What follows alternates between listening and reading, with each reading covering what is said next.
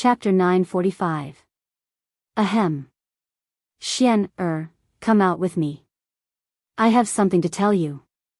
In the main hall, Li Jingma, who had been silent for a long time, suddenly coughed and said. Li Zishuan nodded and was about to move when he heard the old man sitting at the top snort. What can't you say here? If you don't want to say it, I will say it for you. Li Jingma turned around and said helplessly, Father-in-law, it's not that I don't want to, You don't need to say more.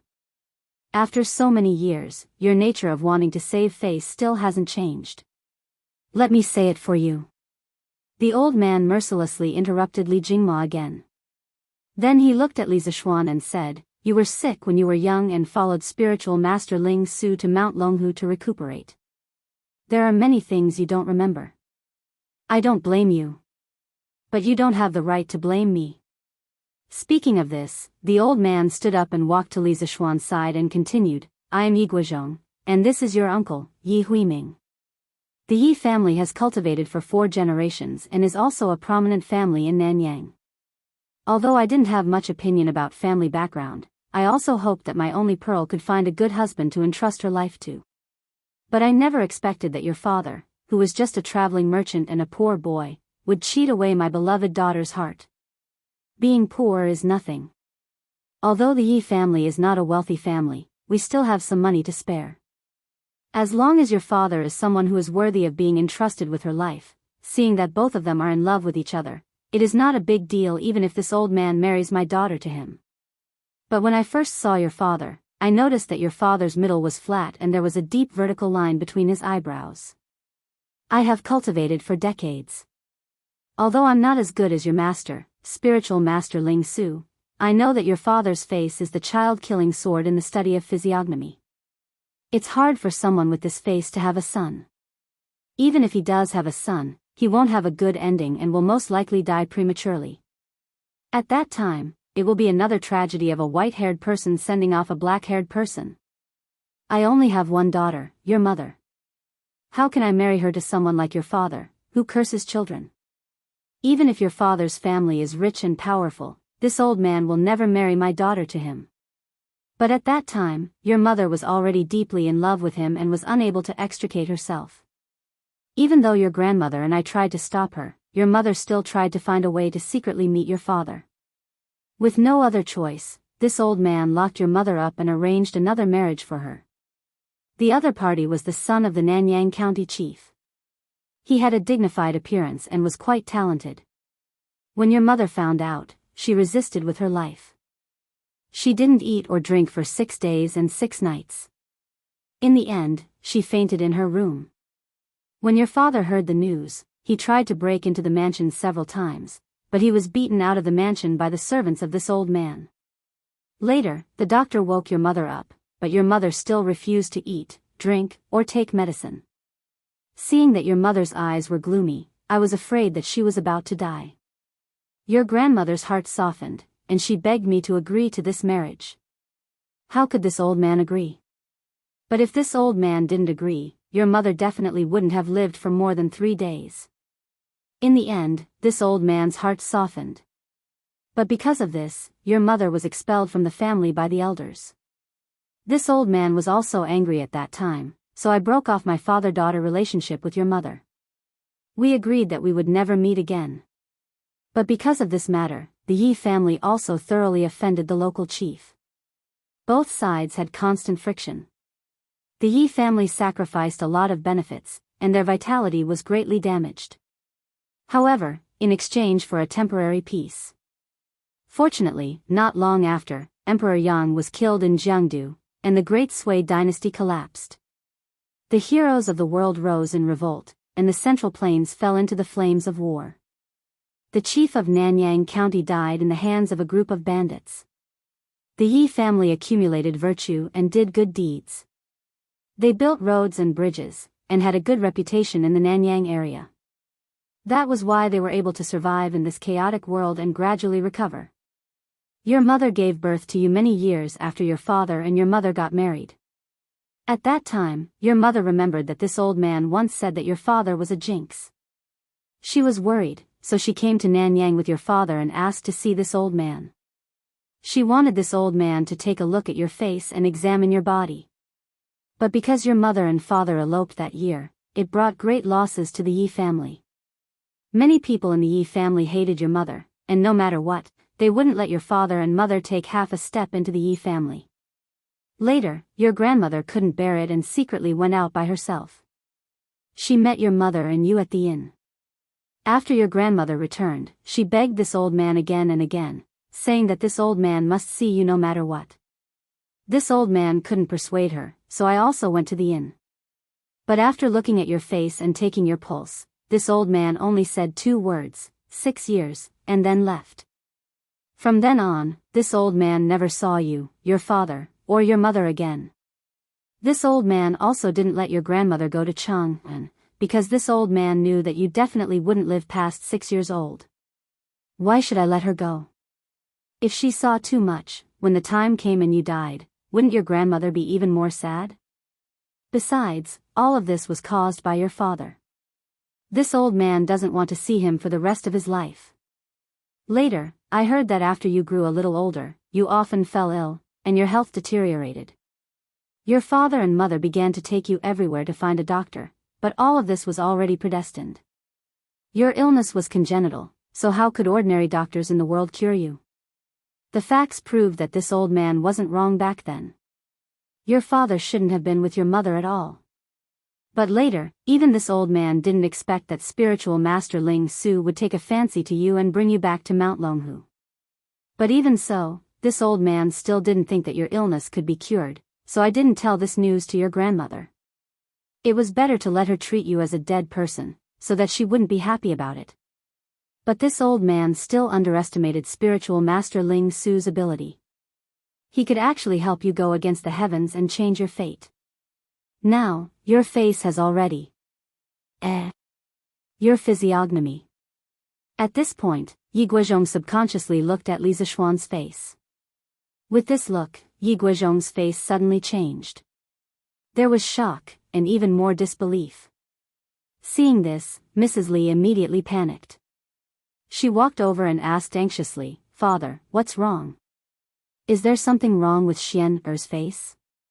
Li Zixuan also looked at Yi Guizhong curiously. His predecessor had cultivated for 8 years.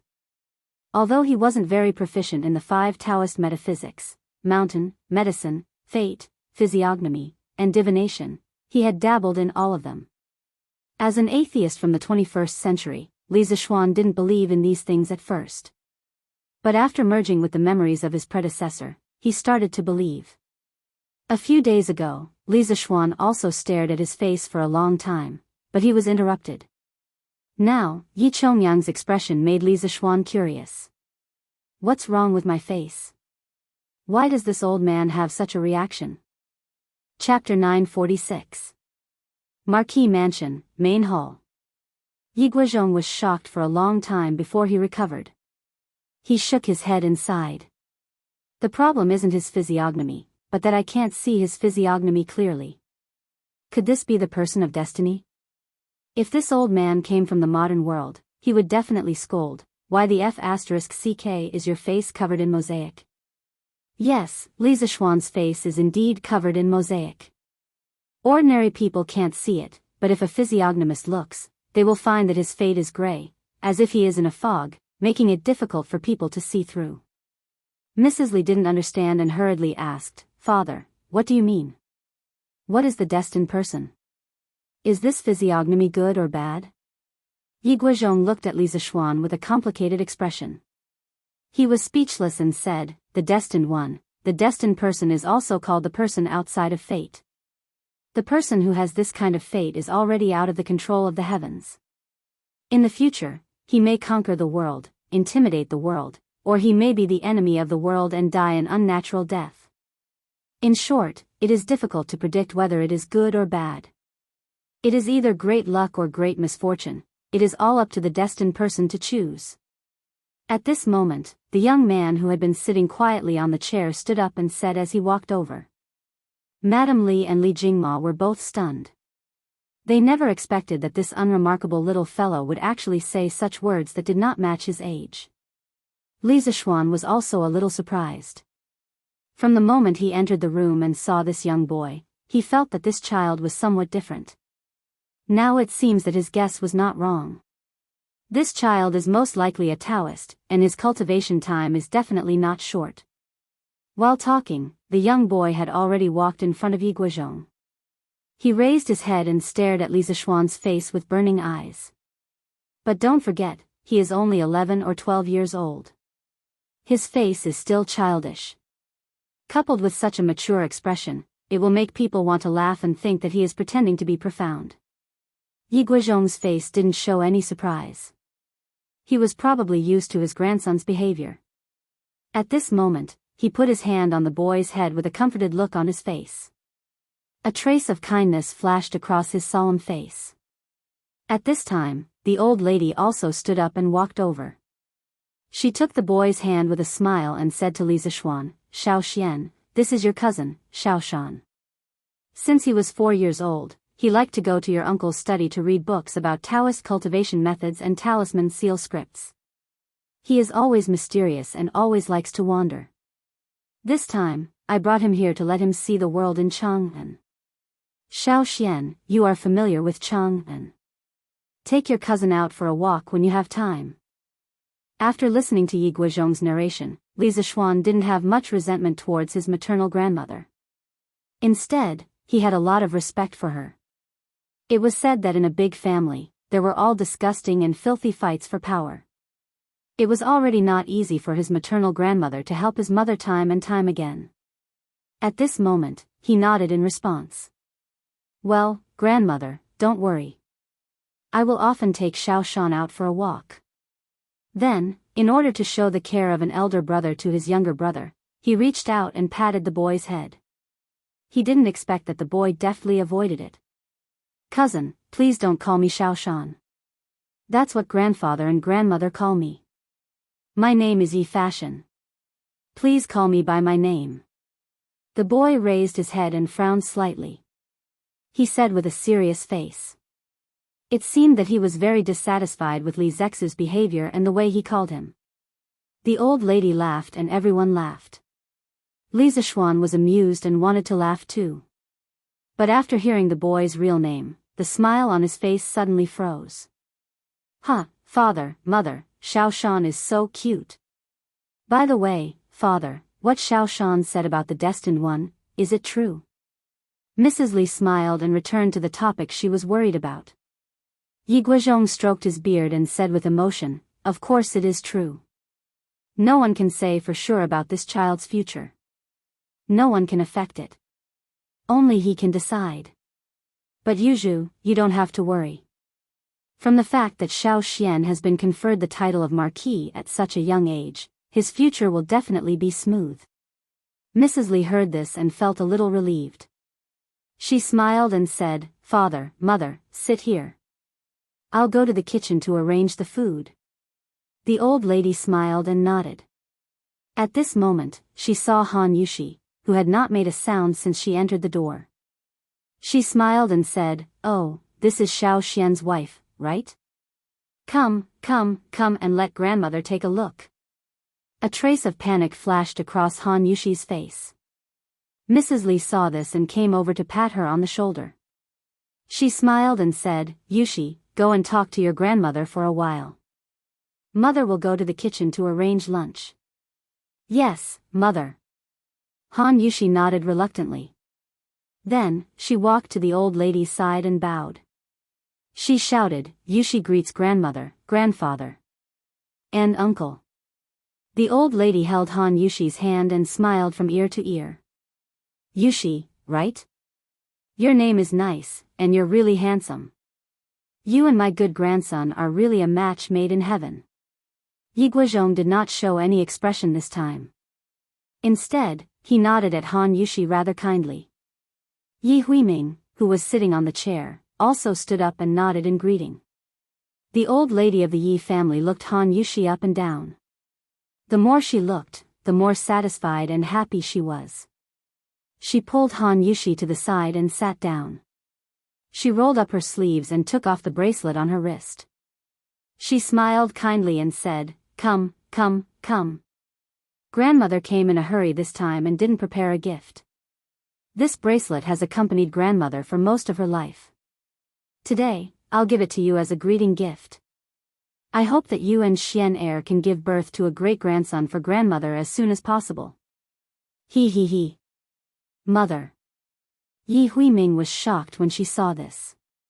Just as she was about to say something, the old lady glared at her. The expected difficulties did not appear. Han Yushi could not help but heave a sigh of relief in her heart. Facing the bracelet that the old lady had worn for her entire life, how could she dare to accept it? She hurriedly said, "Grandmother, Yushi appreciates your kindness, but this bracelet is too precious. What's so precious about it? It's just a dead object. Come. Grandmother will help you put it on." The old lady grabbed Han Yushi's hand without any explanation. Then, she put the bracelet that had accompanied her for decades on Han Yushi's fair and slender wrist. The old lady sighed and said, "Beautiful jade matches a beauty. Grandmother is old. This jade bracelet is just right for you to wear." The old lady's eyes inadvertently revealed a hint of reluctance. It happened to be seen by the attentive Han Yushi. She was moved and said, "Thank you, grandmother. Grandmother, you're not old. You look very energetic." Chapter 947. You are Yi Fashion? Seeing that his wife was fine, Li Zixuan looked at his cousin again. He paused and asked in a low voice. "Yes." The young man nodded, his words were as precious as gold. Li Zixuan swallowed his saliva and asked again, "Which dharma is it? Which is good?" The young man looked at Li Zixuan strangely and paused for a while before answering, "The dharma is not passed on to others. The best is like water. Water benefits all things and does not compete for the goodness." Li Zixuan was finally shocked. He took 2 steps back and looked at the young man in front of him in horror. He muttered to himself, "Yi Fashion, you are really Yi Fashion."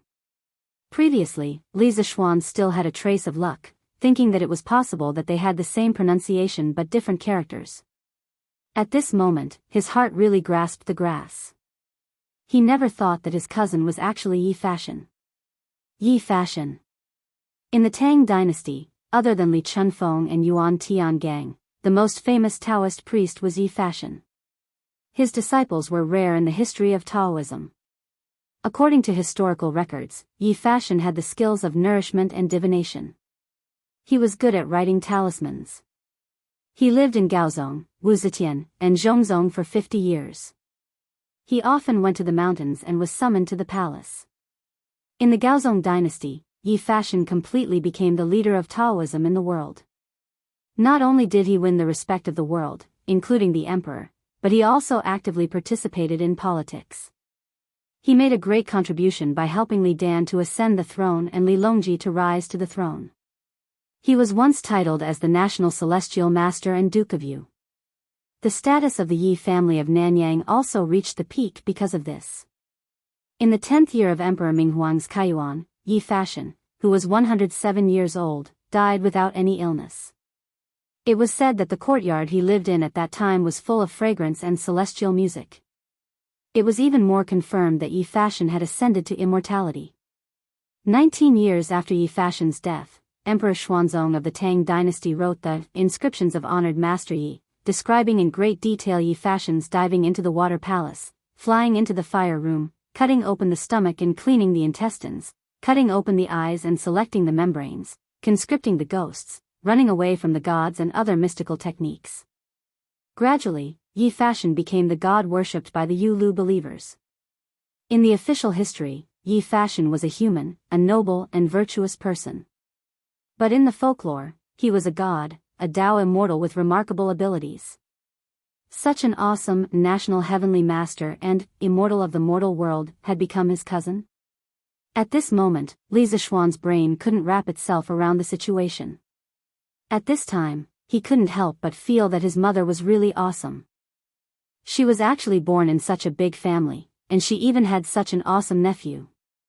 Yi Guozhong also noticed the commotion. He walked over and frowned. He looked at Li Zixuan and asked, "Xiao Xian, what's wrong?" Is there something wrong with the name Shan? Logically speaking, the two words Shan and Shan were originally based on the Book of Changes and the Daoist principles of yin and yang and the 5 elements. It took him a lot of effort to come up with the name. How could there be a problem? Li Zishuan came back to his senses and quickly waved his hand. No. This name is very good, very good. Grandfather, please take a seat first. I'll bring my cousin around the mansion to familiarize himself with the environment. After saying that, he dragged Yi Fashion out without any explanation. Shan, how many years have you been cultivating? Who is your master? Outside the house, Li Zishuan didn't bring Yi Fashion around the mansion. Instead, he went to the pavilion in the west courtyard to fish for information from this kid. After all, he was very curious about the legendary heavenly master Yi. Moreover, most of the historical records about Yi Fashion were too fantastical and legendary. Li Zishuan more or less had doubts in his heart. Cousin, please don't call me Shan. Yi Fashion frowned and said seriously. Okay, I won't call you Shan. Meeting such a serious kid, Li Zishuan felt helpless. He could only change the way he addressed Yi Fashion. Then, Fashion, how many years have you been cultivating? Who is your master? Yi Fashion then answered, Cousin, I started cultivating when I was 4 years old. Now, I've been cultivating for more than 8 years. However, the Tao that I cultivate comes from my own family. I haven't found a master yet. From next year onwards, I plan to leave Nanyang and travel around the famous mountains to find a master and find a way to transcend the Tao. The 4 generations of Yi family cultivators all used yin arts and impeachment to save people. It could be said that the family had a long history. Even if Yi Fashion didn't go out, he could still learn the profound Tao. Before Yi Fashion, the Yi family had many famous Daoist priests. For example, his granduncle Yi Jingming was good at Tao, but he was good at literature. When his grandfather was still alive, he was a Daoist priest and a Daoist priest. He had more than 100 disciples. Yi Jingming's status in the Tao world was even higher than Yi Guozhong's. The Old Tang book, biography of Zhongzong Wei Shuren, stated, the Daoist priest Yi Jingming was good at charms and restrictions. He often served Qin Ku and was also good at medicine. Guanglu Shaoqin Yang Jun was good at cooking meals. They all went in and out of the palace. Yi Jingming not only obtained the position of Daoist priest because of his knowledge and Tao skills, but also became the favorite of the Empress. He went in and out of the palace. His political status was extraordinary. This was really a mature child. Li Zishuan muttered in his heart. He didn't know what kind of education Yi Fashion received in his childhood to develop such a strange personality. This was the Yi family's fortune. At the same time, Li Zishuan also felt that this was Yi Fashion's misfortune. This kind of life meant that he was destined to lose his carefree childhood. Li Zishuan was surprised to hear that this child was going to travel alone next year. He said with a straight face, Fashion, do your father and grandfather know that you are going to travel? Even though Yi Fashion was young and mature, he was still afraid of his father and grandfather. At this moment, he shrunk his neck and showed a rare guilty look on his face. He answered crisply, so what if they know? So what if they don't? My goal is to cultivate and save the world. No one can stop me from going out to search for the Tao. What a stubborn child. Li Zishuan said helplessly, Fashion, have you heard of the saying that parents should not travel when they are alive? You are still young. It is inevitable that you will encounter danger when you travel. Why don't you wait a few years before you consider this? Yi Fashion raised his head and said solemnly, my father and mother are still healthy. It is the best time for me to go out and search for the Tao. Besides, the love of family is just a small love. Saving the world is the greatest love. There are countless people in the world who are suffering from diseases. I want to search for the Tao and come back to save the world. Father and mother will definitely understand me. All right. Li Zishuan had been in the Tang Empire for so long and was used to seeing all kinds of weirdos. However, he was still defeated by this weirdo in front of him. He opened his mouth and was about to say something when suddenly, Lan Er's voice came from behind him. "Ah. Brother, you are here." Chapter 948. Lan Er. When Li Zixuan turned around, Lan had already skipped over. Li Zixuan couldn't help but rub the ponytail on his little sister's head. He smiled and said, "Lan Er, where did you go just now? Why didn't I see you after so long?" Lan Er smiled and slapped Li Zixuan's big hand away. Then, she said weakly, "Lan Er was looking for little Gray to play in the backyard." Grandfather and uncle looked very fierce. Lan didn't dare to play in the front yard. Before Li Zixuan came back, the main hall was occupied with Li Jingma's being criticized special meeting. The atmosphere in the house had always been very oppressive. Children were usually more afraid of this kind of atmosphere, so Lan Er sneaked into the backyard to play with little Gray. Brother, isn't he that?" As she spoke, Lan noticed Yi Fashion standing behind Li Zixuan. She quickly covered her mouth with her hand. At the same time, a trace of embarrassment appeared on her delicate little face. It was very cute. After all, she was bad-mouthing someone's father and grandfather in front of them. How could she not be embarrassed? Haha. Lan Er, this is your cousin, Yi Fashion. You should have seen him before. Li Zixuan couldn't help but laugh and say. Lan had an "I know I was wrong" expression on her face. She said to Yi Fashion in a crisp voice, "Nice to meet you, cousin." Yi Fashion wanted to say something, but seeing Lan Er's cute appearance, he couldn't bring himself to scold her. He could only mutter, "Nice to meet you, cousin." That's enough. Let's go back to the front yard to eat. Otherwise, mother will come and call us later. Li Zixuan stood up and patted both of them on the shoulder. Yes. Let's eat. Lan is starving. Mrs. Li was very happy to see her parents after so many years. She was also able to untie the knot in her heart. This level of happiness was almost comparable to the time when she saw her son return from Mount Longhu. Although she had been expelled from the family back then, Mrs. Li understood that being able to be together with the person she loved in such a big family under such circumstances was already the best ending. Haven't you seen other young ladies of noble families fight to the death for marriages they don't like? In the end, their parents are still unmoved and watch coldly as they commit suicide. The living conditions of big clans were good, but most of the so-called big clans were cold-blooded. Yi Yuzhu, was able to walk together with Li Jingma in the end because Yi Guizhong was soft-hearted at the last moment. Expelling him from the family was just an explanation to the other members of the family. "Mother, try this mushroom celestial steamed pigeon." Yi Yuzhu picked up a small piece of pigeon and placed it in the old lady's bowl. The Yi family was also considered a wealthy and influential family. What kind of food had they not eaten? However, the old lady had never heard of this dish before. She couldn't help but ask curiously, "Yuzhu, why is the name of this dish so strange?" This old lady has never heard of it before.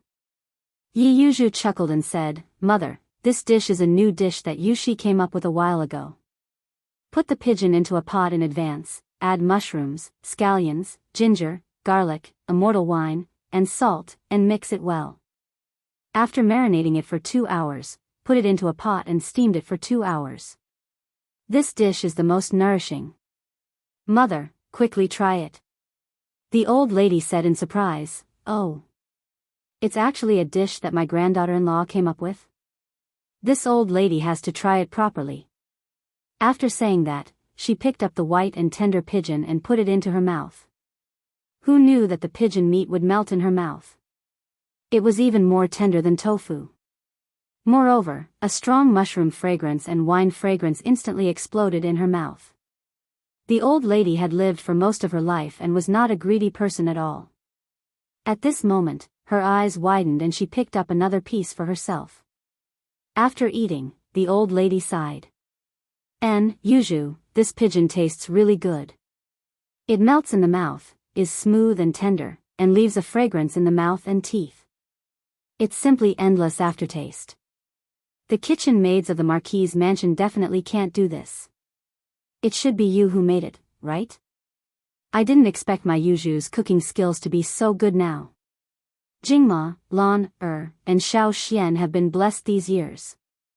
Mrs. Li smiled and said, Mother, your eyesight is really good. It's not easy for you and father to come. Of course, Yuju has to personally cook a few delicious dishes for you. Actually, Yushi is better at doing this than me. I learned it all from her. If she personally cooks, Mother, you will know what true delicacies are. The old lady smiled and said, Hee, not only is my granddaughter-in-law beautiful, but she also cooks so well. Xiao Xian, you have to treat Yushi well and strive to give birth to a great-grandson for grandmother as soon as possible. Yes, grandmother. Li Zishuan did not want to dampen the old lady's mood, so he agreed. Han Yushi's face was flushed red, and everyone in the room laughed. Of course, other than the other two little fellows who were engrossed in eating. Mother, you don't know. Actually, the one with the best cooking skills in our family at first was Xian. The new dishes in the Zuaxian restaurant in the West City were almost all made by him at the beginning of the year. But later, this child was put in an important position by the emperor and became busier and busier. He didn't have the mood to think about food anymore. One look and you can tell that she's his biological mother. She can say that her son is lazy so tactfully, naturally, and in a dignified manner. Later on, when Yushi married into our family, this child followed the new dishes that Xiao Xian made in the past and came up with many dishes himself, such as fried chicken with black bean sauce, fresh shrimp with sweet wine, mushroom chicken pot, fried crab meat with rice flavor, shrimp scallops, kung pao shredded taro, abalone mushrooms, colorful beans fried rice cake, snow pear and white fungus stewed meat soup. Hee, all right. Yuju, stop talking. If you continue, your mother's saliva will flow out. The old lady narrowed her eyes and quickly interrupted Yi Yuju's words. She looked at Han Yushi next to her and said with a loving expression, these dishes, just hearing the names makes grandmother salivate. Yushi, Xiao Xian is really lucky to have married you. Mrs. Li smiled and said, isn't that so? Mother, look, Xiao Xian has been married for less than half a year, and he's already a little fat from eating. Hee. The old lady smiled and said, it's good to be fat. It's good to be fat. Xiao Xian is still too thin. He should eat more. Who asked this child to be so lucky to have married such a good wife? It's just that my granddaughter-in-law has suffered. Han Yushi was a little overwhelmed by this fierce praise. She hurriedly said, Mother, grandmother, this is what Yushi should do. Don't praise me like this. Husband is out handling official business all day long. It's much harder than Yushi. Haha. Wife, you don't have to be modest. Mother and grandmother are telling the truth. However, the one who deserves the most praise should be me. Who asked me to have such a good eye to choose you as my wife and marry no one else but you? At this moment, Li Zishuan, who had silently made a fortune, suddenly began to boast shamelessly and shamelessly. There was a hint of humor in his voice, but it was more of his gratitude to his wife. As soon as he finished speaking, everyone at the dining table laughed. Han Yushi covered her mouth and her heart was filled with sweetness. At this moment, she felt that all the previous hardships were worth it. Yi Guizhong frowned. He wanted to say that it was not polite to laugh while eating, but then he remembered that this was not his home, so he gave up. In fact, ever since he entered the Li family, he felt that this place was very different. As for what exactly was different, he couldn't quite pinpoint it. If he had to pinpoint it, it was probably happiness. Everyone here, including the servants, was happy. It was the kind of happiness that came from the heart, not a forced smile. He had cultivated for decades and had his own way of seeing through people's hearts. Mother, it's not easy for you and father to come here. Stay in Chang'an for a few more days. It will be the end of the year in a little more than a month. How about you spend the new year in Chang'an? It will be very lively here during the new year. After laughing for a while, Mrs. Li looked at the old lady and said. Han Yushi also said, yes. Grandmother. It's getting colder and colder, and the road will be difficult to walk. Why don't you and grandfather stay in Chang'an for a few more days? I can take this time to be filial. Husband, what do you say? The old lady patted Han Yushi's shoulder and narrowed her eyes. Yi Guizhong also looked at Li Zishuan. Han Yushi's last sentence seemed ordinary, but it was actually a question. She was asking if Li Zishuan had forgiven the Yi family for driving Mrs. Li out of the family back then. Now, anyone with a discerning eye could see that Li Zishuan was in charge of the Li family now, not Li Jingma. Yi Guizhong also wanted to take this opportunity to see Li Zishuan's attitude towards the Yi family. From a father's point of view, what Yi Guizhong did back then was not wrong, and he had never regretted it over the years. But how could the things in the world be measured by a simple right or wrong? As Yi Yuzhu's son, Li Zishuan certainly had a reason to take revenge for his mother's past. And now, Li Zishuan also had the ability to do so.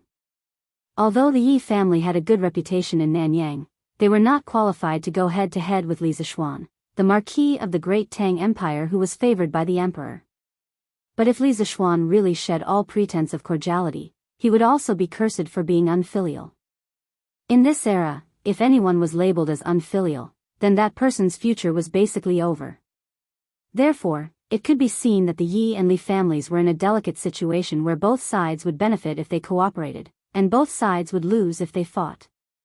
Although Yi Guizhong looked indifferent on the surface, as the former head of the Yi family, how could he really not care? Li Zishuan's choice was directly related to the fate of the Yi family. The atmosphere suddenly became heavy. Seeing that most people were looking at him, Li Zishuan also put down his chopsticks. He was not wise, so naturally, he could understand the key points. There was no doubt that he had resentment towards the Yi family in his heart. Not to mention how well his mother usually treated him, even if she did not treat him well, he should be grateful to his mother. Because if it were not for his mother's insistence, there would not be a person like Li Zishuan in the Tang Empire, and there would not be a story of spiritual master Lingxiu accepting a disciple. Then, as a person who had transmigrated from the modern era, he might have transmigrated into someone else's body. Anyway, no matter who he transmigrated into, Li Zishuan felt that his identity would not be as perfect as his current one. A rich second generation, a martial artist, and a disciple of a hidden expert. It was really difficult to have such a perfect identity.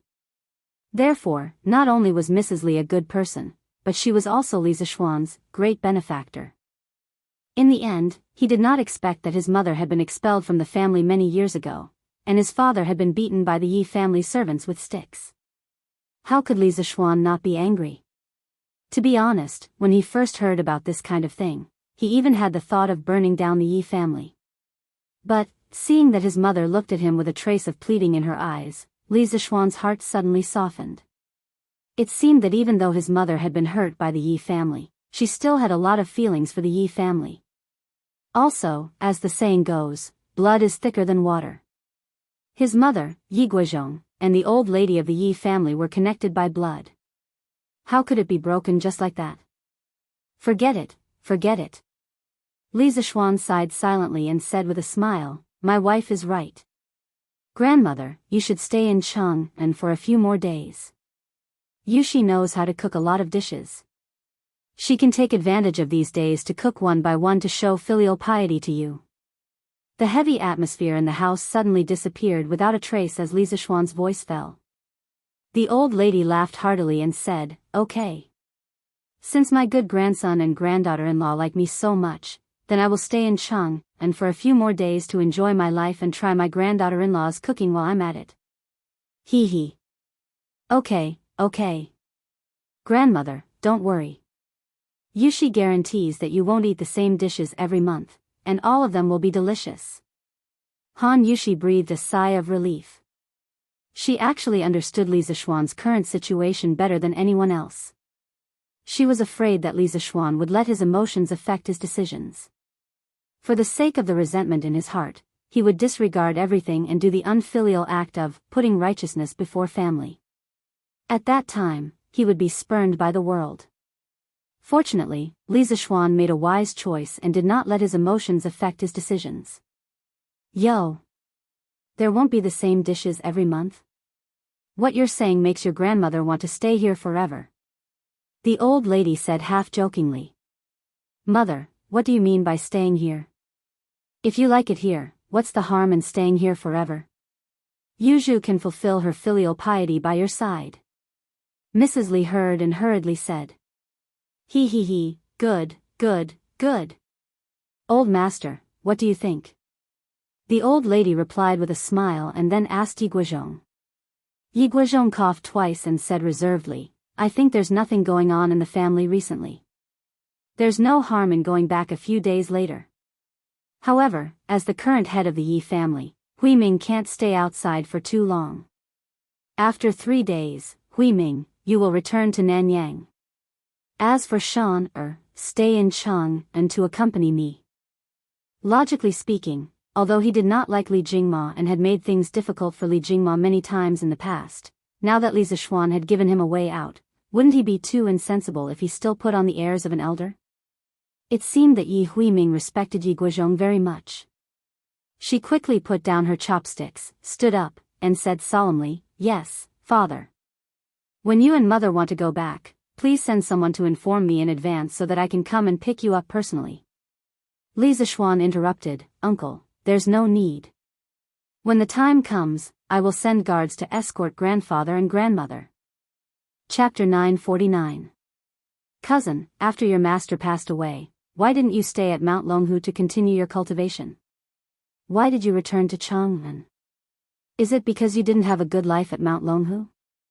The next morning, after breakfast, Li Zishuan planned to bring his cousin to Cloud Yamacho to broaden his horizons. On the way, Yi Fashion asked. From his point of view, Mount Longhu was the holy land of cultivation for all the Daoists in the world.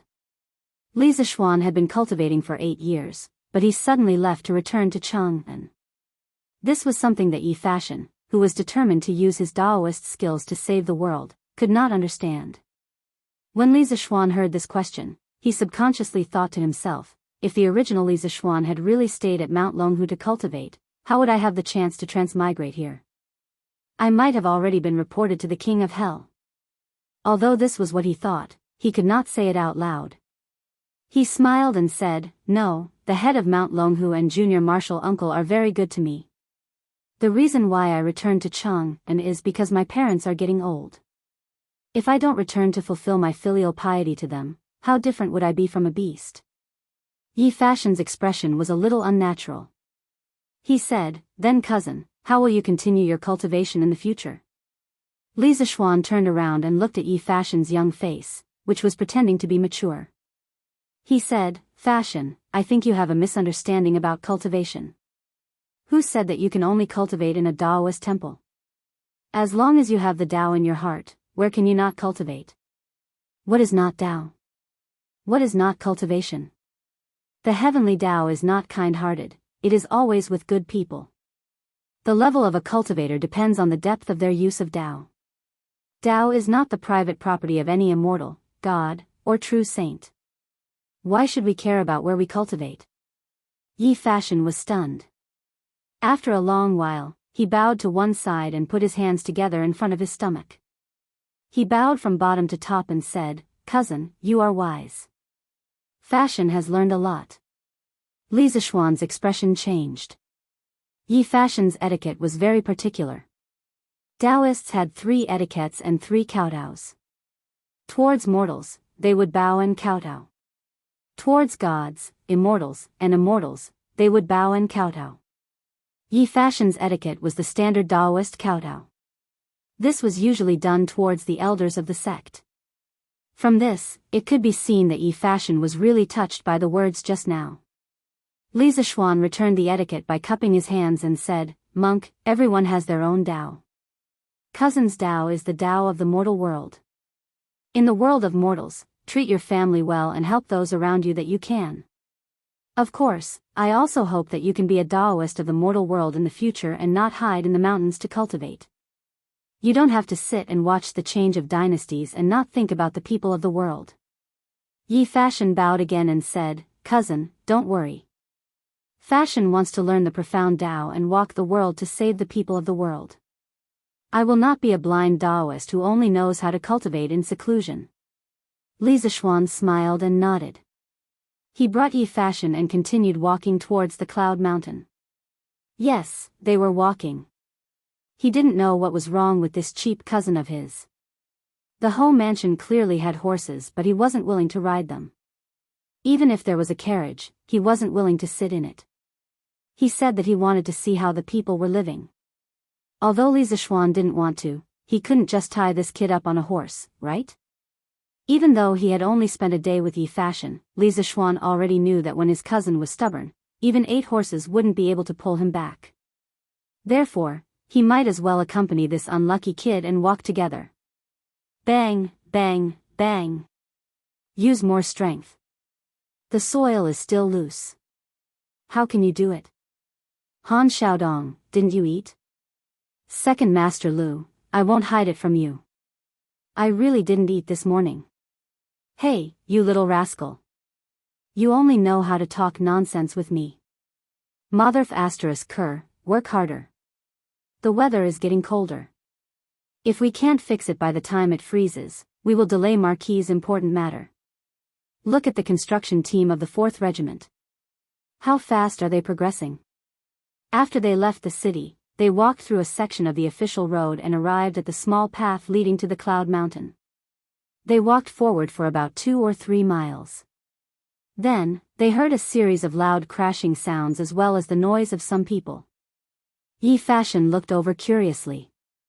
In the end, he was blocked by a small hill. He asked, "Cousin, what's going on over there? Why is it so lively?" Li Zishuan smiled and said, "The construction team of the academy and the villagers are repairing the road. We will see it after we turn this corner." Repairing the road? Yi Fashion thought to himself. How could there be such a big movement when they were repairing the road? However, even though he was doubtful, he still lowered his head and quickened his pace. After a while, the 2 of them had circled around the mountaintop.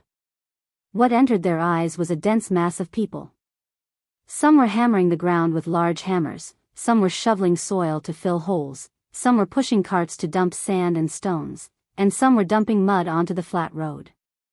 However, the mud was greenish-gray in color, which made Yi Fashion feel surprised. "Cousin, what is that slurry thing in the carriage?" Li Zishuan looked in the direction of his finger and replied, "That is cement. In the beginning, it can be shaped like mud. However, it will solidify after a period of time. Once solidified, it will be as hard as a rock. Even if it is raining, it will remain in its original state." Oh. There is such a magical thing in this world? Why have I never heard of it before? Yi Fashion could not help but feel that the capital was indeed different. A small place like Nanyang could not be compared to it. Li Zishuan smiled and said, "Cement has only been around for half a year. It has not spread to Nanyang yet. It is normal that you have not seen it before." While they were talking, the 2 of them had already approached the road construction site. A hale and hearty old man with white hair and a white beard walked towards them. It was Master Lu. "Yo, Marquis, you are here? Why did you not ride a horse today?" "And this is?" Li Zishuan smiled and replied, "I wanted to train my legs so I did not ride a horse today." "Oh right, Master Lu, this is my cousin. He just arrived in Chang'an yesterday. He wants to visit the academy today." Yi Fashion saw that when Li Zishuan spoke to the old man in front of him, he did not put on any airs like Marquis. His tone was also not arrogant and condescending. Instead, there was some respect for an elder. Yi Fashion was surprised but did not show it on his face. He saluted Master Lu and said, "Greetings, Master Lu."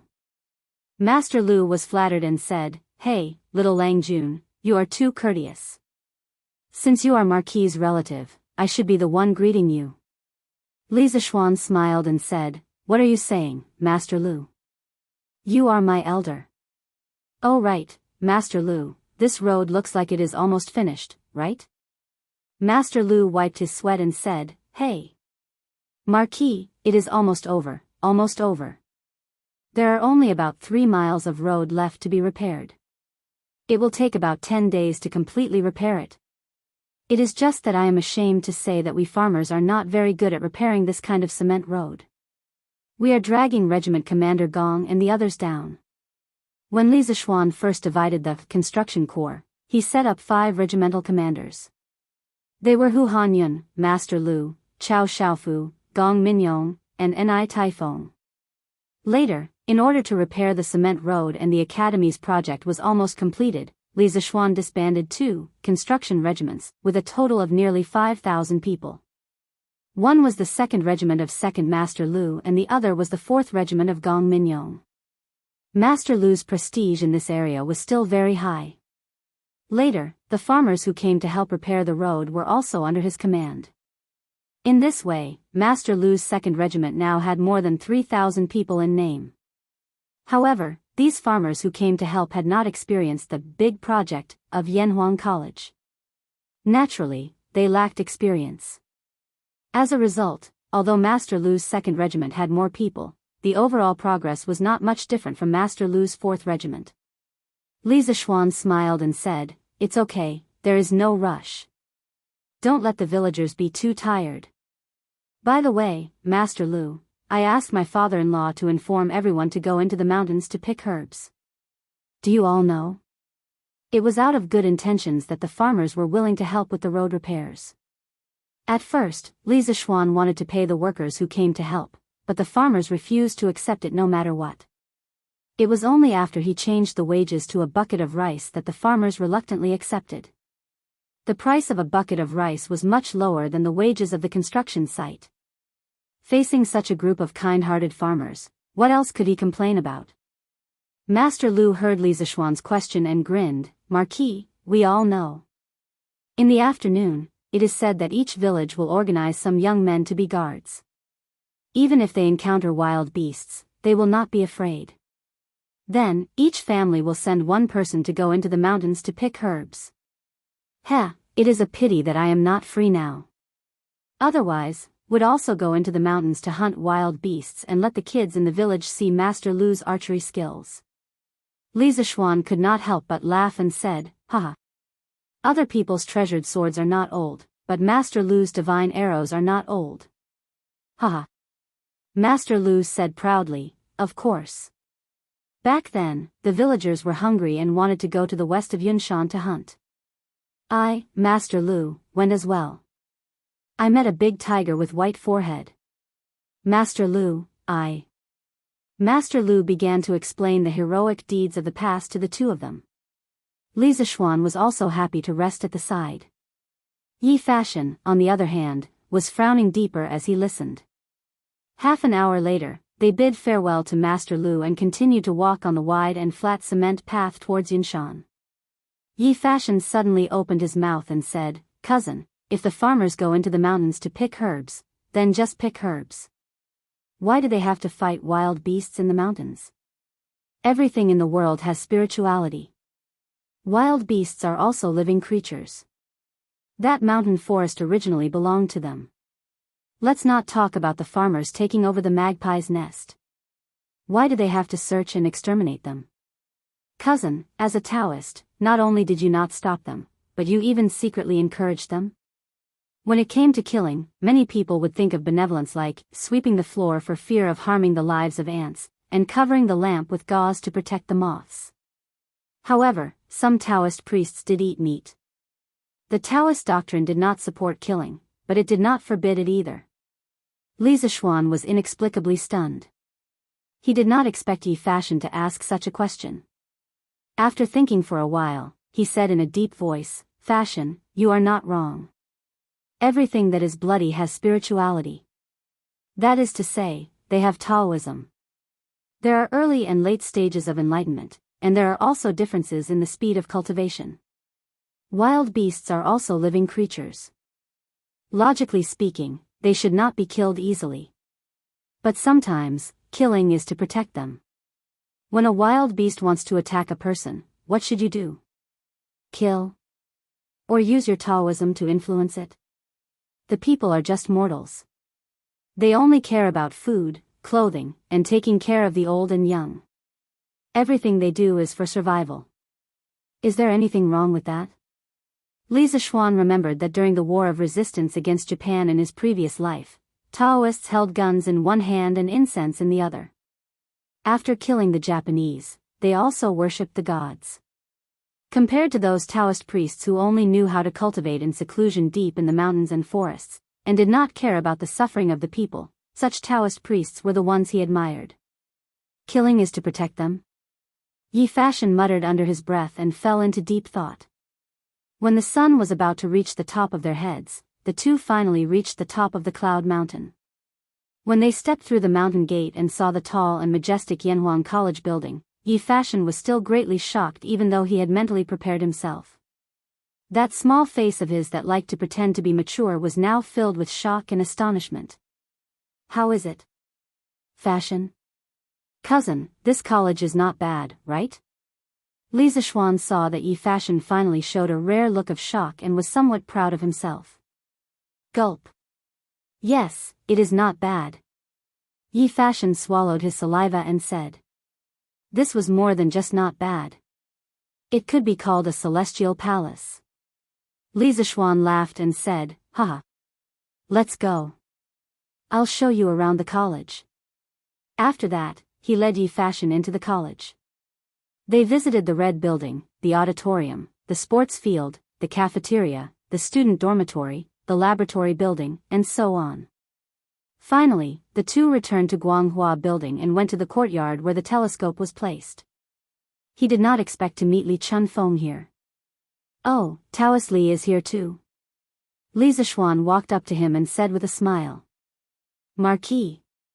Li Chunfeng was focused on fiddling with the telescope. When he heard the voice, he quickly turned around. When he saw that it was Li Zixuan, he heaved a sigh of relief and said, Marquis, please don't blame me. I've discovered a few celestial bodies recently, so I've been using this telescope more frequently.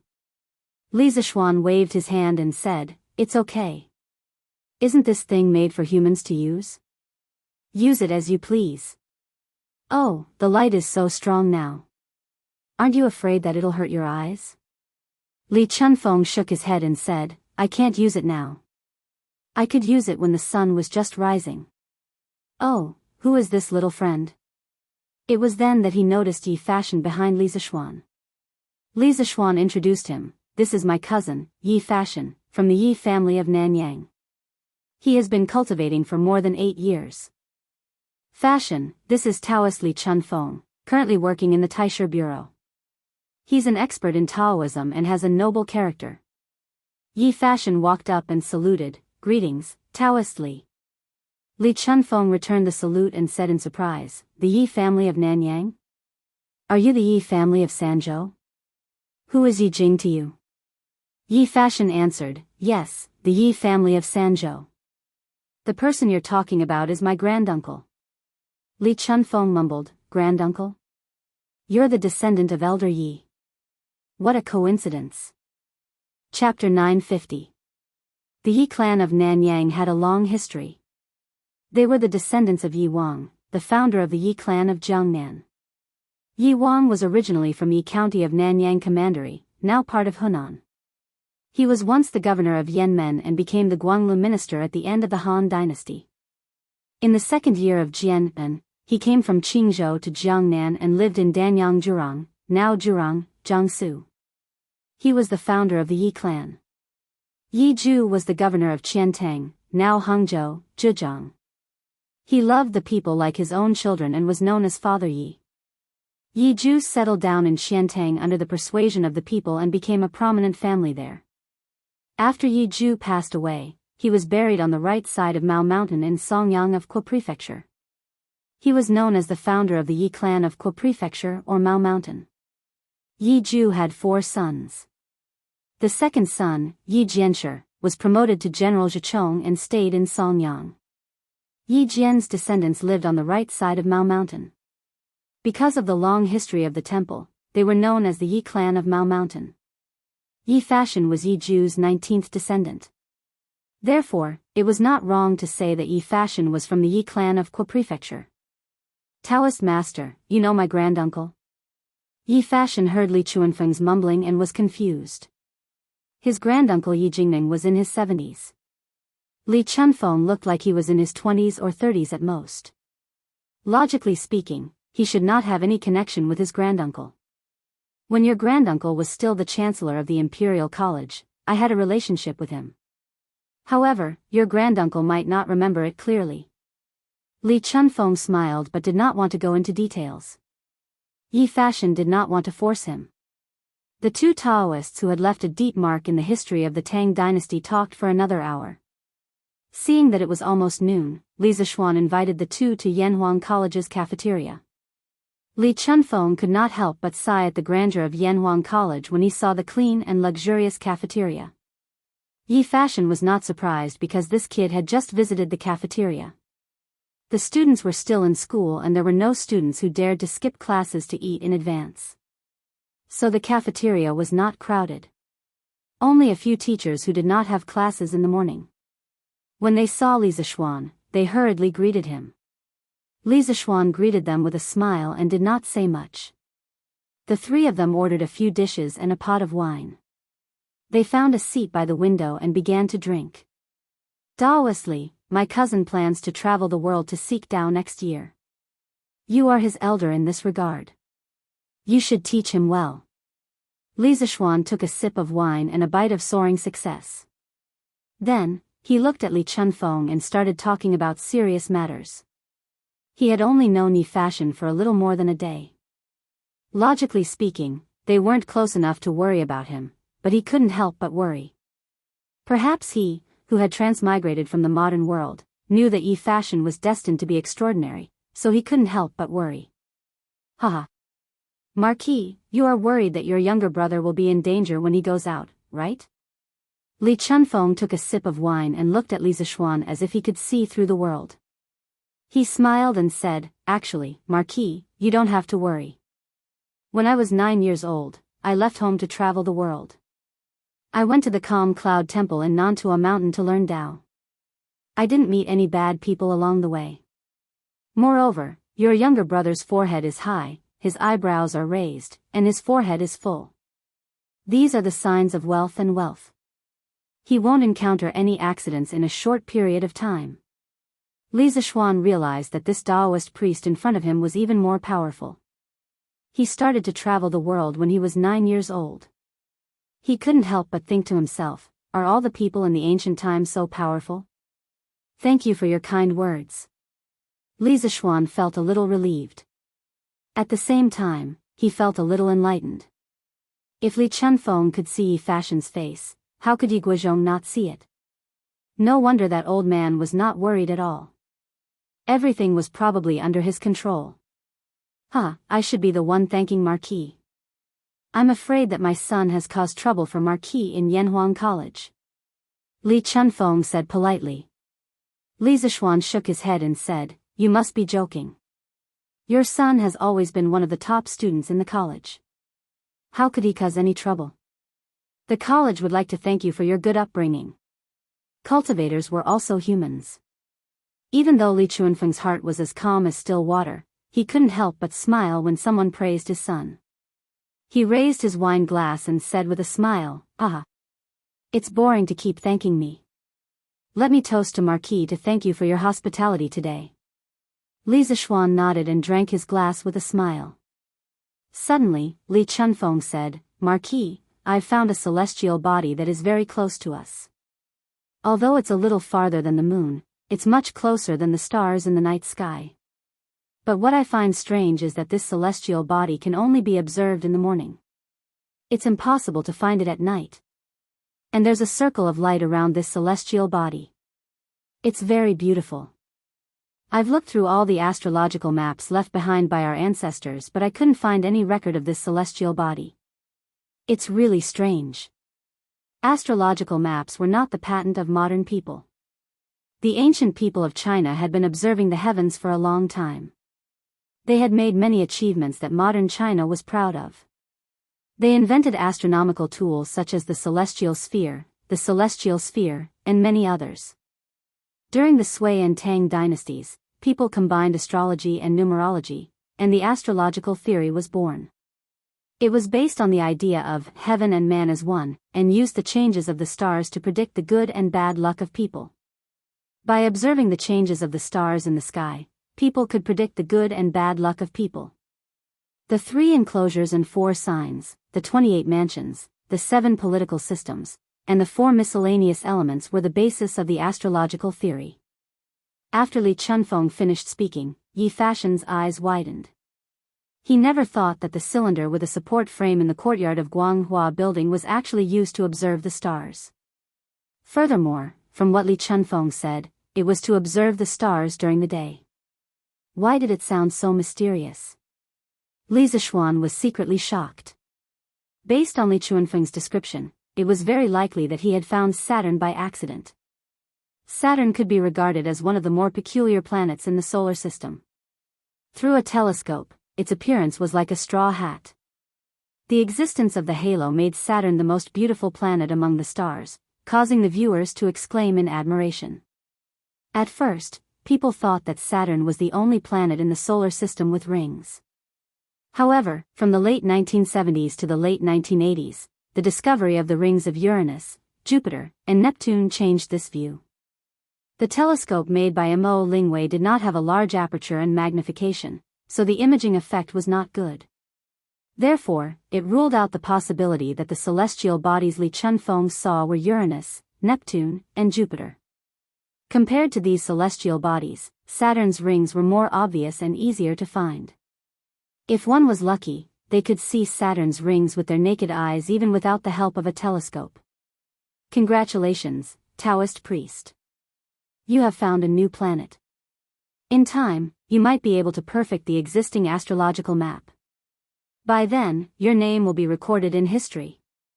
Li Zishuan clasped his hands together and smiled. He did not tell Li Chunfeng about the 9 planets in the solar system. Oh, it should be the 8 planets. Some things were too easy to get and people would not cherish them. Sometimes, it felt good to be a quiet prophet and let people discover things that they already knew. Li Chunfeng quickly waved his hand and said, "This is not my credit. If it wasn't for the help of Yanhuang College's telescope, I wouldn't have found this. Besides, there is still one thing I don't understand. Why can't I see this planet at night? And why is there a ring around it?" At this time, Li Chunfeng was talking about his new discovery. He forgot about the rule of not talking when eating and sleeping. Although Li Zishuan had never shown any talent in astronomy, Li Chunfeng's intuition told him that Li Zishuan must know something. Li Zishuan thought for a while and said, "Daoist priest, you can think about it. Why can't you see the moon during the day but only at night? The principle of the celestial body that can only be seen during the day might be similar to the moon. The angular distance between Saturn and the Sun was smaller than that of Mercury. Saturn basically rose and set with the Sun. Therefore, when the Sun rose in the morning, as long as the weather was clear and the air visibility was high enough, Saturn's rings could be clearly seen with ordinary telescopes. This was how Galileo discovered Saturn in the past with his self-made telescope. As for the ring around the planet, as long as you understand why the moon shines, you will know what the ring is. Saturn's ring was formed by the debris of comets and asteroids colliding with the larger moon Saturn. The ring could contain a lot of water. It was made of ice and snowballs with diameters ranging from a few centimeters to a few meters. Under the sunlight, these substances formed the light belt that people saw through the reflection of the sun. Li Chunfeng fell into deep thought. After a while, he cupped his fists and said, "Marquis, you're really knowledgeable. I've learned a lot. You're too kind. When the telescope is improved in the future, I believe that you will be able to find more planets. We will celebrate for you then." Mo Lingwei and Yan Xiaoning were rushing to produce a batch of military telescopes for the military.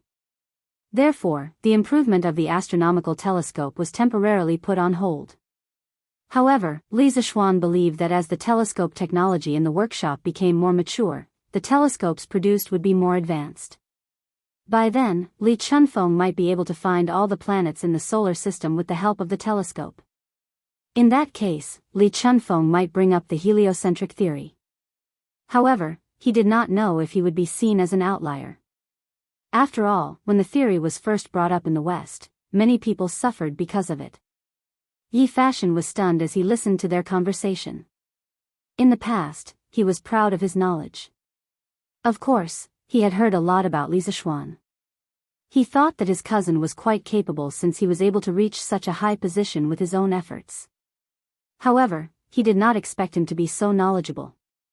There were many things that he had never heard of, but Li Zishuan was able to talk with his cousin. This was the difference between them. At this moment, Yi Fashion was even more determined to go out and seek Taoism. If he did not step out of the house, he would be a frog at the bottom of the well for the rest of his life. The lunch lasted for almost an hour. When the students were about to leave school, the three of them finally left. After lunch, Li Zishuan went back to the Yunshan residence to rest for a while Yi Fashion meditated in the backyard. In the afternoon, Li Zishuan prepared to return to Chang, and with Yi Fashion, who had gone out to collect wind and had a bountiful harvest.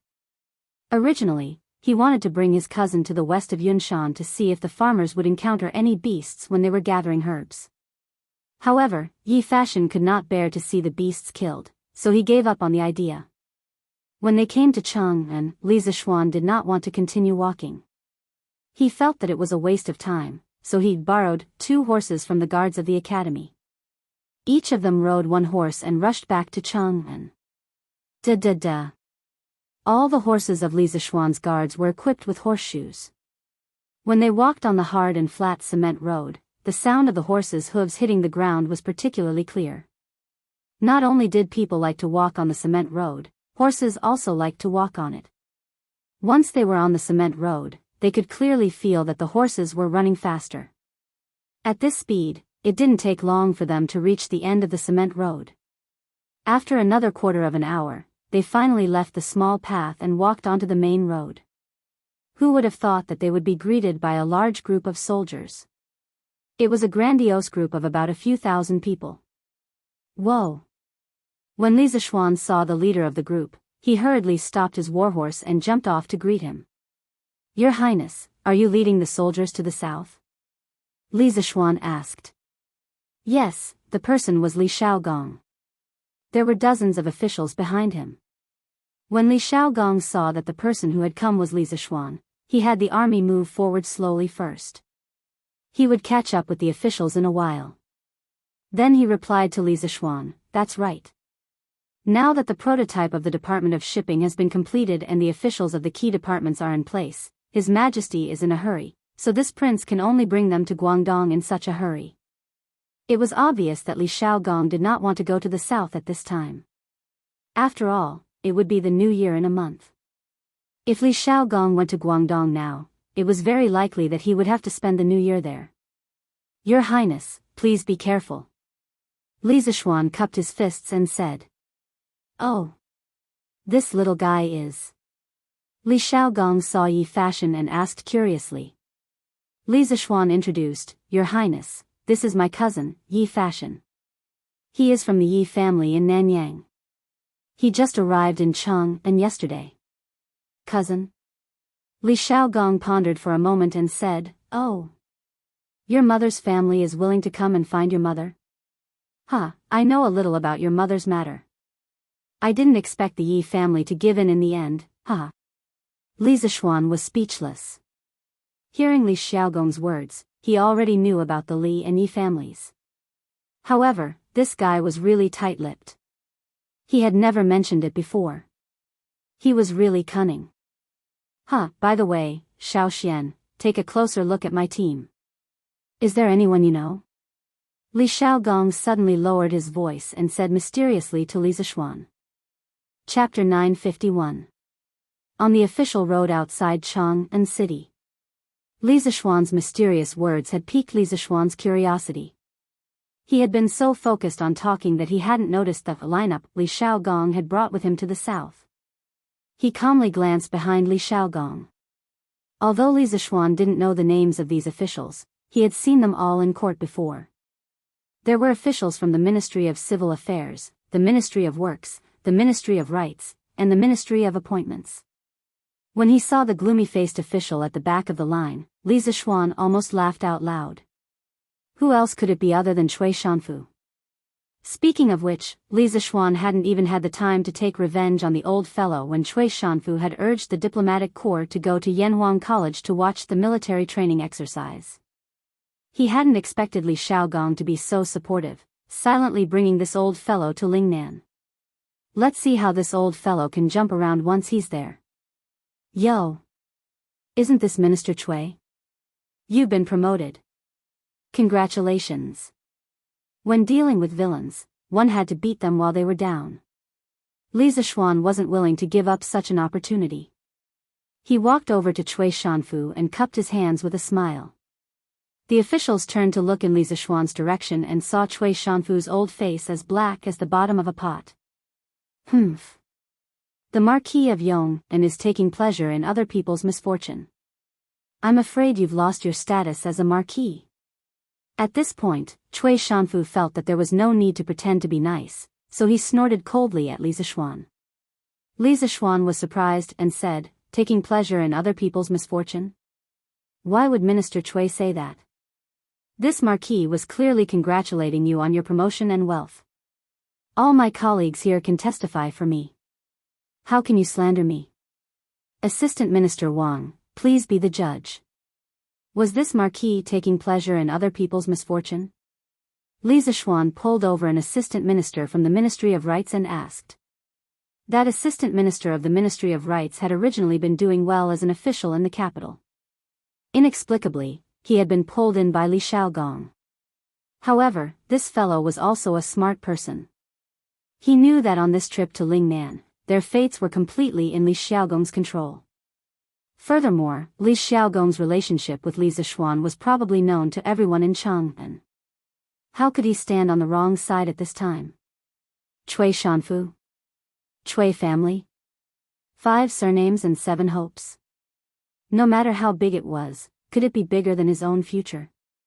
Assistant Minister Wang opened his mouth and pretended to be stunned. With an exaggerated expression, he said, Ayaya.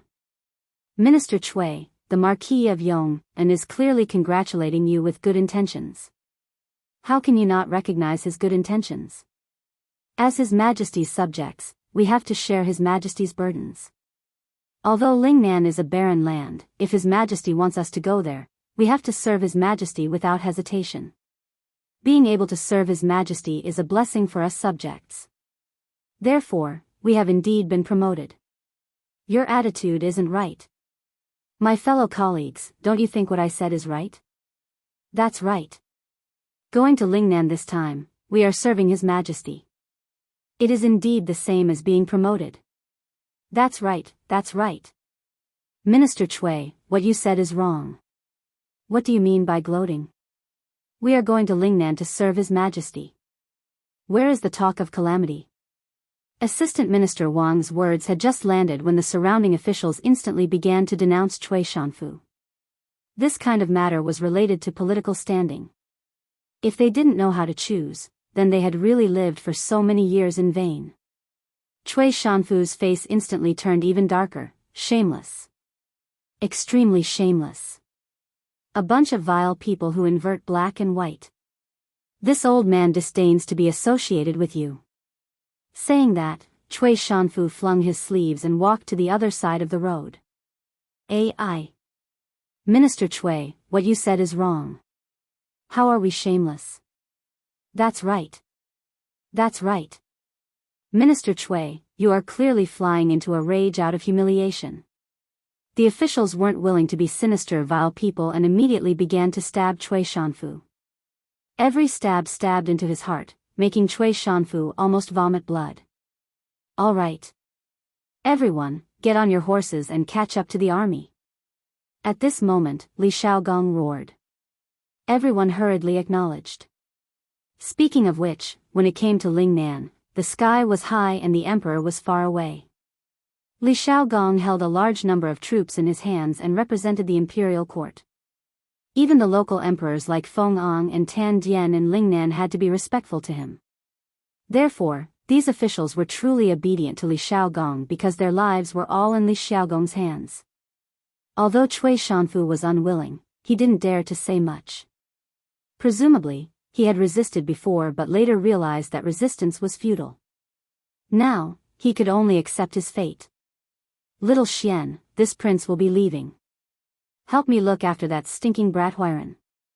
If you need to beat him, beat him. Don't be courteous to this prince. Li Xiaogong urged his horse to go to Li Zishuan's side and smiled. Li Zishuan cupped his fists and said, Your Highness, don't worry. I will keep an eye on Huiran. The mountain is high and the road is long. I wish Your Highness a smooth journey. Li Xiaogong laughed. I'll count on your auspicious words.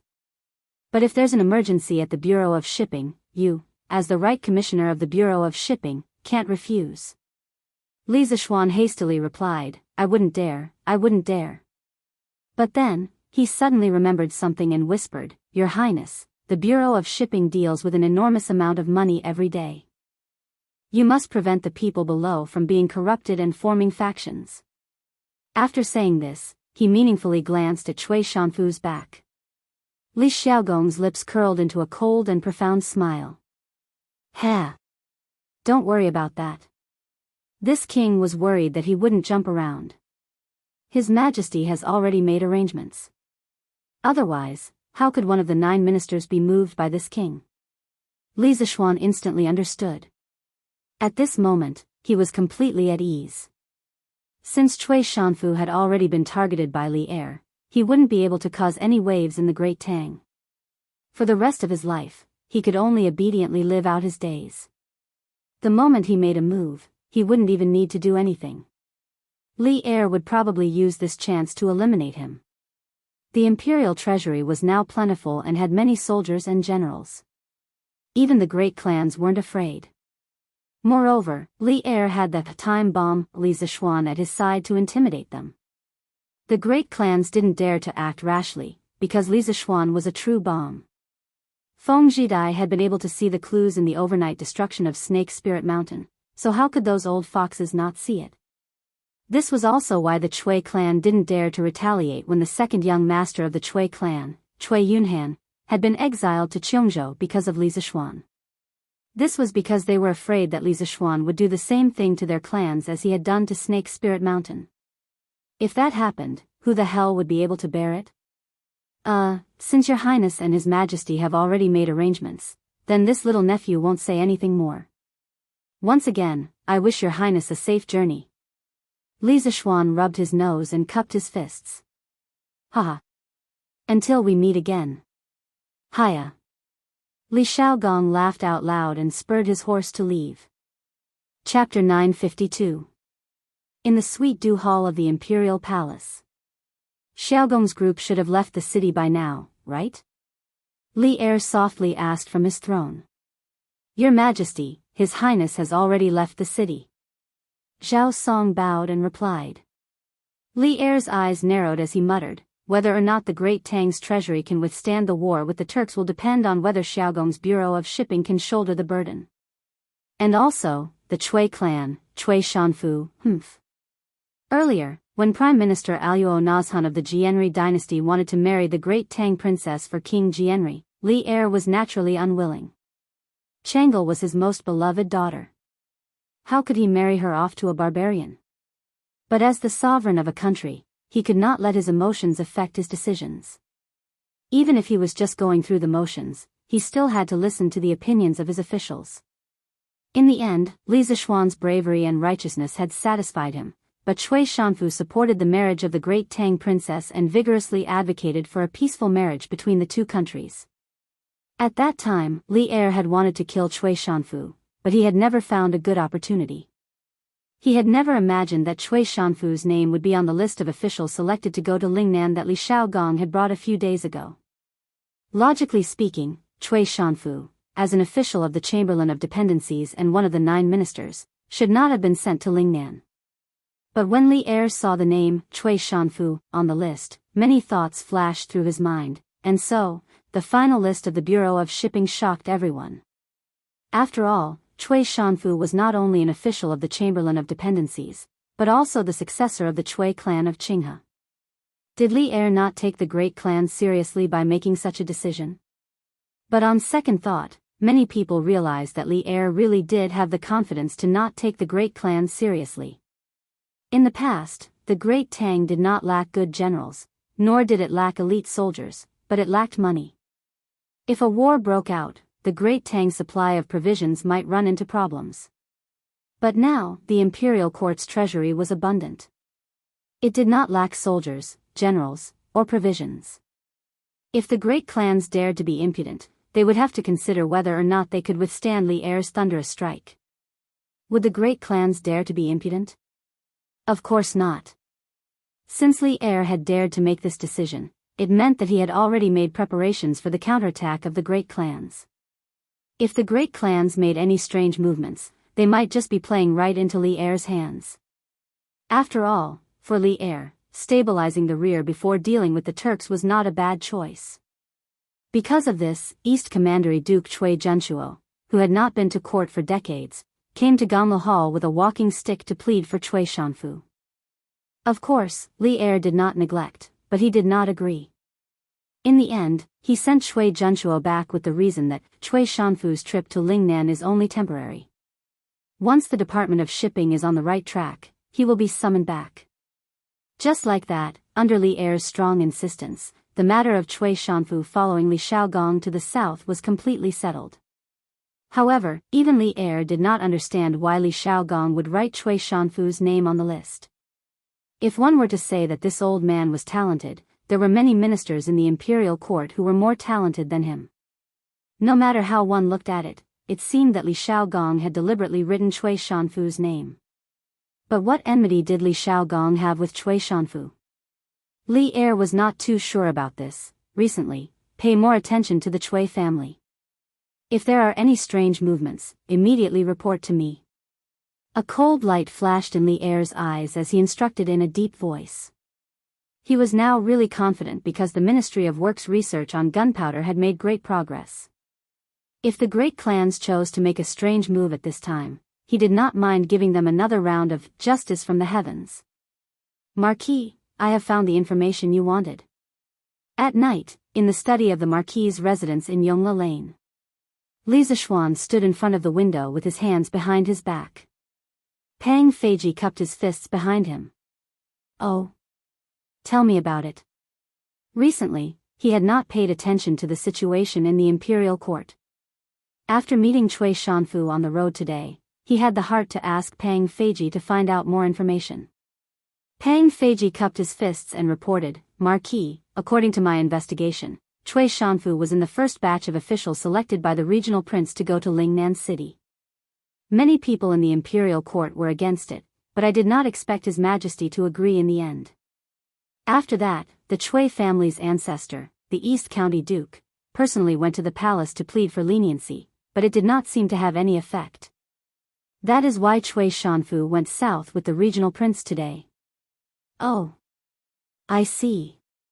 Li Zishuan suddenly understood and then asked doubtfully, but why did the royal prince want Cui Shanfu to go to Lingnan?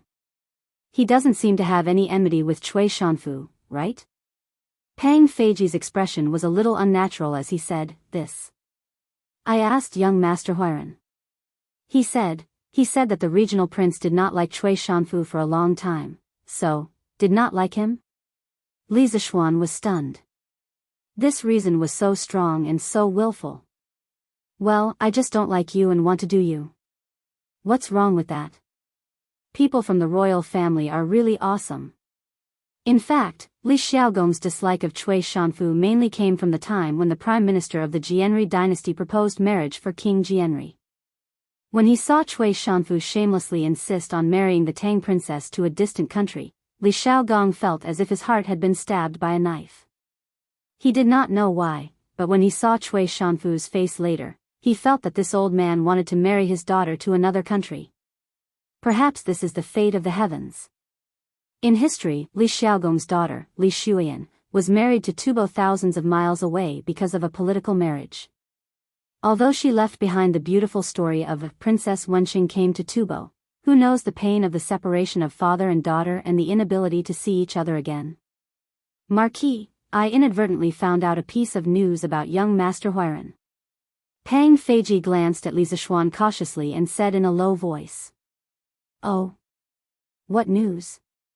Tell me. Li Zishuan's interest was piqued and he quickly asked. Pang Feiji said, according to the news I found out, young Master Huiran was very famous in the Nanyang area since he was young. He was even called the Fairy Child. Seeing that Li Zishuan was very interested, Pang Feiji continued, it is said that young Master Huiran's mother had a dream during the day. She dreamed that a meteor entered her mouth and swallowed it. When she woke up, she was pregnant and gave birth to young Master Huiran 15 months later. This has become a legend in the area. When young Master Huiran was 7 years old, he accidentally drowned in the river and disappeared inexplicably. His uncle only found young Master Huiran's clothes by the river bank. 3 years later, young Master Huiran returned home. His uncle asked him where he had been all these years, but young Master Huiran said, the fairy child led me to drink the cloud juice, so I did not leave any ears. Marquis, do you think this is amazing? Young Master Biao must have met a boy by the side of a deity. The more Li Zishuan listened, the deeper his frown became. In the end, he said with a straight face, don't talk about strange things. Just some hearsay and you're scared to this extent. The monk is just a mortal. Don't talk nonsense. Get lost and go to sleep. Yes, yes, yes. I will take my leave. Chapter 953. Your Majesty, this is the first batch of military binoculars developed by the Academy. Would you like to try it? On the afternoon of the second day, Mo Lingwei and Yan Xiaoning were personally escorted by Mo Zhong and Mo Yun. They brought the binoculars to the home mansion and handed them to Li Zishuan. Since there was nothing to do in the afternoon, Li Zishuan brought the binoculars to the imperial palace. Li Er, who was in front of the dragon desk, was immediately energized. He quickly walked down and said, so fast? Let me see. As soon as he finished speaking, he was already in front of Li Zishuan. Li Zishuan handed the binoculars to Li Er. Li Er took it and said in surprise, so small? Can you see it clearly? Brat, are you cutting corners for me again? He had personally played with the telescope in the academy before, but the one in his hand was only a little bigger than his palm. Compared to the big one in the academy, it was completely dwarfed. Li Zishuan said helplessly, Your Majesty, you have wronged me. This kind of military binoculars is specially designed to spy on the enemy during war. Of course, it has to be portable. If it's too big, how can it be brought to the battlefield? Don't be fooled by its small size, its ability is not much different from the Academy's telescope. Is it? Li Er did not believe it. He looked at the binoculars in his hand and said, Follow me upstairs to take a look. After that, he took the lead and walked outside. Taiji Palace was the main palace of the Tang Empire, so it was also called the Inner Palace. It was usually the place where officials gathered. Of course, it was also Li Er's office. Taiji Palace occupied a large area, including Taiji Palace, Yin and Yang Palace, and Ganlu Palace. Taiji Palace was not a group of palaces on the first floor, it had a second floor. Li Zishuan and Zhao Song followed behind Li Er and came to the corridor on the second floor of the Taiji Palace. At this time, the sun had already set halfway down the mountain. Standing at their position, they could see the gorgeous red clouds on the horizon. The sky was dyed a deep red by the sunset glow, like a magnificent red sea. It was very spectacular. It was really, such a scene should only exist in the heavens, how many times can one see it in the human world? Li Er narrowed his eyes and looked at the magnificent sunset for a while. Then, he picked up the binoculars and held the binoculars in front of his eyes. In order to protect the lens, Mo Lingwei added rubber to the edge of the lens. Compared to the hard and cold iron frame, the soft rubber was undoubtedly more comfortable for the eyes. Li Er raised the lens and looked at the front. Suddenly, a head wearing armor appeared in his field of vision. He could even see the hair on the person's face clearly. Although Li Er had killed many people in his life, he couldn't help but be startled by the sudden appearance of a head. Li Zishuan could clearly see Li Er's wrist tremble slightly before returning to normal. Your Majesty, how is it? The effect of this military binoculars isn't bad, right? Li Zishuan laughed secretly, but asked softly. It's okay. After adapting to the ultra-long vision provided by the binoculars, Li Er was now using the binoculars to look for other sceneries. How could he have the time to comment on Li Zishuan? Therefore, he only gave a short reply and went back to playing. In fact, the effect of the binoculars was not only okay, it was simply too good. When Li Er was playing with the astronomical binoculars, he could see the moon and stars hundreds of thousands of miles away. Those stars were originally far away, so he didn't have much of an intuitive feeling about the magnification effect of the binoculars. But now, it was different. Standing here, he could even see the appearance and clothing of the people on Vermilion Bird Avenue outside the Imperial City. It was exactly the same as the scene he couldn't see when he stood next to those people. This kind of intuitive visual impact shocked Li Er. For a moment, he was addicted to playing with it. Ahem. Your Majesty, it's getting cold, you. After a full quarter of an hour, Li Zishuan estimated that Li Er should have seen everything that could be seen from this angle. At this moment, a gust of cold wind blew from the west. Zhao Song could not help but let out 2 dry coughs. Li Er reluctantly put down the binoculars and said, "Let's go back to the Ganla Palace." After a while, the 3 of them returned to the Ganla Palace. Li Er looked at Li Zishuan with a face full of smiles and said, I'm very satisfied with this binoculars. Just based on this, my full support for you to establish Yanhuang College was not in vain. This binoculars was produced by the Chitsu Pavilion Workshop, right? Li Zishuan replied, Your Majesty, this binoculars was made by Yan Xiaoning and Mr. Mo's beloved daughter, Mo Lingwei. The workshop can now mass-produce them based on the technology they provided. Mo Lingwei? Li Er muttered once, then suddenly seemed to remember who Mo Lingwei was.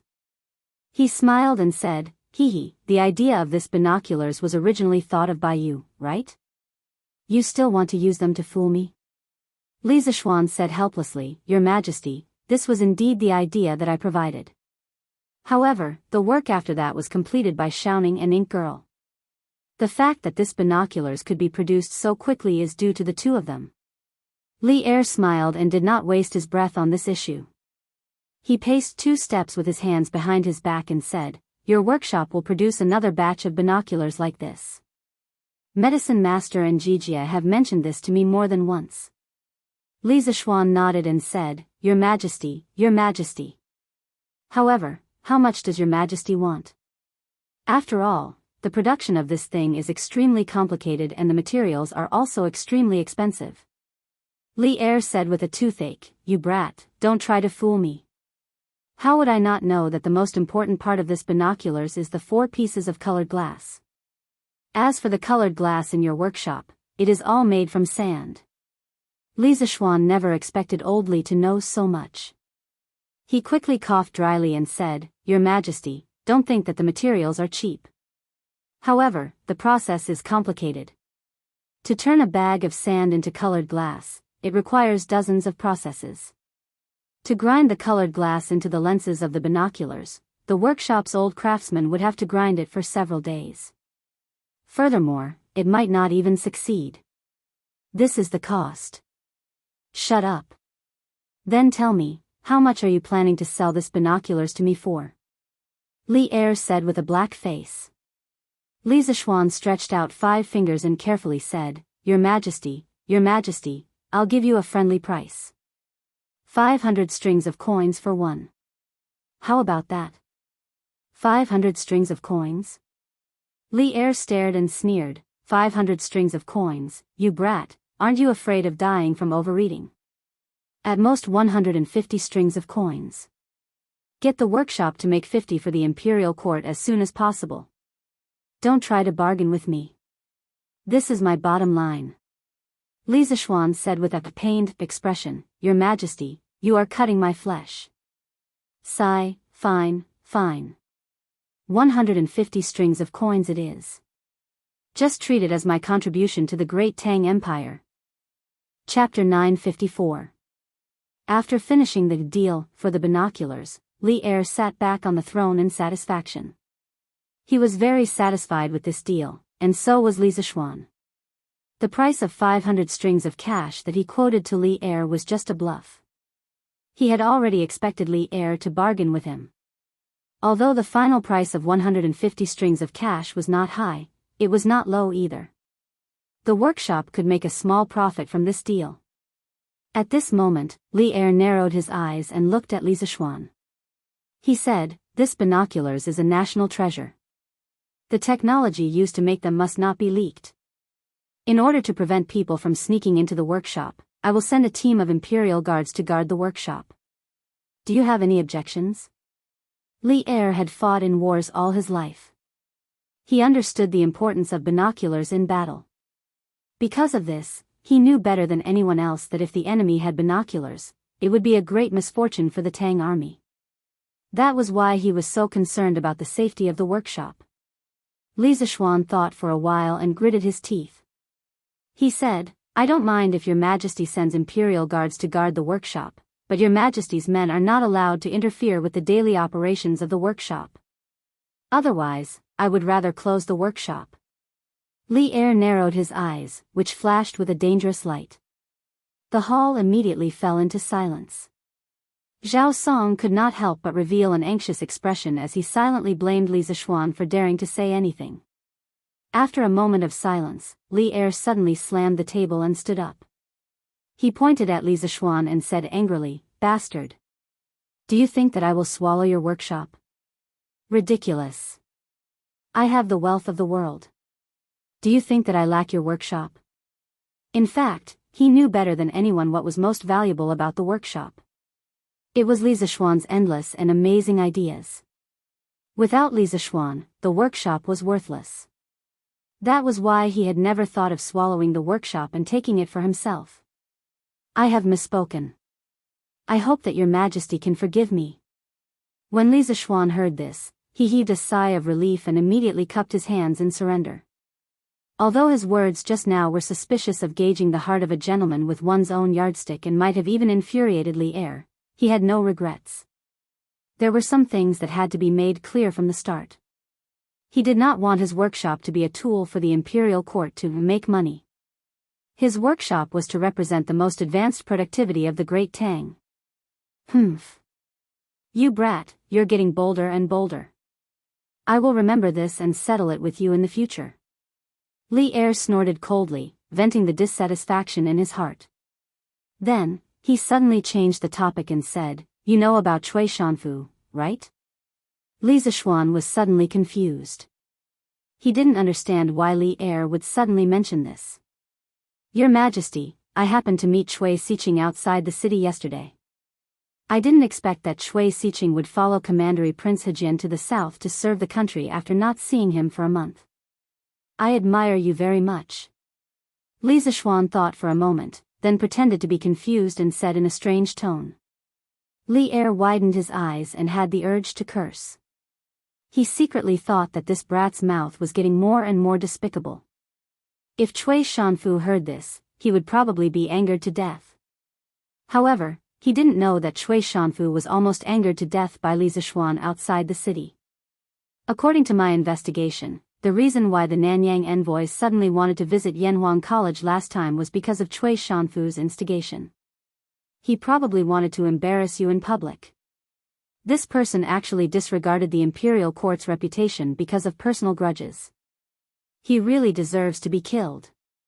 If it weren't for the old Commandery Prince Chui's face, would definitely kill this person. What do you think? What do I think? Stand and watch. Li Zishuan mischievously said in his heart. In fact, when he heard Li Er say this, he was quite shocked. He didn't expect Li Er to know about this matter. After thinking about it, he cupped his hands and replied with a serious face.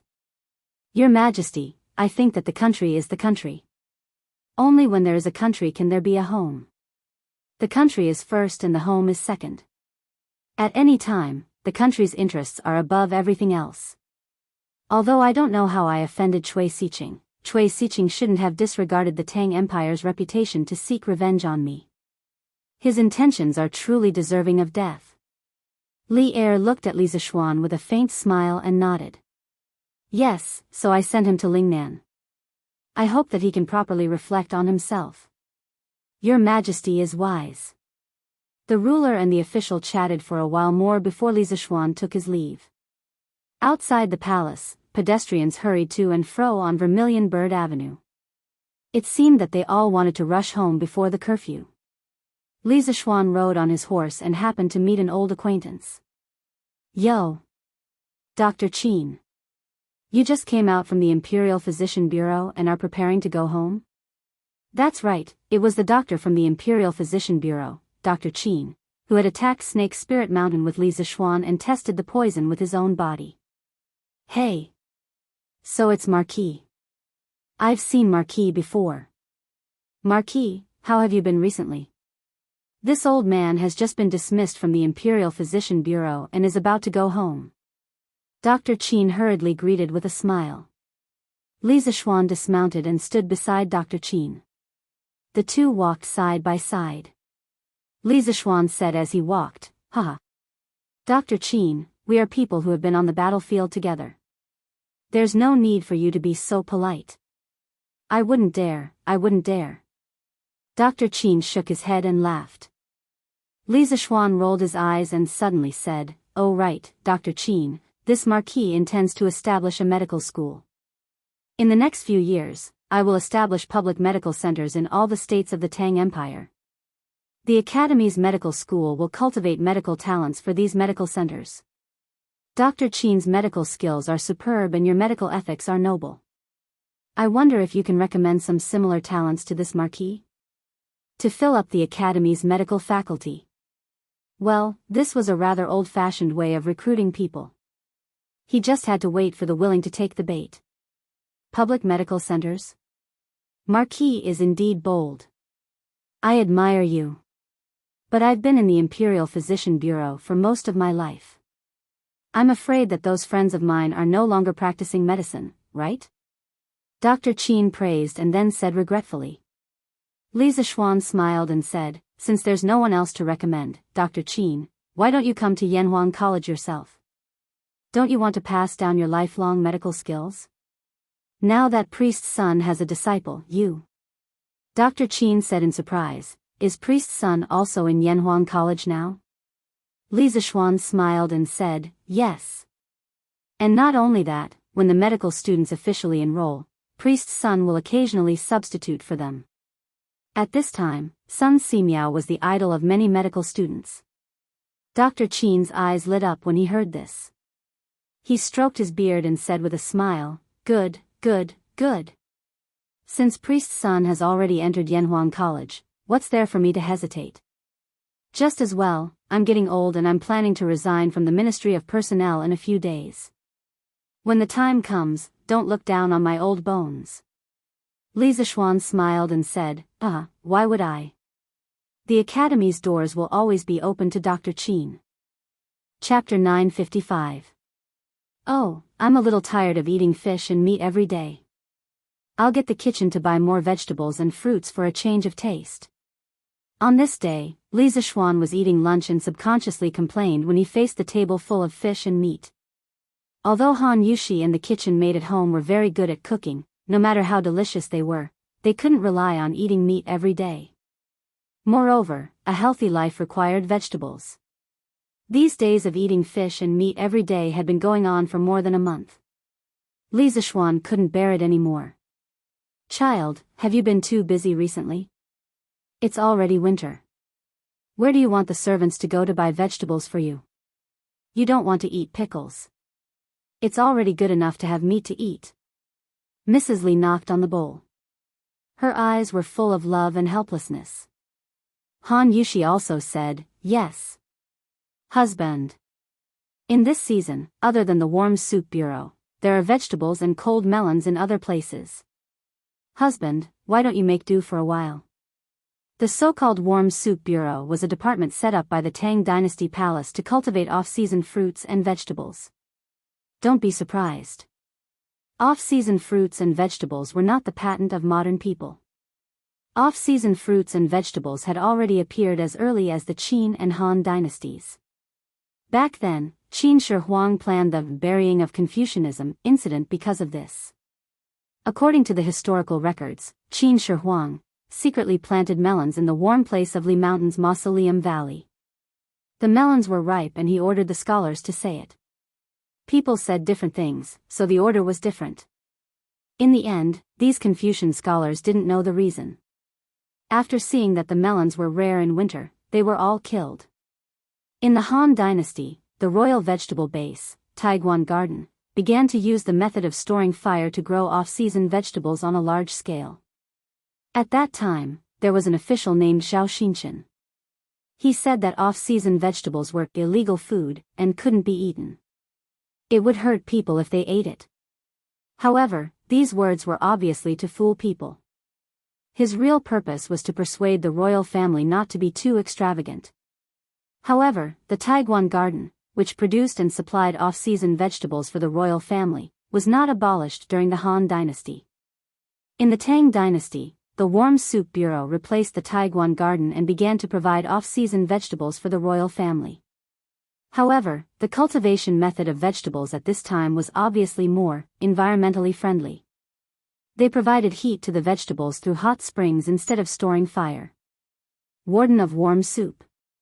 After hearing what his mother and wife said, Li Zixuan finally remembered the era he was in. But when he heard about the Warm Soup Bureau, he subconsciously understood. After all, this guy had read a lot of Tang Dynasty novels in his previous life, so he knew what the Warm Soup Bureau was. Then I'll go back and ask Qin Ke for some vegetables. I'm sure he has some at home. Everyone was speechless. How could a teacher snatch food from a student? Li Zixuan's skin was really thick to the extreme. Cough, cough. Actually, this fellow also wanted to get his own greenhouse vegetables, but distant water could not quench his immediate thirst. He would first get some vegetables from Li Tai to quench his thirst. As for the greenhouse vegetables, he would also get them. Put it here, put it here. You guys, go to the front yard and help me move those brackets in. Li Zixuan was never careless when it came to his diet.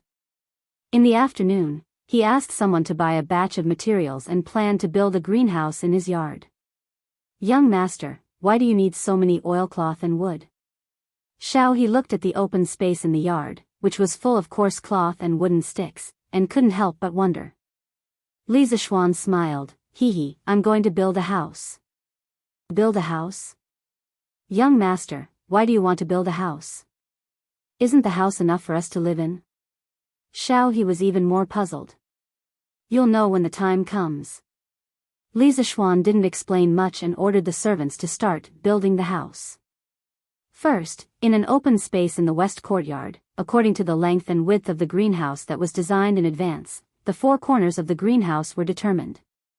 After making the four corners at right angles with the law of the Pythagorean string, positioning piles were placed, and positioning lines were drawn between the piles. Then, the foundation of the bamboo frame was leveled and compacted along the lines. Then, he let the servants use shovels to flatten the ground, followed by drilling holes and inserting wooden supports into the ground. In a short period of time, the sound of pile driving in the west courtyard resounded throughout the entire Li residence. Such a big movement naturally alarmed Li Jingma, Madame Li, and the Yi family. What are you doing? Although Father Li had already retired and didn't care about the family's affairs, he couldn't help but frown when he saw his son destroying the house's courtyard. Li Zixuan saw that the main members of the family were basically all present, and understood that his movement was too big. He suddenly felt a little embarrassed. Father, I'm planning to build a house specially used to grow vegetables in the winter. When the time comes, if our family wants to eat vegetables, we don't have to beg others. Build a house? Grow vegetables? Li Jingma's eyes widened, and then he scolded with a straight face, nonsense. I've lived for so long, and I've never heard of growing vegetables in a house. You've been following your master since you were young, and you've never been involved in farming. Now you're actually doing such a ridiculous thing. It's simply wishful thinking. If this gets out, it'll be a joke. Li Zixuan wasn't convinced. Father, you haven't tried it. How do you know this method won't work? Besides, It's not like no one has ever tried growing vegetables in the winter. Can't you just do it in the hot spring department? Li Jingma said angrily, there's a hot spring in the hot spring department to keep it warm all year round. How can it be the same? Stop fooling around and get them to remove these things as soon as possible. In fact, if it were any other time, Li Zishuan could do whatever he wanted at home, but now Yi Guizhong and the others were still living in the Li family. When Li Jingma saw his son fooling around like this, he felt a little embarrassed. If he didn't do it well, he would be reprimanded by his father-in-law again. Li Zishuan didn't have as many twists and turns as his father. He waved his hand and motioned for the servants who had stopped next to him to continue working. Then he turned to Li Jingma and said, Father, since you don't believe me, let's make a bet. If I grow vegetables in this house, will you eat them or not? How could Li Jingma believe Li Zishuan's nonsense? He stroked his beard and said proudly, Humph. Don't try to deceive me. If you can grow vegetables in the winter, I won't eat a single one even if I starve to death. Humph. You old man have nothing better to do. Why are you being so serious with your son? When your son really grows vegetables, I'll see if you'll eat them or not.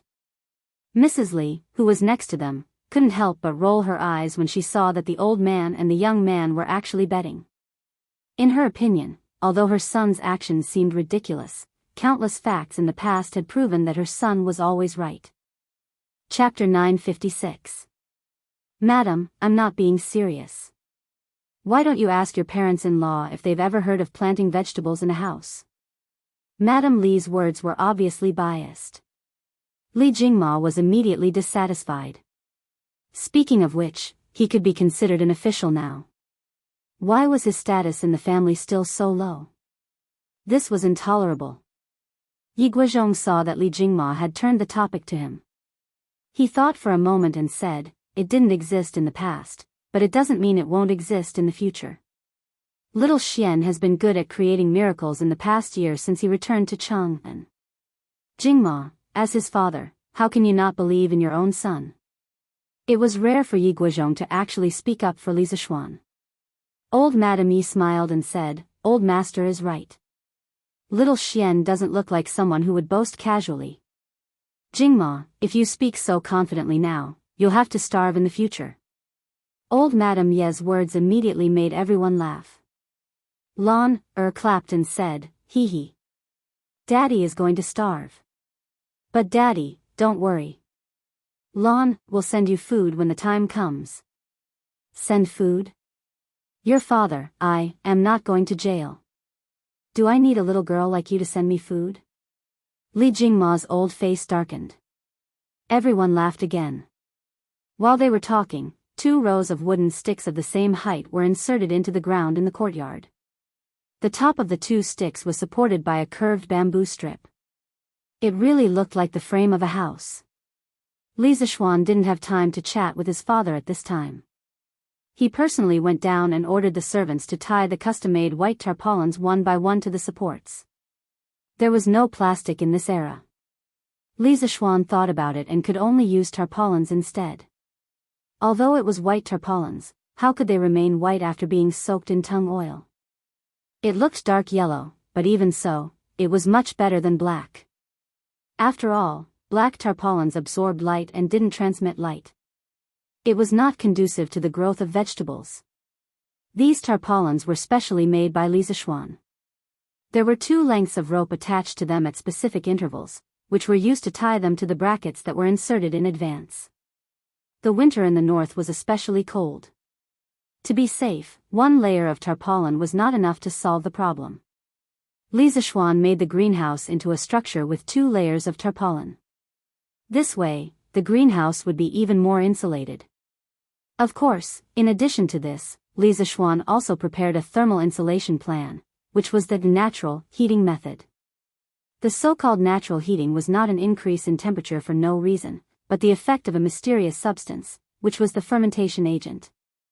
The specific method is, when preparing the ground, making beds, or making seed beds, the soil is filled with cow dung, pig dung, fresh garbage, manure, and crushed straws, then an appropriate amount of wheat koji or xiaoziu is added to make fermenting agent, and finally the soil of the vegetable garden is filled, so that the microorganisms in the fermenting agent can use the raw materials to work.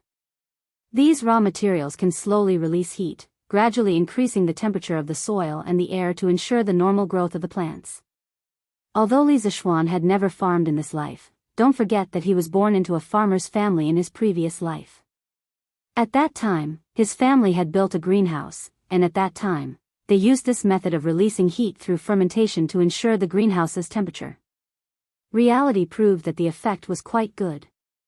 However, the fermenting agent they used at that time was also an industrial fermenting agent, so the effect might be slightly better than wheat koji or xiaoziu.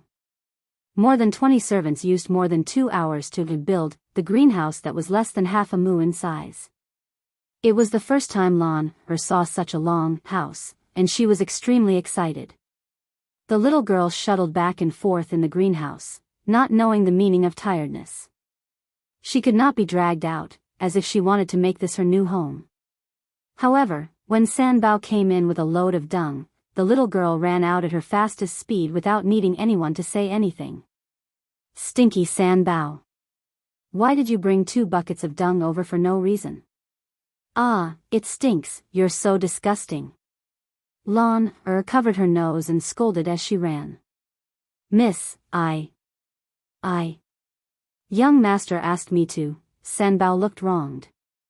Actually, he did not want to pick such smelly things. Wasn't it Li Zixuan's request? Alright, Sanbao, quickly get someone to evenly fill the fields with horse and cow dung, then sprinkle wheat koji over it. Then, plant the seeds of water spinach, cold melon, leeks, and shepherd's purse. Li Zixuan interrupted Sanbao and ordered. Speaking of which, the excrement was not ordinary excrement, but fresh horse and cow excrement. It was not easy to obtain such excrement. Dozens of servants and Pang Feiji's personal guards went out together and took away almost all the cow and horse excrement in the mansions of every household in Chang'an. The reason why they used cow and horse dung instead of human dung was mainly because cows and horses were herbivores. Their dung contained undigested residues, which were easier to ferment. Moreover, the fermented products were better for the vegetables. All right. Young master. Sanbao responded and led the other servants to work in full swing. In an instant, the west courtyard was filled with the stench. Li Jingma, Madame Li, Yi Guizhong, and the rest could not stay any longer. They hurried out of the west courtyard. Although Li Zixuan could hold his breath and was not afraid of the stench, his wife, Han Yushi, was afraid. Hence, he also pulled Han Yushi out. Cousin, are you really confident that you can grow vegetables in this house? Yi Fashion followed behind and asked Li Zixuan. Li Zixuan smiled confidently and said, of course. If nothing goes wrong, Fashion, you should be able to eat the vegetables here during the new year. Haha. You won't be able to eat these fresh things during the new year at Nanyang. It's all thanks to you, cousin. Yi Fashion smiled and said. Then, he continued to ask, planting in the spring and harvesting in the autumn is the way of the heavens. Cousin, aren't you going against the heavens by planting vegetables in the winter? Li Zixuan looked at the unlucky child and said in a speechless manner, fine. There's no need for so many rules. Your cousin just wants to eat some of the vegetables he grew. How is that against the heavens? Fashion, don't be so rigid all the time. It's life. If you want to live a good life, you have to. Tui. You can't be so calculative. Think about it yourself.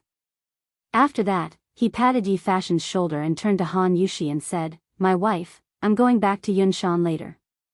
Do you want to come along? Han Yushi thought for a while and nodded, I'll go too. Who knows, I might be able to help you. Li Zixuan smiled and said, all right, I'll get someone to prepare the carriage. Chapter 957. Around 5 p.m., Li Zixuan and Han Yushi arrived at Yun Mountain in a carriage with a large group of servants. The carriage was filled with oilcloth and wood. They were planning to grow vegetables in greenhouses in Yun Mountain. Speaking of which, more than 90% of the roads in Cloud Mountain had been repaired. This greatly reduced the travel time. In the past, it would take more than an hour for a carriage to travel this long path. Now, it would only take a little more than 15 minutes. More importantly, the road was wide. In the past, if two carriages wanted to stagger, they had to be careful for fear of bumping into each other. Now, the cement road was wide enough to accommodate 4 carriages side by side. Compared to this, the official road outside the city was like a small road. San Bao, bring them here and build me a greenhouse that is exactly the same as the one in the residence. I have something to do outside. Li Zishuan said to San Bao as he marked out an empty space behind the courtyard. In this era, there were no strict management methods for abandoned land like in the modern era. Usually, the land would belong to whoever developed it. Besides, Yanhuang College was built on Yun Mountain. The entire mountain was basically Li Zishuan's private territory. He could plant wherever he wanted. Yes, young master. Don't worry and go. San Bao took on the responsibility without hesitation. As Li Zishuan's #1 henchman, this was a piece of cake for him. Li Zishuan nodded and left with his wife. He wanted to go to his father-in-law's house. He wasn't going to monopolize the vegetables in the greenhouses. Planting vegetables was just for fun and to satisfy his appetite. He didn't plan to use it to make money. However, it was a good idea to let the villagers in his fief take care of it. As for Han Tianhu, due to his relationship with Li Zishuan, he was now the head of one of the 8 villages in Li Zishuan's fief. The Han family manor's position among the 8 villages was skyrocketing. Only Plum Village, which was close to Yun Mountain, could compete with them. The other 6 villages were envious of these 2 villages. However, their villages were now part of Li Zishuan's fief. As long as they followed Li Zishuan's footsteps, their good days wouldn't be far away. Previously, when Li Zishuan mobilized the villagers to gather herbs in the mountains, the villagers were unusually enthusiastic. If there wasn't a quota, they would have brought their entire families into the mountains. It's Marquis. Hello, Marquis. Greetings, Marquis. Since Cloud Mountain wasn't far from Plum Village, Li Zishuan didn't choose to take a carriage. The couple hadn't gone far when they saw a group of villagers carrying bamboo baskets on their backs heading towards the 3rd courtyard in an endless stream. When the villagers saw Li Zishuan, they stopped in their tracks and bowed. Their faces were filled with excitement. Yes, you're going to look for Dr. Sun? Some of them were familiar to Li Zishuan, while others were unfamiliar. However, when he saw the herbs in their bamboo baskets, Li Zishuan guessed that they were here to sell herbs. Yes. Marquis. We're all going to Dr. Sun to sell herbs. Why don't you go to the pharmacy in Cheng and city to sell? Li Zishuan asked with a smile. When he decided to set up a school hospital in the academy, he put a sum of money in Sun Simiao's place for him to purchase herbs. The purchase price of herbs here wasn't much better than the big pharmacies in Cheng and city. Some herbs were even cheaper than the ones in Cheng and city. The main reason was that Sun Simiao didn't think it was worth the money. This old man had always been frugal. Otherwise, he wouldn't have collected herbs himself to treat patients. When the man heard this, his face suddenly changed. He straightened his neck and said, Marquis is kind-hearted. He pointed out a way for us to make money. Why would we do such a treacherous thing? Wouldn't that be like being criticized behind our backs? An old man next to him also said, Xuanzi is right. Marquis, you're kind-hearted. Besides, Dr. Sun doesn't charge for treating the poor. The herbs we collect don't cost anything. It's just a little effort. Even if Dr. Sun doesn't pay us, we have no reason to give these herbs away. Yes. Who knows, these herbs might even be used by divine Dr. Sun on us in the end. Yes, although we're poor, we can't let others criticize us behind our backs. The old man's words immediately gained the approval of many people. Li Zishuan's kindness to the people of his fief and Sun Simiao's kindness to the poor had been widely spread in the area near Cheng and city. People's hearts were made of flesh. In the face of good people like Li Zishuan and Sun Simiao, how could they only recognize money and not care about feelings? It had to be said that the feelings of kindness in this era were quite strong. If this situation was in modern times, it would be hard to say. Han Yushi looked at Li Zishuan, her heart full of love. She was happy that her husband had won the hearts of the people. Li Zishuan patted the man's arm and said, "Haha, good. Good. Good. I appreciate your kindness. Since you are now the people of my fief, I will definitely take you to live a good life. Marquis is righteous. Marquis is mighty." The people had been looking forward to this promise in their hearts. Now that they finally heard Li Zishuan say it personally, they were suddenly very excited and shouted. Li Zishuan smiled and chatted with the people around him. Then, he took Han Yushi down the mountain. The villagers didn't go into the mountains to pick herbs every day.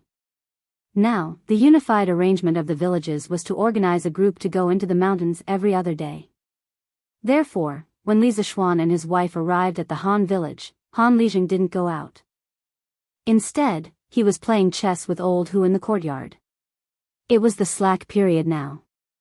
If Li Zishuan hadn't arranged a job to go into the mountains to pick herbs, Han Lijing would probably be even more free now. At this moment, the two bad chess players were happily playing chess on the stone table in the courtyard. Father. Father-in-law. Han Yushi and Li Zishuan entered the courtyard. The two of them called out one after the other. "Yo! Yushi, Xiaoxian, you're back." Han Lijing heard and quickly stood up. His face was full of warmth. Old Hu also put down the chess piece in his hand and stood up with a smile. "Hey, Han girl, young master, you're here." He didn't call Marquis, nor did he call Marquis Madam. However, this kind of address made Li Zishuan and Han Yushi feel very close.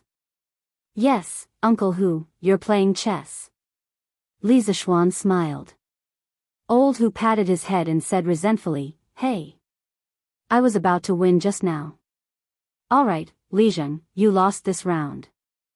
Chapter 958. Father-in-law, Uncle Hu, how was the west side of Yunshan? Did you encounter any danger yesterday? After exchanging greetings for a while, the four of them sat around the stone table. Han Yushi brought 4 cups of water from inside the house. Li Zishuan took a sip and looked at Han Lijing and Hu Hanyun. Han Lijing smiled and said, "We didn't encounter any danger. There were so many of us. No matter how strong the beasts were, they would be scared away. We didn't even encounter a tiger." Hu Hanyun interrupted, "That's right, it was so boring. I remember that there were many tigers in the west side of the mountain in the early years.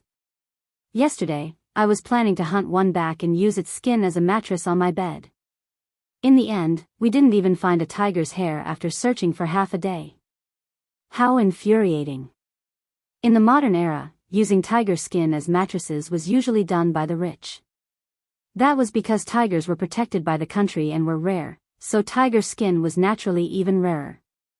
But in this era, even a farmer like Old Hu had a tiger skin, let alone a real rich family. Li Zishuan looked at Hu Hanyun and couldn't help but say, "Uncle Hu, it's a good thing that there are no beasts. At least there won't be any casualties, but we can't let our guard down. Father-in-law, even if we don't encounter any beasts in the future, we must have a group of young men accompanying us every time.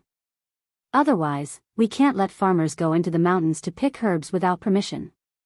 Many times, danger happens when people are not paying attention." Han Lijing stroked his beard and nodded in agreement. "Yes, Xiaoxian, don't worry. I will arrange it well. By the way, apart from this matter, this son-in-law has something else to tell father-in-law." Li Zishuan changed the topic and said, "Hey. Young master, I have something to do at home, so I'll leave first." Although Hu Hanyun looked rough, his heart was not rough at all. He realized that what Li Zishuan was going to say to Han Lijing next might not be suitable for him to hear, so he quickly got up and took the initiative to leave. "Hey.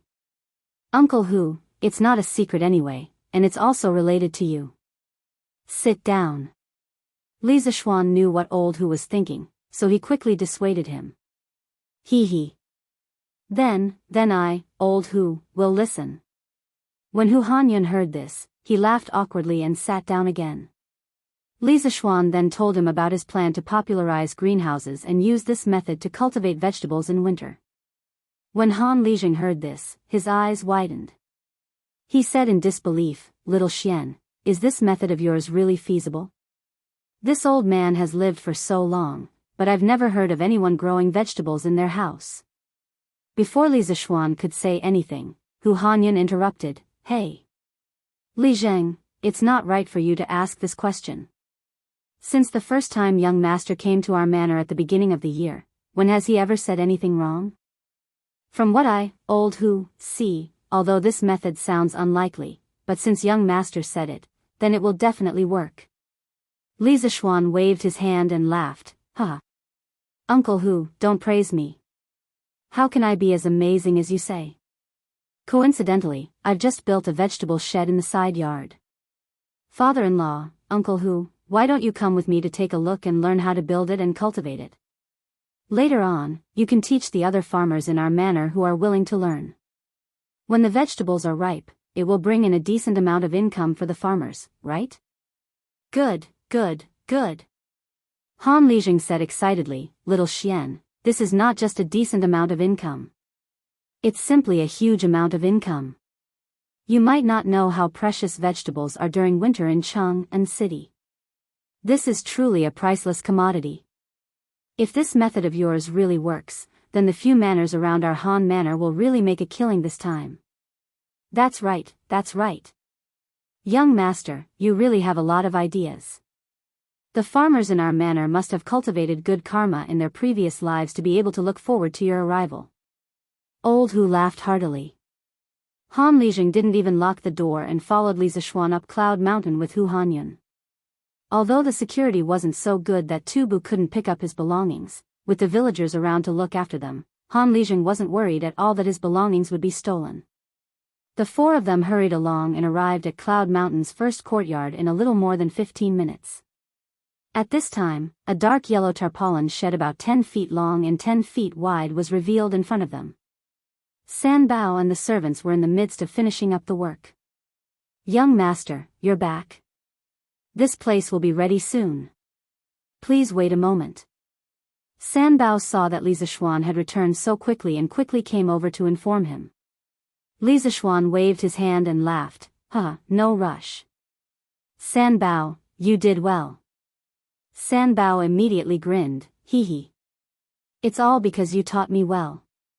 Li Zishuan smiled and turned to Han Lijing and Hu Hanyun, "Father-in-law, Uncle Hu, this is the shed I told you about just now. It's specially used to grow vegetables in winter. This shed is covered with 2 layers of tarpaulin. I'll add some fertilizer inside. When the time comes, when the door is closed, no matter how cold it is outside, it'll still be warm inside. Why would the soup bureau provide vegetables to the royal family in winter? Isn't it because it's warm there? If we use this, we'll most likely be able to achieve the same effect." Han Lijing's eyes lit up and he nodded, "Xiao Xian, after hearing what you said, this method is quite promising. Perhaps we can really try it out." After saying that, he immediately frowned and hesitated, but with so many tarpaulins added together, I'm afraid it won't be cheap. I just don't know if the farmers will dare to take this risk. What Han Lijing said was true. After all, Li Zishuan's method of growing vegetables out of season had never been tried before. The capital invested in the early stage was not a small amount for the farmers. It would depend on whether the farmers believed in Li Zishuan or not. Hu Hanyan waved his hand carelessly and said, "Hey. Those who aren't willing don't have the life to earn this money. Li Zheng, no matter how much you force them, it's useless. Anyway, I, old Hu, believe in young master. I'll go to Chang'an tomorrow to buy tarpaulins. My family will build 10 of these big sheds. Anyway, there's a lot of land that's uncultivated now." It wasn't an exaggeration to say that old Hu had been reborn. His son and daughter both had their own achievements. Now, not only were they no longer the burden of the family, but they had also become the pride of the family and even the entire Han family manor.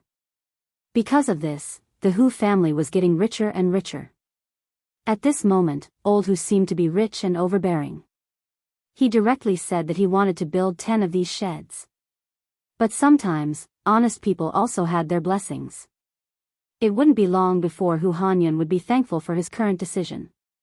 Father-in-law, uncle whose words are rough, but they are reasonable. When the time comes, the farmers will be free to build the sheds.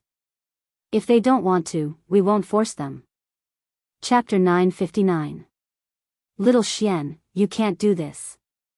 In the Yunshan residence, Han Lijing listened to Li Zishuan and Hu Hanyun's conversation and quickly said, Little Xian, you might not know the situation of the other villages.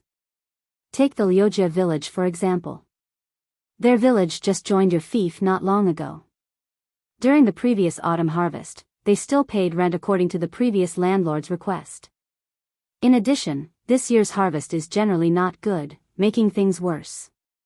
Their place is not rich to begin with. It's already not bad that they have enough food to eat. If you ask them to get so many oilcloths, even if they sell all the food in their house, it won't be enough. Little Xian, since you thought of this method to help the villagers increase their income, then you must also want all the villagers to receive this favor, right? Therefore, father-in-law still hopes that you can consider this matter carefully. After Li Zishuan heard this, he was silent for a while. He secretly thought that he had taken things for granted. The price of cloth in the beginning of the Tang dynasty was very cheap. The price of a spool of fine silk was the price of a bucket of rice. That is, 3 to 4 copper coins could buy a spool of silk cloth. As for the coarse oilcloths used to build the greenhouses, it was even cheaper. The cost of a greenhouse was actually only 200 to 300 copper coins. Li Zishuan's family had a ready-made clothing store, so he naturally knew the current price of cloth in Chang'an. It was because he knew that he subconsciously thought that the commoners could grit their teeth and bear the cost of a greenhouse.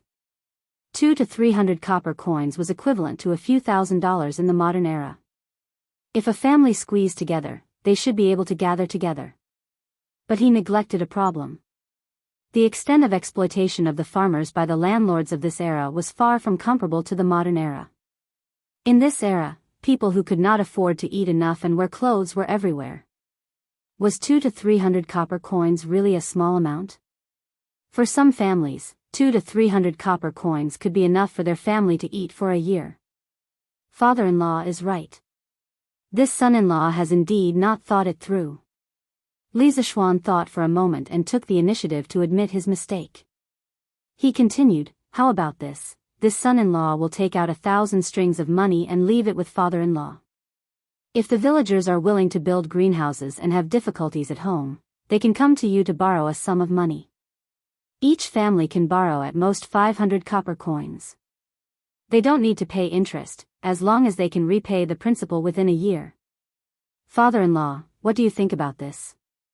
Capital loans were not unique to modern times. In ancient times, this was not a new thing at all. The reason why Meng Changjun, one of the 4 young masters of the Warring States period, was able to raise 3,000 retainers and recruit talents from all walks of life, was because of the business of lending money and collecting interest. According to historical records, there was a year when Shuedi failed to pay interest. Meng Changjun sent people to collect interest, but they still received an interest of 100,000. It could be seen that the scale of lending money was very large. Compared to that, Li Zishuan was not lending money at all. He was doing a good deed. After all, he did not charge any interest. Han Lijing said with a smile, that's great. In this way, little Xian, you are truly working for the well-being of the common people. Hey! Young master, you are so kind. The banks in Chang'an City lend money to people, and they ask for 10% interest every month. Old Hu said with a grin. To be honest, he was a little tempted by this preferential offer. Regarding private lending, the Qin and Han dynasties was the first time in China's history that usury was at its peak. After the Tang dynasty, private lending developed even more rapidly. Various banks and pawnshops were set up in Shi City. Hence, it became the earliest financial street in China. Of course, in order to suppress usury, the imperial court also imposed many restrictions on private lending. There were clear records that the legal interest rate during this time was 10% per month, and 120% per year. Compared to the interest rate during the Qin and Han dynasties, this interest rate was more friendly. However, to the common people, this interest rate was still relatively high. Hence, when old Hu heard that Li Zishuan wanted to lend money to the villagers without paying interest, he could not help but be tempted. After all, if he borrowed money from the banks, he would have to pay back 600 in interest a year later. In this way, borrowing money was profiting. Li Zishuan smiled and changed the topic. Uncle Hu, father-in-law, take a closer look at this greenhouse. If there is anything you don't understand, you can ask me. In the next few days, this greenhouse will be promoted to all the villagers. When the time comes, I will have to trouble you. Han Lijing nodded and said, okay. Old Hu and I will take a closer look.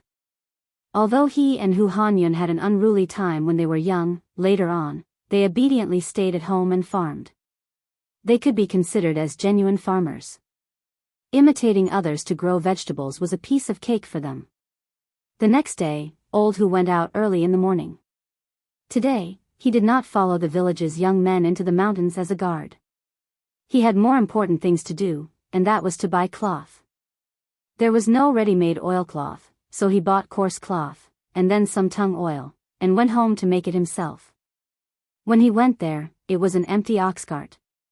When he came back, it was full of coarse cloth, and there were 2 barrels of tung oil hanging on the side of the cart.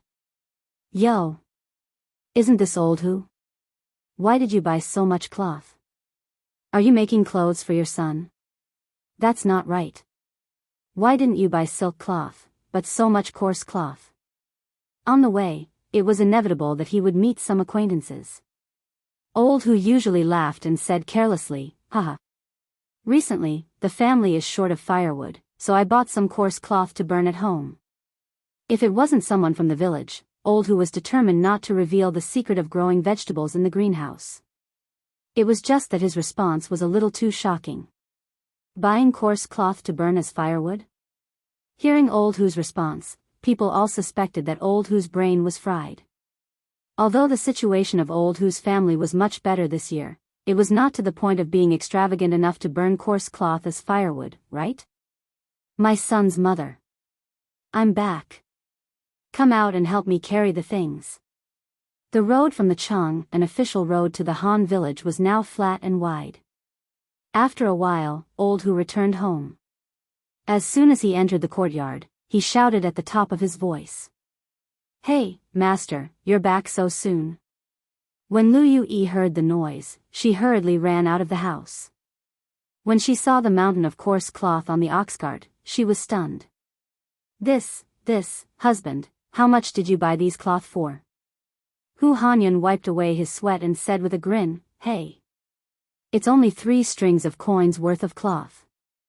The shopkeeper said that if I bought more, he would give me more, so I bought more. It's not a loss, not a loss. It's not a loss? What did you say when you left? You only bought 2 strings of coins worth of cloth. Now that you've bought such a big cart, what are you going to do with the extra cloth? Lu Yue said angrily. Do what? Burn. Bah, I'm going to grow vegetables. Old Hu answered this question too many times along the way, so he couldn't help but say that word directly. Chapter 960. Hearing Hu Hanyun say burn, Lu Yue was so angry that smoke almost came out of her head. Husband, we've built so many greenhouses. What if we lose money? After all, growing vegetables in winter doesn't sound very reliable. Hu Hanyun glanced at his wife and said in annoyance, what does a woman like you know? Young master is the son of a god. How can he be wrong? If it weren't for young master, we would still be living in this rundown house. We would still be cooped up at home with them. You don't have to believe other people, but you have to believe everything young master says. Although Lu Yue liked to take advantage of others, she wasn't someone who didn't know what was good for her. In this kind of situation, she was still able to distinguish between right and wrong. Understood, husband. Hu Hanyun said with satisfaction, take down these coarse cloths and dip them in tung oil to dry. I'll go to the mountains to chop some wood. We'll go build the greenhouses in the afternoon. Lu Yue agreed and said, then, husband, go quickly and come back quickly. Okay. At the same time, the news of Li Zishuan's intention to promote greenhouses to grow vegetables began to spread among the 8 villages. Of course, what was more attractive was Li Zishuan's interest-free loan, which ignited the hope of many poor people. Wife, tie up the old hen at home. I'll bring it to the Han village later and borrow 500 copper coins from Han Lijiang. Our family also wants to follow Marquis and build greenhouses. In a dilapidated courtyard in the Liujia village, a middle-aged man with dark skin and a thin figure suddenly seemed to have made up his mind. He stood up abruptly and said to the house, husband, you're going to borrow so much? What if we can't pay it back when the time comes? A woman in coarse clothes walked out of the house and said anxiously. The man gritted his teeth and said, we have to pay it back. When the time comes, we'll definitely be able to pay it back. Wife, think about it. As long as we can use these greenhouses to grow vegetables, let alone 500 copper coins, we'll have a few thousand copper coins. You know old Hu from the Han village, right? It was said that his son was cured by Marquis. Who knew that he would be admitted to Yanhuang College a few months ago? He was really lucky. Our Huzi isn't young anymore. I have to hurry up and get him a package so that he can go to school to learn something. If he can also get into Marquis' Yanhuang College in 2 years, then our family's ancestral graves will be smoking. In ancient times, it was a kind of gift given to each other by superiors and subordinates, relatives and friends. In ancient times, when students and teachers met for the first time, they would first present gifts as a sign of respect. This was known as a gift. It had already been implemented during the time of Confucius. In the Tang dynasty, schools still used the ceremony of paying tuition, but many poor families could not afford to pay tuition, so naturally, they did not have the life to study. The woman hesitated and said, But, husband, what if? What if Marquis' method doesn't work and we can't grow vegetables? In fact, this woman's thoughts represented the thoughts of a considerable number of people. Most of the farmers who were still hesitating were not sure whether Li Zishuan's method could grow vegetables in winter. The man was suddenly speechless. After a while, he stamped his feet and said, it definitely can. Since Marquis dares to promote this method to us, then he must have confidence. You didn't see how rich the Han village and Plum village are now. That's all because of Marquis' help. Besides, if we really can't grow vegetables and can't pay back the money, then I'll sell my life to Marquis to repay the debt. After saying that, he resolutely turned around and walked out of the courtyard. His steps were so firm, and his back was so bleak. However, hey! Husband, you forgot to take the chicken. Do you still want the old hen at home? Chang'an City, Yongla Lane, Li Mansion. After Li Zishuan finished his business in Yunshan yesterday, he came back directly. His father-in-law was in charge of the farm, and Li Gang and Yen Silu were in charge of the academy. He was very comfortable as a hands-off boss. Xiao Xian, I heard that you want to let the people in your fief grow vegetables with you? When it was almost noon, Yi Guizhong found Li Zishuan and asked. Li Zishuan nodded and said, yes, grandfather. Yi Guizhong frowned and said, are you 100% sure that this method will work? You have to know that the people are not rich. If they can't grow vegetables, you'll be doing bad things with good intentions. In the end, this old man was still worried that Li Zishuan's good reputation, which he had painstakingly built, would be ruined because of a greenhouse. At the same time, the people who followed Li Zishuan to grow vegetables in the greenhouse would also be ruined. Grandfather, don't worry. I tested this method of growing vegetables with my master when I was at Mount Longhu. As long as it's done properly, we'll definitely be able to grow vegetables. Li Zishuan didn't want to keep talking nonsense, so he directly brought out his omnipotent master. When Yi Guizhong heard this, he was suddenly speechless. As a cultivation family, Yi family was certainly clear about spiritual master Lingshu's magical power and his status in Taoism. Since these greenhouse vegetables had been verified by spiritual master Lingshu, what else could he say? A kind-hearted person will be rewarded with good fortune. A family that accumulates kindness will have more to celebrate. Xiao Xian, you have to always remember this. People follow the laws of the earth follows the laws of the heaven follows the laws of the Tao, and the Tao follows the laws of nature. Taoism emphasizes karma. Your good deeds today will definitely be rewarded with good results. Grandfather is very pleased to see that you treat the people in your fief so well. Yi Guizhong came over and patted Li Zishuan's shoulder, and said with deep meaning. Old man Ye's words could be said to Li Zishuan's heart. Li Zishuan cupped his hands and said, Grandfather, you flatter me. After lunch, Li Zishuan's uncle, Yi Huiming, carried a small bag of luggage and prepared to leave Chang'an and return to Nanyang. Father, mother. Take care of your health in Chang'an. I'll go back first. Yi Huiming bowed and cupped his hands. Good, good, good. Huiming, you also have to be careful on the road. Take the official road, don't take the small roads, so as to avoid encountering bad people. The old madam of the Yi family nagged. I know. Yi Huiming responded and looked at Yi Fashion. He really didn't know what to say to this son of his who had been like a sinner since he was young.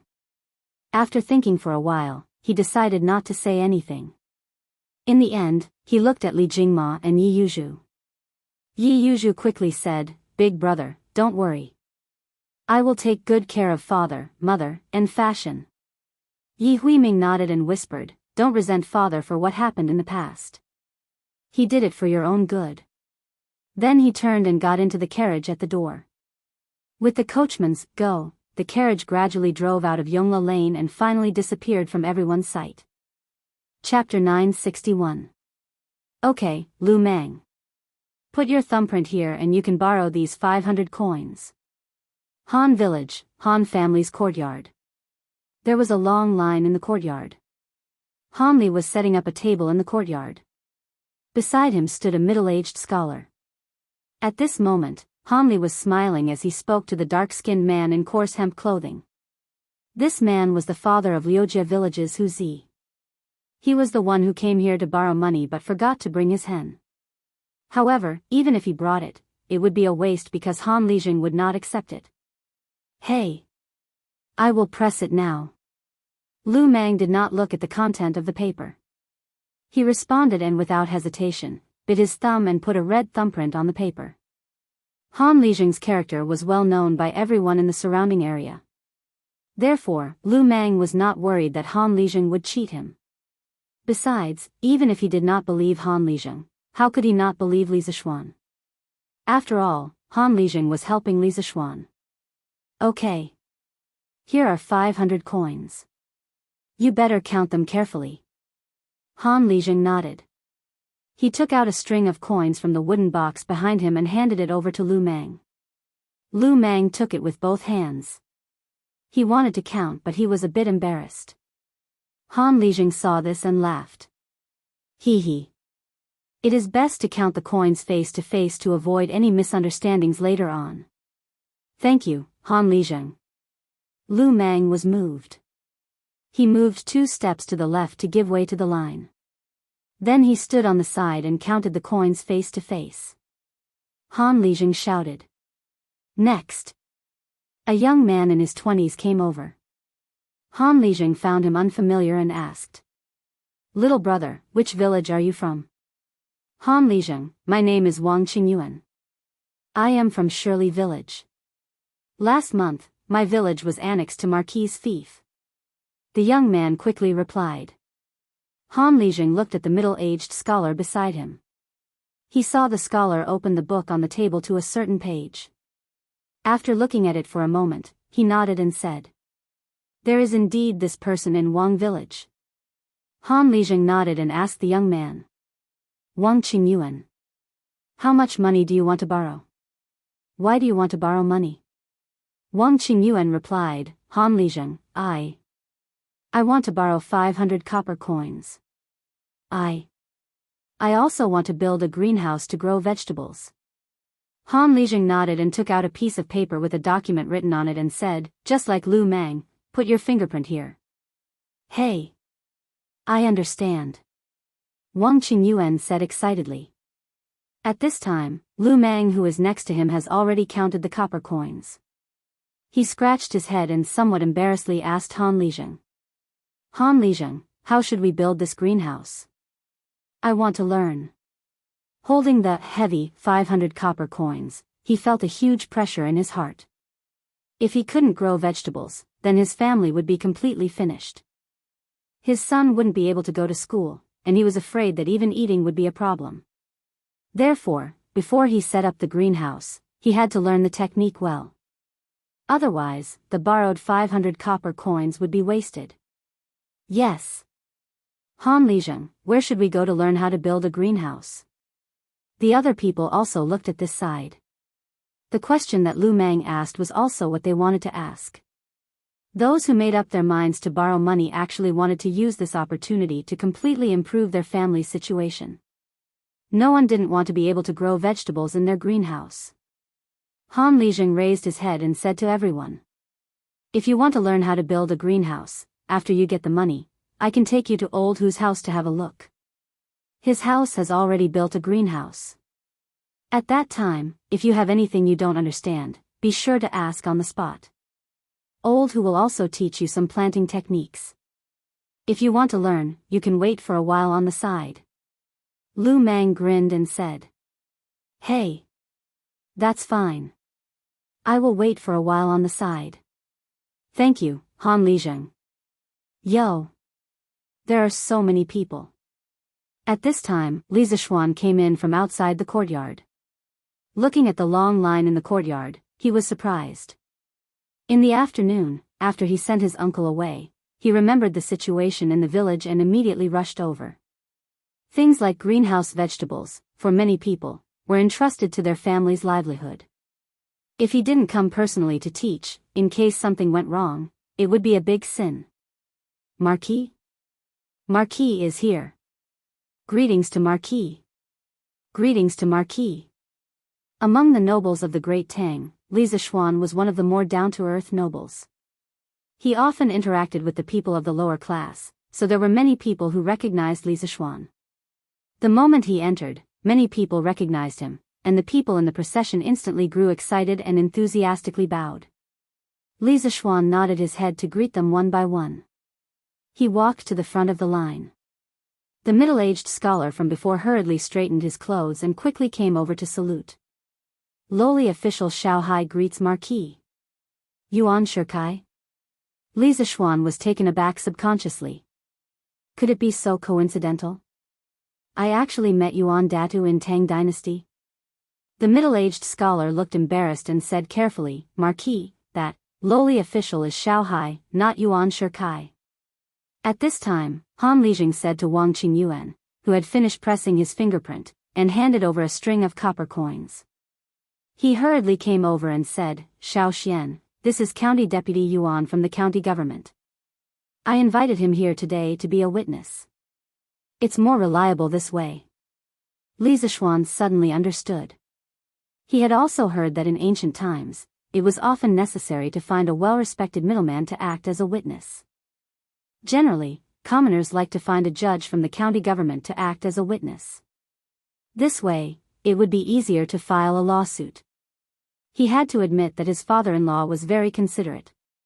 At this time, he also realized that he had misheard the name just now. He said apologetically, Oh, it's County Deputy Yuan. I didn't pay attention just now and misheard the name. I'm really sorry. County Deputy Yuan, please forgive me. Xiao Hai hurriedly waved his hand and said, Marquis, you're too serious. You didn't mean it, and I didn't take it to heart. Li Zishuan nodded and smiled, that's good. Then he looked at Han Lizheng and asked, Father-in-law, how many people came to borrow money? Han Lizheng replied, in the morning, there were already more than 70 households coming to borrow money. Looking at the situation in the afternoon, there should be nearly 200 households coming to borrow money today. Li Zishuan was shocked. He didn't expect that there were so many farmers who couldn't afford to build greenhouses. He secretly thought that it was fortunate that his father-in-law had reminded him. Otherwise, according to the previous policy, many people would be unable to build greenhouses even if they wanted to. Well, father-in-law, have you arranged for the farmers to train them in building greenhouses and how to plant vegetables? Li Zishuan asked again. Han Lijing nodded and smiled. Yes, I have. I'll take them to Old Hu's house later. Old Hu's house has already built the greenhouses. I'll take them to the site to have a look. As for the farmers who came to collect money in the morning, I've already told them to go to Old Hu's house in the afternoon. Li Zishuan was slightly relieved. He looked at the wooden table in the courtyard and the big box containing the copper coins. He turned around and said to Pang Feiji, go to Yanhuang College now and ask Li Tai, Meng Wenhao, Iron Egg, and Kusher Qin to come over and wait here. Yes, Marquis. Pang Feiji cupped his fists and accepted the order. He immediately turned around and left. Han Lijing didn't understand and asked, Xiao Xian, you, Li Zishuan said, father-in-law, there are so many farmers. You can't handle it alone. Iron Egg and the others will come over later to help you count and distribute the money. Now, bring the farmers and follow me to Uncle Hu's house to have a look. If Uncle Hu makes any mistakes, I can point them out from the side. Han Lijing heard and felt that it was reasonable. He replied, that's good. We'll go and have a look first. As he finished speaking, he called out to the villagers, intending to follow Li Zishuan to Old Hu's residence. Beside him, Ma Yinghai suddenly didn't know what to do. Should he follow along? Li Zishuan hadn't invited him. If he didn't go, what would he do if he stayed here alone? Moreover, there was still a pile of huge money in the courtyard. If he didn't have enough money, how could he explain himself? County Deputy Yuan, if you're willing, you can come with us. Fortunately, Li Zishuan didn't forget about him. Hu Shihai hurriedly said, I'm willing, of course I'm willing. However, the farmers were a little unwilling. They were afraid that Hu Shihai would steal their knowledge and teach the technology of growing vegetables in the greenhouse to outsiders. However, the technology of growing vegetables in the greenhouse was Li Zishuan's. Since Li Zishuan didn't say anything, they naturally didn't have the right to say anything. They could only keep their unwillingness in their hearts. In fact, Li Zishuan wasn't worried about the technology leaking because he didn't have the intention to monopolize the business of growing vegetables in the greenhouse from the beginning. Otherwise, he wouldn't have taught the technology to the farmers. He just wanted his farmers to be the first batch of farmers to grow vegetables in the greenhouse and be the first batch to taste the sweetness of growing vegetables in the greenhouse. This technology wasn't difficult to learn. After a period of time, it was inevitable that other farmers or other dignitaries would learn it. If he didn't want to leak it, he shouldn't have made this technology public. Since he planned to teach it to the farmers, it would definitely leak one day. However, the good thing was that there were basically no vegetables in the market now. The farmers under his rule could enjoy the first batch of dividends brought by growing vegetables in the greenhouse, which was also a huge profit. As more and more people grew vegetables in the greenhouse in the future, the price of vegetables in the greenhouse would correspondingly decrease. Naturally, the profit wouldn't be as big as it was now. Marquis, you're here. Under Han Lijing's guidance, Li Zishuan and his group came to a field in the south of the Han village. This field was actually beside the Han village and was very close to the village. Li Zishuan didn't expect that there would be a large group of people in the field. There were people from the Han village and Plum village. Second Master Lu was also among them. Although the old man was old, his eyes were very good. He was the first to notice Li Zishuan coming over. Second Master Lu, you're here too. Li Zishuan smiled in surprise. Hey! Aren't you here to learn? Not only me, but basically every family in Plum Village is here. Second Master Lu said with a smile. When Han Lijing informed the 8 villages that Li Zishuan wanted to promote Dapeng vegetables, the people from the other villages might have hesitated a little. However, the people from Plum Village and the Han village basically chose to join without hesitation. This was because Li Zishuan had helped them chase away the bullies, Lu Shiren and his son. It was Li Zishuan who led them to live a prosperous life today. Li Zishuan was a god in their hearts.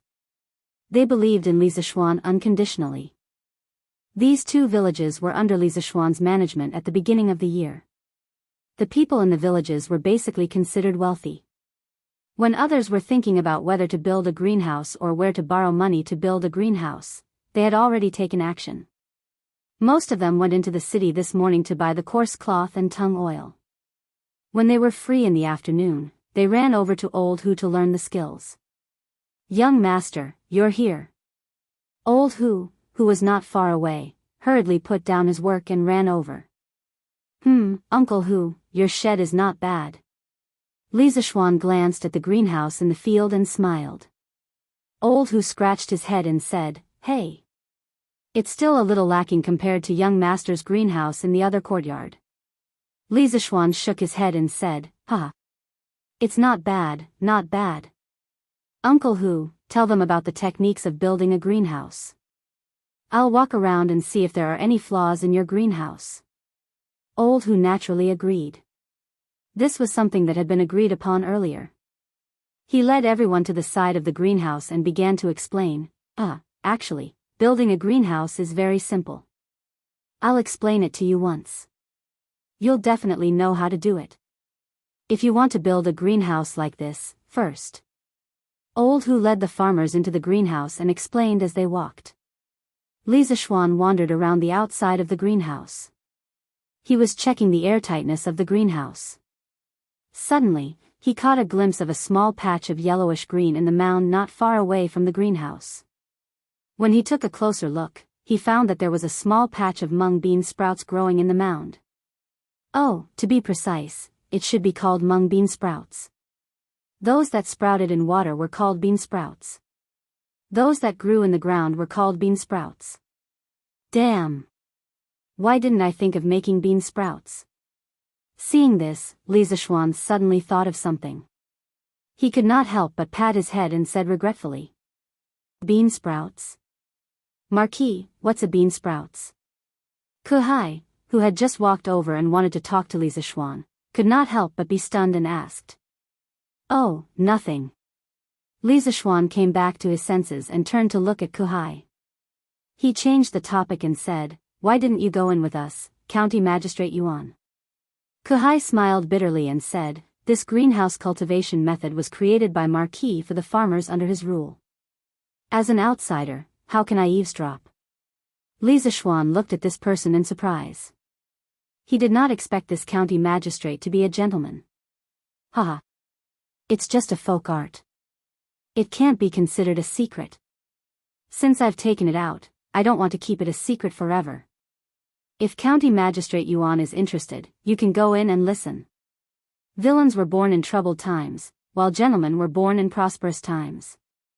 It had to be said that ever since Li Zishuan transmigrated to this world, he had met more good people than villains. He had a good impression of people like Ma Yinghai. Kuhai said happily, "Marquis is so righteous.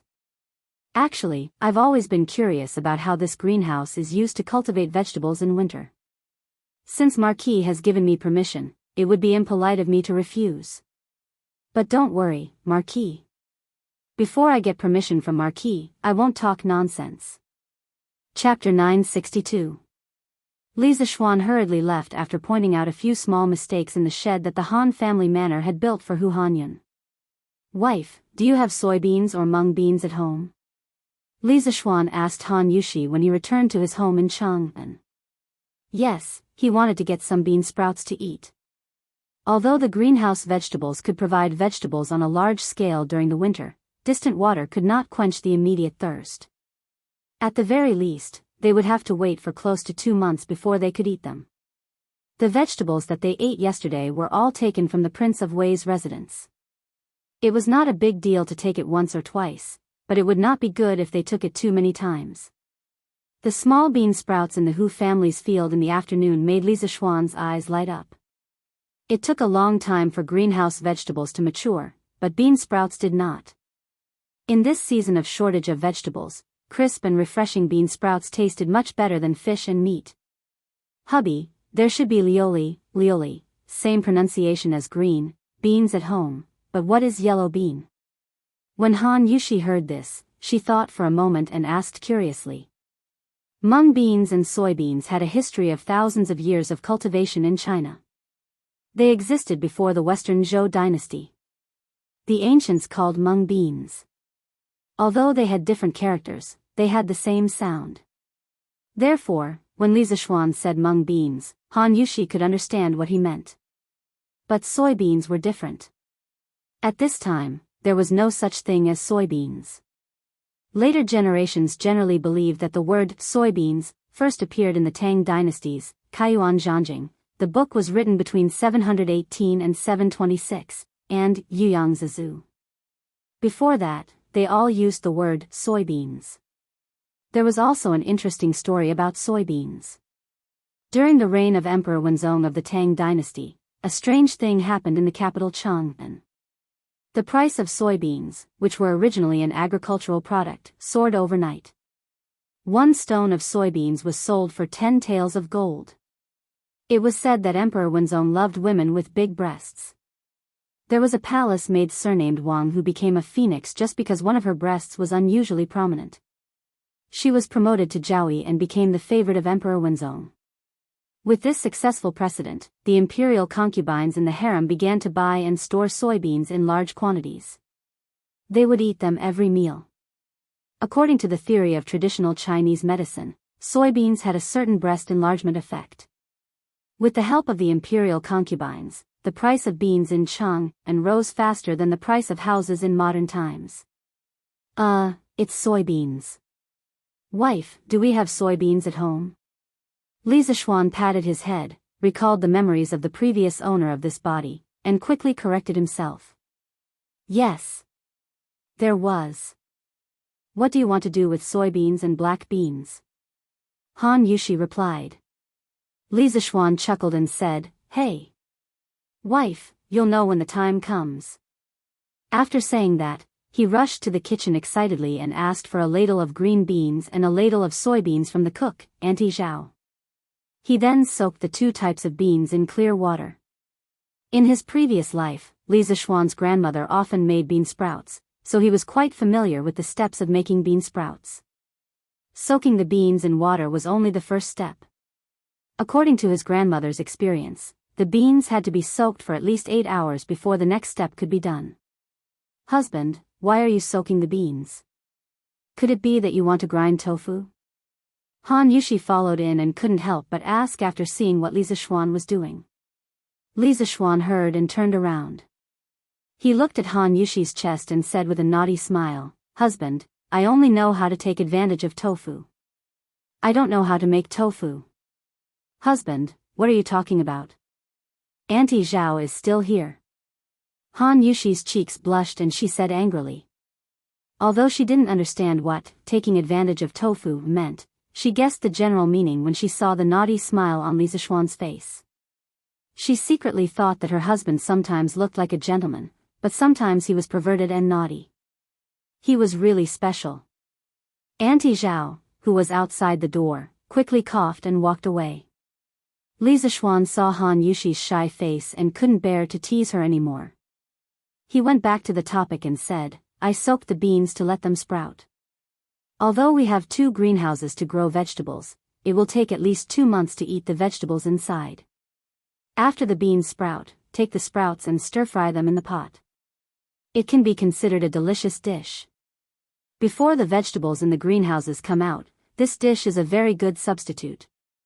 Han Yushi was obviously not the kind of young lady who didn't eat food and didn't know about farming. She frowned and said, Husband, these beans have been soaked in water.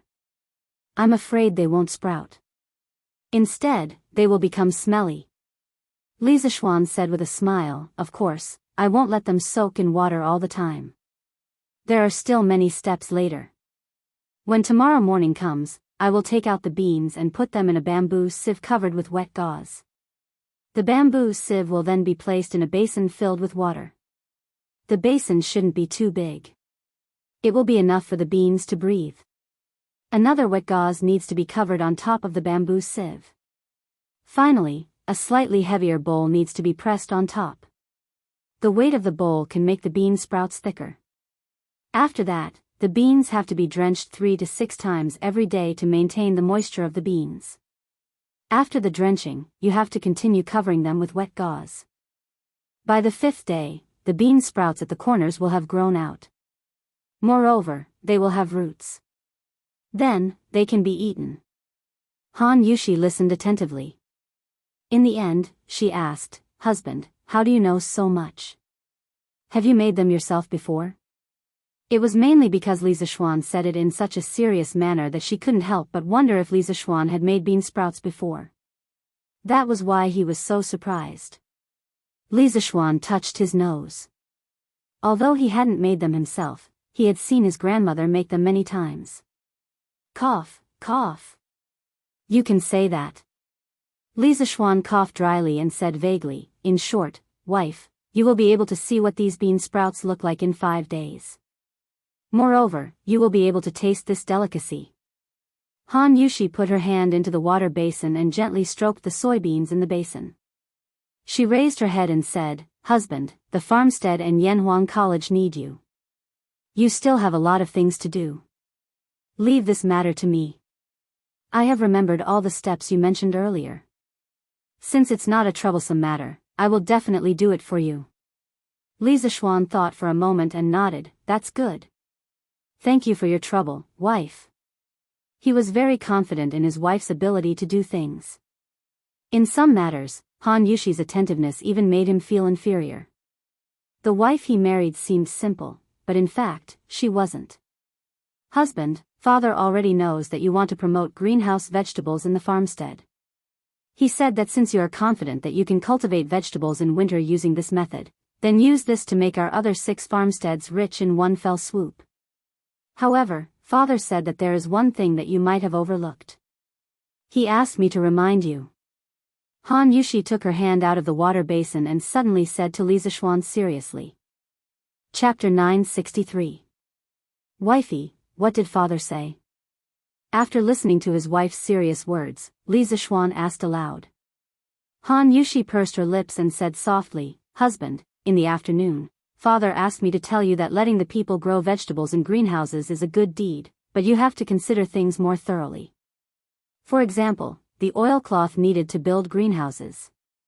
Husband, there are thousands of people in your fief. Even if only 50% of the people are willing to build greenhouses and grow vegetables, the amount of coarse cloth needed will be quite large. When the time comes, the unscrupulous cloth merchants in Chang and will see a business opportunity and will definitely wait for the opportunity to raise prices. Although husband has given the people an interest-free loan of 500 copper coins per household, who knows how much the coarse cloth will cost? Maybe 500 copper coins won't even be enough to build a greenhouse." With Han Yushi's explanation and analysis, Li Zixuan's brows gradually wrinkled. Han Yushi saw this and said, "But husband, you don't have to worry. Father has already informed shopkeeper son of our family's ready-made clothing store to prepare a supply of coarse cloth in case of an emergency. Presumably, it will alleviate the situation of the shortage of coarse cloth in Chang'an." Li Zixuan couldn't help but sigh. Father has considered everything thoroughly. I almost neglected this matter. Previously, when we lent money to the farmers, it wasn't just for them to buy greenhouses, but also for the seeds. If the price of cloth in Chang'an soars, even if the people have enough money, they may not be able to afford the seeds. Han Yushi saw that Li Zixuan's face revealed some disappointment and hurriedly comforted him. "Husband, this is your first time doing this kind of thing. How can you be so considerate? Even a wise man will make a mistake once in a while." Li Zixuan heard this and laughed. Hee, wifey, you don't have to comfort me. I'm not that weak. Actually, with shopkeeper son's connections, he may not be able to gather so much coarse cloth in such a short time. If we want to solve this matter quickly, we have to rely on the Chamber of Commerce. Wifey, you go ahead with your work. I'll go arrange it. Husband, go ahead with your work. Li Zixuan went to the front yard and found Wang Zhong. He asked him to send someone to invite someone over. About an hour later, when the sun was about to set, an old man in luxurious clothes came to the Li residence. San Bao, who had been waiting at the entrance, quickly went up to welcome him. "Boss Chow, my family's marquis is waiting for you in the front hall." That's right, this well-dressed old man was Chao Wendong, the largest silk and cloth merchant in Cheng and City. He was also the third largest shareholder of the Yan Huang Chamber of Commerce. Please lead the way. Chao Wendong politely cupped his hands and said. Under San Bao's lead, Chao Wendong came to the front hall of the Li residence. When he saw Li Zixuan sitting at the head of the table, he quickly cupped his hands and greeted, "Greetings, Marquis." Li Zixuan waved his hand and said, "No need to be so courteous." Then, without even exchanging pleasantries, he went straight to the point. "Mr. Chao, I'm looking for you today because I need your help with something. I hope I'm not bothering you." Chao Wendong shook his head. No. I don't have anything to do at home. How am I bothering you?" "Marquis, if you need anything, feel free to tell me." Chao Wendong was so polite that Li Zixuan felt a little embarrassed to come. Whenever he needed help with something, he would drag him out. If he didn't need help, he would put him aside. No matter how he looked at it, it was a little unkind. Actually, he was thinking too much. His thinking was still stuck in the ways of the modern world, but he forgot that he was in the ancient times. In this era of scholars, farmers, businessmen, there was a strict hierarchy. If he didn't do this, Chao Wendong would find it strange. It's like this. Recently, the people of the Marquis Manor want to buy a large batch of coarse cloth. The amount is huge, but the people have limited money. Therefore, I intend to ask Mr. Chao to help me transport a batch of coarse cloth from other places to prevent the other cloth merchants in Cheng and City from increasing their prices. Li Zixuan asked someone to pour a cup of tea for Chao Wendong and said. Hearing this, Chao Wendong felt strange in his heart. Why did the farmers of Li Zixuan's manor need a large amount of coarse cloth? However, he didn't ask the question in his heart. After experiencing all kinds of ways of the world, he knew that there were some things that he shouldn't ask. "Marquis, how much coarse cloth do you need me to prepare?" Chao Wendong pondered for a moment and asked. Li Zixuan calculated a little in his heart and stretched out 5 fingers, 50,000 bolts. And all of them are white cloth. If they can't be sold out, I'm willing to buy them all at the market price. If each of the farmers under him was willing to build a greenhouse, he would need at least 100,000 bolts of coarse cloth. Moreover, this didn't take into account the situation like Old Hu's family who had built multiple greenhouses. The reason why he only asked Chao Wendong to prepare 50,000 bolts was mainly because he considered that not all of the 8 farms would be willing to build greenhouses. Moreover, in the existing stock market in Cheng and City, there was a considerable amount of coarse cloth in stock. If Chao Wendong prepared 50,000 bolts, it would be enough to control the price of coarse cloth in Cheng and City. Chao Wendong was secretly shocked.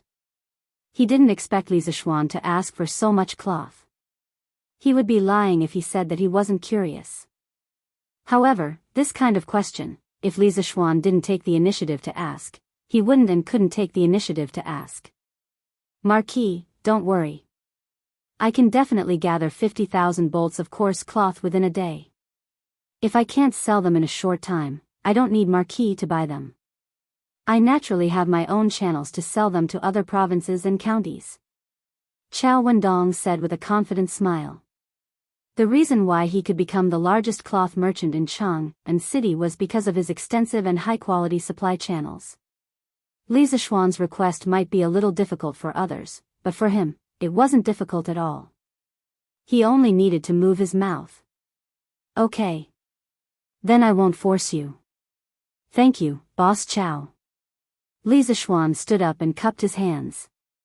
Chao Wendong quickly stood up and said, "You flatter me. If there's nothing else, Marquis, I'll go back and make arrangements." Li Zixuan nodded and said, "Take care, Boss Chao." The next day, the cloth merchants in Cheng and City welcomed a large number of special customers. The reason why it was special was that these people only came to buy 2 bolts of coarse cloth near the new year. However, there was still more than a month before the new year, and these people came in groups. Not only did they come, but they also bought cloth by cart. The craziness of this made many cloth merchants secretly speechless. When these people were asked why they bought so much coarse cloth, most of them were vague or gave very strange reasons. It was obvious that they were deliberately deceiving people. This strange phenomenon made the merchants very puzzled. Some cloth merchants saw a business opportunity. On one hand, they slightly raised the price. On the other hand, they urgently mobilized coarse cloth from other places. Although coarse cloth was less profitable than silk and fine silk, it couldn't be relied on the large quantity. An undercurrent of price increase was rapidly brewing. Chapter 964.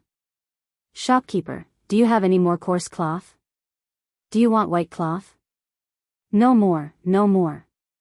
Just now, 3 people came and bought all of it. Do you want black cloth? I still have some black cloth here. No need. I'll ask the other shops. Shopkeeper, do you still have white coarse cloth here? Yes. That's great. Shopkeeper, give me 150 bolts of white cloth. Haha. Brother, white cloth is now 2 copper coins for a bolt. Do you really want 150 bolts? Wasn't it 3 copper coins for 2 bolts before? Haha. Brother, you said that was before. Now, the price of cloth in Jianghu changes every day. If you don't buy it today, it might be even more expensive tomorrow. But shopkeeper, this is too expensive. A bolt of fine silk is only 3 copper coins. How can your coarse cloth be sold for 2 copper coins? Hey. Brother, what you said is wrong. Now, fine silk is 4 copper coins for a bolt. Silk is 6 copper coins for a bolt. I'm not cheating you. In the eastern and western districts of Jianghu, similar conversations like this could be found everywhere. Farmers from several villages in Lantian County were all asking for white coarse cloth. Many cloth merchants were waiting for the opportunity to raise the price.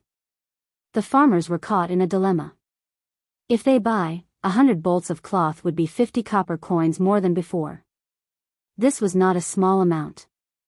If they don't buy, what if the price continues to rise tomorrow? Mang, the white cloth from Li Ji garment shop in the western district is still 3 copper coins for 2 bolts. Go buy it quickly. If you're late, it might be gone. In the eastern district, an old man was walking quickly toward the entrance of the eastern district. He saw Lu Mang on the side of the road and quickly shouted. Third master, which Li Ji garment shop is it? Lu Mang's face lit up as he turned his head and asked. The old man grinned and said, You child, which Li Ji garment shop can it be? Of course it's Marquis shop. Go quickly. I heard it from Wang Dahai from the neighboring Wang family village. If you're late, it might be gone. Hey. Thank you, third master. I'll go with you. Lu Mang agreed and then left with the old man without any hesitation, leaving the cloth shop owner with an ugly face. Shopkeeper, should we reduce the price of our cloth? When the shop assistant saw the ugly expression on his boss's face, he carefully probed. What surrender? Don't you see that there are so many commoners who need cloth today? Even if Li Ji clothing shop is backed by the Marquis of Jianghu, this old man doesn't believe that they can supply so much cloth. When these people can't buy cloth from them, they will definitely come back to us to buy. What are you afraid of? The cloth merchant thought for a moment and scolded with a cold face. The shop assistant shrank back and hurriedly flattered, Yes. Shopkeeper has great foresight. You are truly wise. The cloth merchant frowned and ordered, Go and find out why these farmers suddenly need so much cloth. This old man will have someone transport a batch of coarse cloth from Fuzhou. Yes, shopkeeper. Young master, the price of cloth in Jianghu is rising. Right now, only our shop and Chow family's shop have not increased their prices. After the commoners heard the news, they will flock here. I reckon that our stock won't last until today. Yongle Lane, Li Mansion. Housekeeper Wang Zhong walked in from outside and reported to Li Zishuan. Before Li Zishuan could speak, Yi Fashion furrowed his brows and angrily said, Preposterous. Cousin, these profiteers are hoarding and driving up the prices. Cloth is a necessity for the commoners. How can they be allowed to run amok? These people are guilty and should be punished. Yi Guozhong also worriedly said, Little Xian, if this happens, the farmers in your fief will have to pay a higher price if they want to continue building greenhouses. Li Jingma frowned and didn't say anything. Yesterday, he did ask Sun Huiming of the clothing shop to prepare a batch of coarse cloth in advance. However, the time was too short and the commoners' demand was too large. Even if they prepared in advance, it would be difficult to supply all of it. Li Zishuan smiled confidently and said, It's not the end yet. The outcome hasn't been decided yet. Those cloth merchants who see an opportunity to increase their prices will soon suffer the consequences of their own actions. After that, he looked at Yi Fashion and said, Fashion, the world is full of people. Everyone is here for profit. I am not surprised that the cloth merchants have such a reaction. When the higher-ups encounter such a situation, they must not use brute force. They must use profit to balance the situation. Only then will they be able to make those people pay the price and accept it wholeheartedly. Yi Fashion's eyes lit up and asked, Cousin, do you have another trick up your sleeve? Li Zishuan smiled slightly. He didn't deny or admit it. Haha. Little Xian, it seems that you are prepared. Then I won't worry for nothing. I heard that Fashion recently met a Taoist priest from the Taisher Bureau. He is quite skilled in Taoism. I will go and meet him later. Yi Guozhong stood up and laughed when he saw this. The price increase of the coarse cloth in Chang and city had awakened the villagers who were still hesitating about whether or not to take the risk of building greenhouses. In this situation, if they continued to hesitate and missed the opportunity, there would be no medicine for regret. Therefore, the number of villagers who went to the Han family village to borrow money suddenly increased. The number of villagers who went to the Han family village to borrow money suddenly increased from 200 to 600. The queue stretched from the Han family village's courtyard to the entrance of the village. With so many people flocking to the village, the Han family village suddenly became very crowded. Of course, when they saw the new houses that the Han Manor's commoners lived in, the new clothes that the Han Manor's children wore, and the extravagant village school, the commoners from other villages who came to borrow money were all the more determined to follow Li Zishuan and grow vegetables in greenhouses. Only by following Li Zishuan would they have the chance to live as blissful a life as the Han Manor's residents. Faced with so many villagers who came to borrow money, Han Lijing suddenly felt that Alexandria was too big. He knew that he could not solve this problem alone. Moreover, there was no one in the village who knew how to keep accounts. He could only ask for help from Yanhuang College. Fortunately, Mr. Li Gang was very open-minded. He also agreed with Li Zishuan's teaching philosophy of combining knowledge and practice. Therefore, when he heard that Han Lijing had sent people to the college to ask for help, he immediately informed the head of the mathematics department, Su Hongji, to send 10 students with excellent results to the Han family village to help. Su Hongji had recently heard that Li Zishuan wanted to encourage the villagers to grow dapeng vegetables. This kind of good deed that would benefit the people, he naturally raised both hands in approval. Thus, the top 10 students in the entrance exam were sent to the Han village. Han Lijing immediately heaved a sigh of relief. The burden on his body suddenly became lighter. However, when he heard that the price of cloth in Chang and had skyrocketed, he suddenly became worried again. Chapter 965. Your Majesty, the price of cloth in Chang and has suddenly changed today. Coarse cloth, fine silk, and silk have all increased by varying degrees. In the Sweet Nectar Hall, Zhao Song quietly walked in and spoke respectfully to Li Er. Li Er frowned and said with displeasure, Have you found out who is hoarding and driving up the price of cloth? In this era, the rulers of the upper class did not have much financial awareness. Naturally, there was no such thing as excessive currency devaluation and price inflation. Under normal circumstances, only in times of chaos would prices go out of control. When Li Yuan was in power, he did not lack in controlling the price of goods in the country. Because stable prices were often a symbol of a country's peace and stability, the price of goods in the beginning of the Tang dynasty was relatively low. How could Li Er not understand this? He was also very concerned about the price of goods in the country, especially in Chang'an. So when he heard about the price change in Chang'an city, his brows immediately furrowed. Zhao Song bowed and said, "Your Majesty, this is not a hoarding of goods by some merchants. Almost all the cloth merchants in Chang'an city are raising prices at the same time. Yesterday and today, the farmers in the villages outside the city have all entered the city and bought large quantities of coarse cloth. The amount is so large that it makes one speechless. Many of the cloth shops have been swept clean." When the cloth merchants saw this, they collectively raised the price. However, the clothing shop of the Marquis of Yong'an and the cloth shop of the #1 cloth merchant in Chang'an city, Chao family, did not raise the price. There is such a strange thing. Why would the people buy cloth in large quantities? Li Zishuan, Chao family.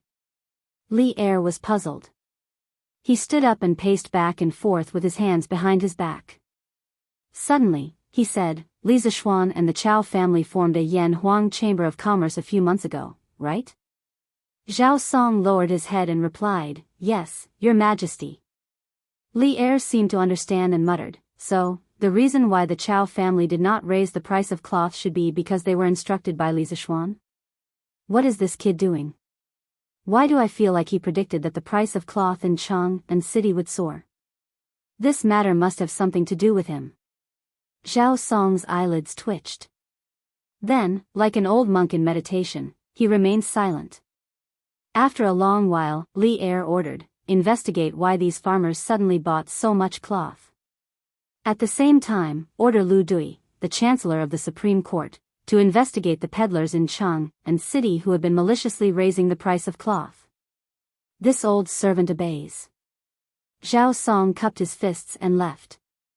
There was no shortage of well-informed people in Chang'an, especially for the bigwigs in the imperial court.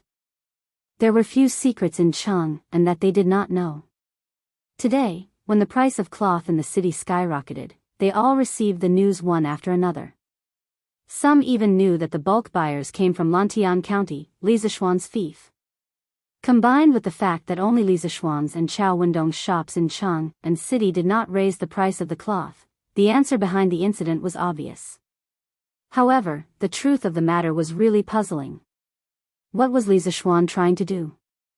Why did he instigate the farmers to buy cloth in large quantities? What would be the use of the cloth he had bought? The bigwigs in the imperial court could not figure it out. It was not their fault that they were not well informed. It was just that the farmers were unusually tight-lipped. The cloth merchants had asked, the servants sent by the courtiers had asked, and the farmers of other farms had asked as well. However, they could not get anything out of them. Li Zishuan's seemingly simple decision had affected the nerves of many people. The main reason was that Li Zishuan's performance in Chang'an city over the past 6 months had been too outstanding. Now, any news about him would attract a lot of attention. "Xiao Xian, I heard that the farmers of your farm are all buying cloth everywhere. Are you up to something mysterious recently?" When it was close to evening, Qing Yaojin came to Li Zishuan's residence to find him. This old fellow did not beat around the bush. After taking a seat in the main hall of the Li residence, he asked directly. Li Zishuan's brows furrowed almost imperceptibly. He already knew that the farmers had collectively kept the matter of the greenhouse vegetables a secret. Regarding the farmers' thoughts, he naturally understood. Moreover, he also hoped that his family's farmers would be among the first to enjoy the benefits of the greenhouse vegetables. However, the relationship between the Li family and the Qing family was not shallow. It could be said that the benefits that the Qing family's farmstead enjoyed were basically implemented by Qing Yaojin, imitating Li Zishuan's policies towards the farmers. Now that Qing Yaojin had personally come to ask about the sudden purchase of cloth, Li Zishuan was somewhat embarrassed. Should he say it or not? For himself, it did not matter whether he said it or not. However, for the farmers of his family, it was different. The market in Chang'an city was not small, but it was not big either. If more people were to share the market, Li Zishuan's farmers would naturally receive less profit. "Uncle Cheng, to be honest, I have a method of growing vegetables in winter. It requires a lot of oilcloth. I have already passed this method to the farmers of my fief. That's why they have been wantonly buying cloth in Chang and city these 2 days. After weighing the pros and cons for a moment, Li Zishuan decided to tell the truth. He believed that Cheng Yaojin knew his limits. At the very least, he would give the farmers some methods to make money. How could there be enough money in this world? Even if the farmers of the Cheng family's fief started to build greenhouses, Li Zishuan felt that his own family's profits would definitely not be low. What? You can grow vegetables in winter? Xiao Xian, did I hear wrongly? Cheng Yaojin's first reaction was shock. His eyes were as big as copper bells and his face was filled with disbelief. Li Zishuan nodded and said, "Yes, Uncle Cheng, you didn't hear wrongly. Let me bring you to see something." Cheng Yaojin did not understand, but he still followed Li Zishuan to the west courtyard. Seeing the greenhouses in the west courtyard that were half the height of a person and with Li Zishuan's explanation, Cheng Yaojin finally accepted the reality of the greenhouses. If your greenhouses can really grow vegetables in winter, then the farmers of your fief will make a lot of money this year. Lantian County will probably become one of the top 3 counties in Chang and city. Haha. You little brat, you really treat your family's farmers well. Cheng Yaojin stroked his beard and praised. Li Zishuan smiled and said noncommittally, "Perhaps." Cheng Yaojin rubbed his chin and thought for a moment before saying, Forget it, forget it. I shouldn't have come today. This was supposed to be a benefit for your farmers, but I found out about it. I shouldn't have. Don't worry, I will pretend that I didn't hear anything today." Old Cheng was not stupid. He knew when to advance and when to retreat. Although he was jealous of the huge profits from the greenhouses, he would not take advantage of his own family. Chapter 966. After hearing Cheng Yaojin's words, Li Zishuan couldn't help but think that old Cheng was still very principled in dealing with matters. If it wasn't his, he would definitely not snatch it, even if it was something very attractive. "Uncle Cheng, actually, haha. Xiao Xian, you don't have to persuade me anymore. Since this thing is a benefit that you're giving to your family, then this old man has no reason to meddle in it. Let's wait until next year. When the time comes, I'll send some farmers to your farm to learn and gain experience. Don't refuse." Li Zishuan opened his mouth to say something but was interrupted by Cheng Yaojin. Old Cheng's attitude was very firm. Li Zishuan thought about it and said with a smile, "Haha, thank you Uncle Cheng for your understanding of my family's farmers. But actually, if you want to let the farmers of the public house grow vegetables in greenhouses, you don't have to wait until next year. You just have to wait half a month. At that time, the maturation period of the vegetables in our greenhouses will be staggered. Even if there is a small overlap, it won't have a big impact on my family's farmers. Besides, the stock of cloth in Chang and is getting tighter and tighter. After half a month, there will be a lot more, so Uncle Cheng, you can wait a little longer." Cheng Yaojin's eyes lit up and he said, "This really won't affect your farmers?" Li Zishuan said, "It won't affect them much. Even if the maturation period of the vegetables overlaps, we can still use the waterway to transport the vegetables to other provinces and counties to sell." Using the waterway to transport vegetables was actually an option. In this era, Chang'an had developed water transportation and benefited from the Grand Canal built by Emperor Yang of the Sui dynasty. From Chang'an, one could go straight to the south through the Grand Canal. However, the preservation and consumption of vegetables during the transportation process was a big problem. Therefore, Li Zishuan didn't want to take this route unless it was absolutely necessary. After all, Chang'an had a population of millions. This huge city could completely consume the vegetables in the greenhouses on his land. Besides, even if there was a certain amount of vegetables in the greenhouses, Li Zishuan wouldn't interfere personally. Didn't he have the Chamber of Commerce? The members of the Chamber of Commerce must be very envious of the vegetables in the greenhouses. Cheng Yaojin laughed heartily and said, "Haha. If it really doesn't affect your farmers, then in half a month's time, the farmers of the Cheng family will also start building greenhouses. By the way, how can second brother be left out of this kind of thing?" This old man will tell him about this matter later. You won't mind, right? Li Zishuan shook his head and said, of course, I don't mind. Even if Uncle Qing didn't say it, I would tell Uncle Qin about the vegetables in the greenhouses. Our three clans share weal and woe, and our fates are the same. Why should we draw such clear distinctions? In fact, if Qing Yaojin didn't come today, Li Zishuan planned to go to the Qin family tomorrow and ask Qin Xiong if he wanted to import the vegetables in the greenhouses. Qin Xiong was his wife's adoptive father. Usually, he treated Li Zishuan as his own son. Whenever Li Zishuan was in trouble, Qin Xiong would be the first to stand up for him. Moreover, he would always agree to Li Zishuan's requests unconditionally.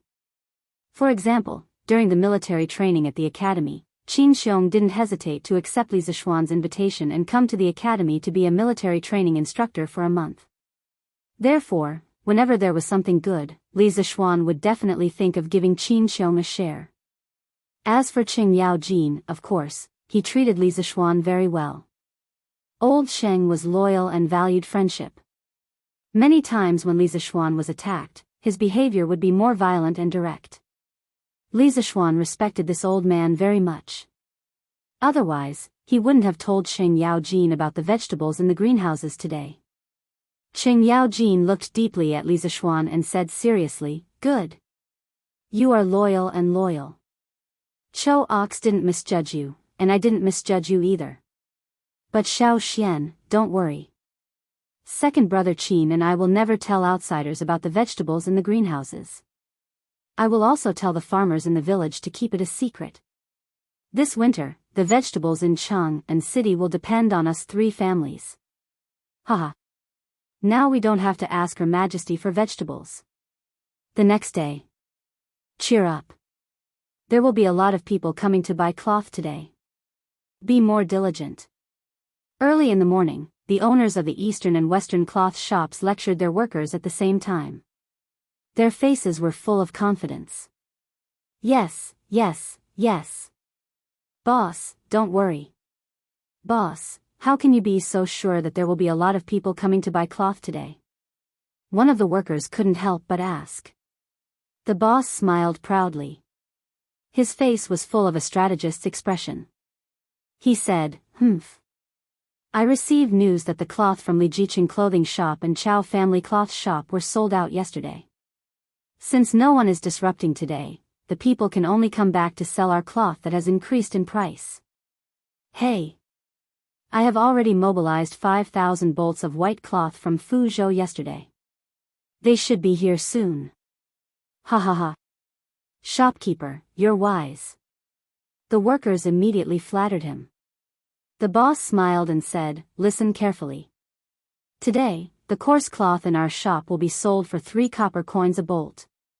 Fine silk will be sold for 5 copper coins a bolt, and silk will be sold for 10 copper coins a bolt. Don't sell it for less than 1 copper coin. 3 copper coins a bolt. Compared to the previous price of 3 copper coins for 2 bolts, the price of the coarse cloth had increased by a whole fold. Boss, what if the other shops sell it at a lower price than us? A worker asked worriedly. The boss narrowed his eyes and said firmly, I said 3 copper coins a bolt, and it will be 3 copper coins a bolt. Without the Marquis of Yong and Chao Wendong causing trouble, the coarse cloth in Chang and city today will only be sold at this price. Do you all understand? Yes, we understand. Many times, greed could blind people. When a person's heart was filled with greed, then danger was not far away from that person. Shopkeeper, shopkeeper. Not good. Not good. Eastern City, Lu Ji Cloth Shop. The market had been open for an hour, but there was not a single transaction. There were people who came to look at the cloth and silk, but after hearing the high price, they all flinched. At first, the boss was not anxious at all. He felt that when the buyers realized that Li Jiqing clothing shop and Chao family cloth shop did not have cheap cloth, they would definitely come back to buy their expensive cloth at a higher price. But after an hour, there was still no one coming to buy the cloth. The boss in the shop could not sit still and hurriedly sent someone to inquire about the situation. After a quarter of an hour, the worker who went to inquire about the situation returned in a hurry, shouting as he ran. The boss was immediately alerted. He quickly stepped forward and asked anxiously, "What happened?" "Huff, huff. Boss, not good. Chow family cloth shop shipped a large batch of coarse cloth from somewhere today. Now, their shop's entrance is filled with cloth. There are at least tens of thousands of bolts. The commoners have all gone there to buy cloth." Chapter 967. What? Tens of thousands? Why do they have so many pieces of cloth? The shopkeeper's expression changed when he heard that. He grabbed the worker's shoulder and asked anxiously. The other workers in the shop didn't even dare to breathe loudly. They prayed that the shopkeeper wouldn't vent his anger on them when he got angry. The worker who was grabbed by the shopkeeper felt a sharp pain in his shoulder, but he couldn't care less. He quickly said, "Shopkeeper, I don't know. I heard that old Master Chow had people place coarse cloth outside the shop early this morning. It was piled up like a mountain. I don't know how many pieces of cloth there are, but it seems that there are at least tens of thousands of pieces. I'm afraid there are almost 100,000 pieces." This was Chow Wendong's strength. He directly piled up some of the pieces of cloth in his hands, giving a strong visual impact. He took out more than 20,000 pieces of cloth, but achieved the effect of 100,000 pieces of cloth. It made people unsure how many cards he had in his hands. There was a lot of psychological warfare in this.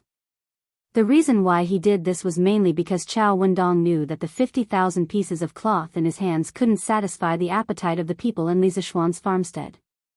If he wanted to complete the task given by Li Zishuan, he had to use some tricks. The method he used was exactly what Li Zishuan wanted to see. Why was Li Zishuan so sure that Chow Wendong only needed 50,000 pieces of cloth to stabilize the price of cloth in Chang'an? This involved the concept of the banker controlling the market. Take stocks for example. The banker usually collected chips in the low-priced areas to achieve the initial goal of controlling the market. Then, he took the opportunity to raise the share price. After that, he would make a profit and leave behind a pile of chicken feathers. If the banker wanted to control the market, he had to have at least 20% of the circulating shares in his hands. In other words, for a company with a market value of 10 billion, the banker only needed 2 billion chips to achieve the goal of controlling the market. This was also the quality that an outstanding trader must have. Now, the shortage of coarse cloth in Chang'an was about 100,000 pieces of cloth. Chow Wendong had 50,000 chips in his hands, which was about 50%. Under such circumstances, if he still couldn't control the price of cloth in Chang'an, Li Zishuan felt that he might as well kill himself with a piece of tofu. Almost 100,000 pieces. After the shopkeeper heard this, he immediately sucked in a breath of cold air. What kind of concept was 100,000 horses? Chang'an City's monthly consumption of cloth was estimated to be around 100,000 bolts, right? How the F***ck are we supposed to play? You can't bully me like this. At this moment, the shopkeeper felt like crying. Shopkeeper, the 5,000 bolts of coarse cloth you transferred from Fuzhou yesterday have arrived. They're in the backyard. Would you like to take a look? At this moment, a servant in green ran into the shop and cupped his hands. The shopkeeper's face was so gloomy that water was about to drip out. He panted heavily and roared, "Get lost." The servant in green was so scared that he trembled and fled. Who knew that after a short while, he returned. Shopkeeper. Shopkeeper, no good. There's a team of officers from the Supreme Court at the Wang family's cloth store across the street. Shopkeeper Wang has already been arrested. What? The shopkeeper of Lu Ji cloth shop's old face turned pale. In the end, he couldn't resist the great fear in his heart. His eyes rolled back and he fainted. Quick! All reduce the price of the cloth. Before he fainted, he said weakly, the Supreme Court's minister, Lu Dui, personally led the troops to the eastern and western cities. This was the last straw that crushed all the cloth merchants in Chang and city. In order to avoid trouble, the cloth merchants scrambled to reduce their prices. They were afraid that if they were too slow, they would be imprisoned. In fact, when the Chow family's cloth store released tens of thousands of bolts of coarse cloth, many cloth merchants saw the opportunity to reduce their prices. As for the other cloth merchants who wanted to resist to the end, the sudden appearance of the officers from the Supreme Court extinguished their last hope. Thus, just as the price of cloth in Chang and city showed signs of increasing, it was quickly pinched down. Your Majesty. After a secret investigation, I've arrested a total of 15 cloth merchants who collectively raised the price of cloth in an attempt to make huge profits. These people saw that there were many merchants in Chang and city who wanted to buy large amounts of cloth in the past 2 days, so they saw the opportunity to raise the price. Moreover, these merchants have cooperated with each other in an attempt to raise the price of cloth. Just today, the price of coarse cloth has been raised by these people to twice the previous price. In the afternoon, Ganlu Hall. The Supreme Court's minister, Lu Dui, walked into the hall and reported to Li Er. Lu Dui fought under Pei Rinji at the end of the Sui dynasty. Later, he joined Li Mi and returned to Tang with Li Mi. He was conferred the title of Left Marquis General and was conferred the title of County Duke Tang. In the first year of Zhongguan, he was conferred the title of Supreme Court's minister. Bam! When Li Er heard this, he slapped the dragon table with a gloomy face and said angrily, "Twice the price?" This group of people was really daring. Cloth is a daily necessity of the people. How can they be allowed to commit such atrocities? Punish. Punish them severely. Lu Dui bowed and said, "Your Majesty. These criminals have been detained by the Supreme Court. In 2 days, Your Majesty will interrogate and punish them." Li Er said again, "Investigate. Continue investigating. If similar situations are found again, detain them directly. The prices of Chang and city must not be messed up. Your Majesty." Lu Dui bowed and accepted the order. "Old Master, the price has fallen, the price has fallen. The price of coarse cloth from all the other cloth shops in Chang and city has fallen." In Shi City, the Chow family's cloth shop, a manservant who looked like a servant ran into the backyard and reported loudly. Chow Wendong narrowed his eyes and heaved a sigh of relief. "Is that so?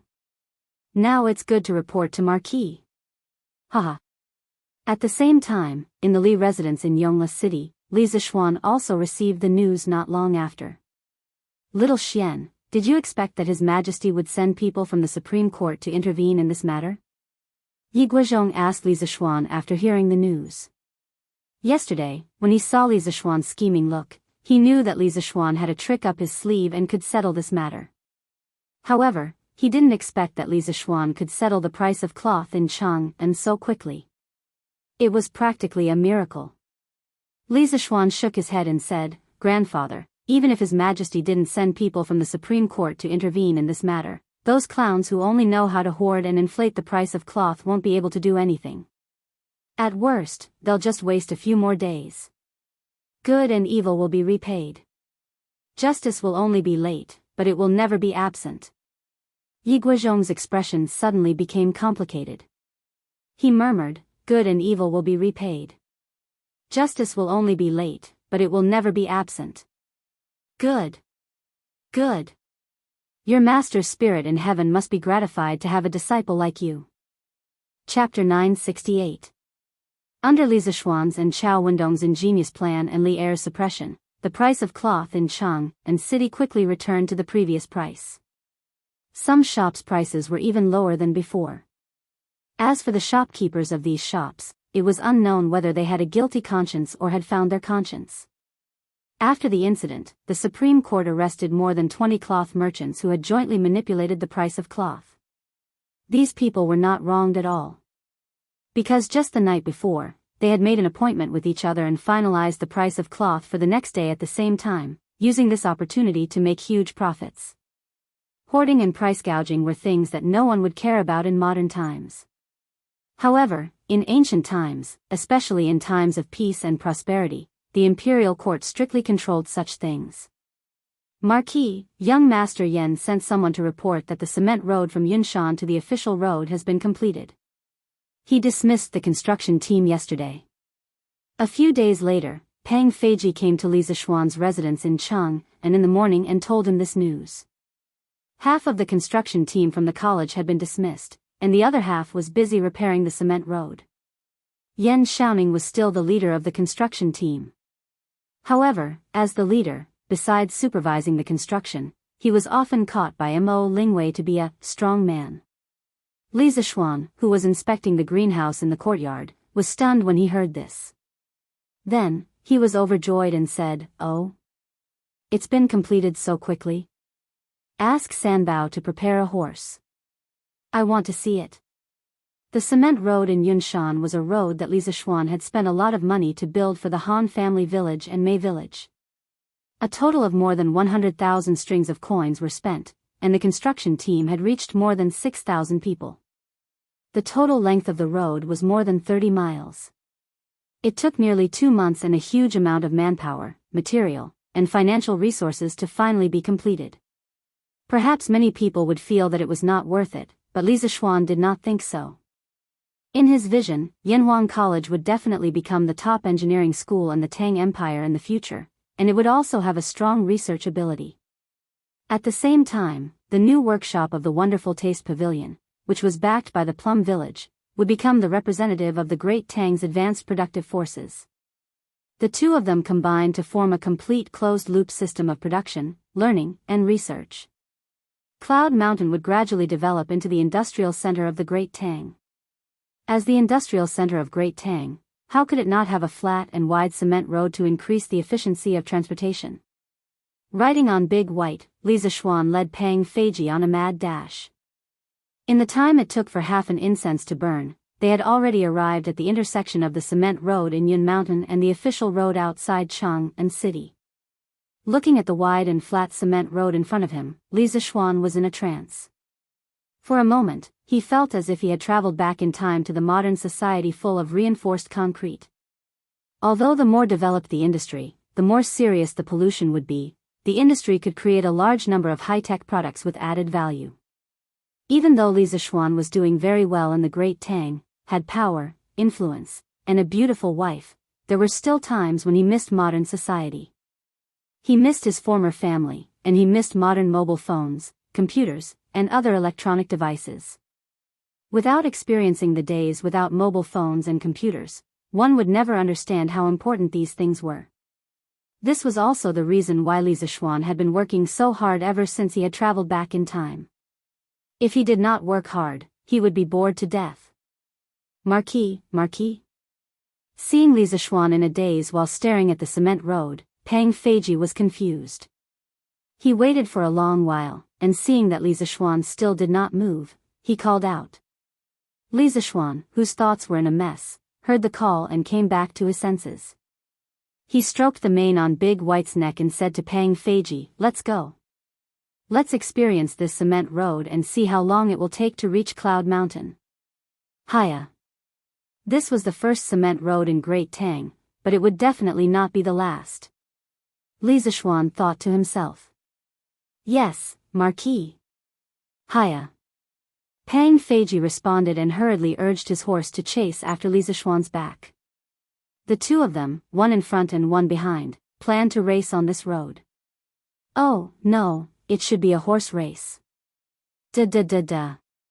On the quiet cement road in the mountains, only the da sound of horse hooves could be heard, and the sound was very hurried.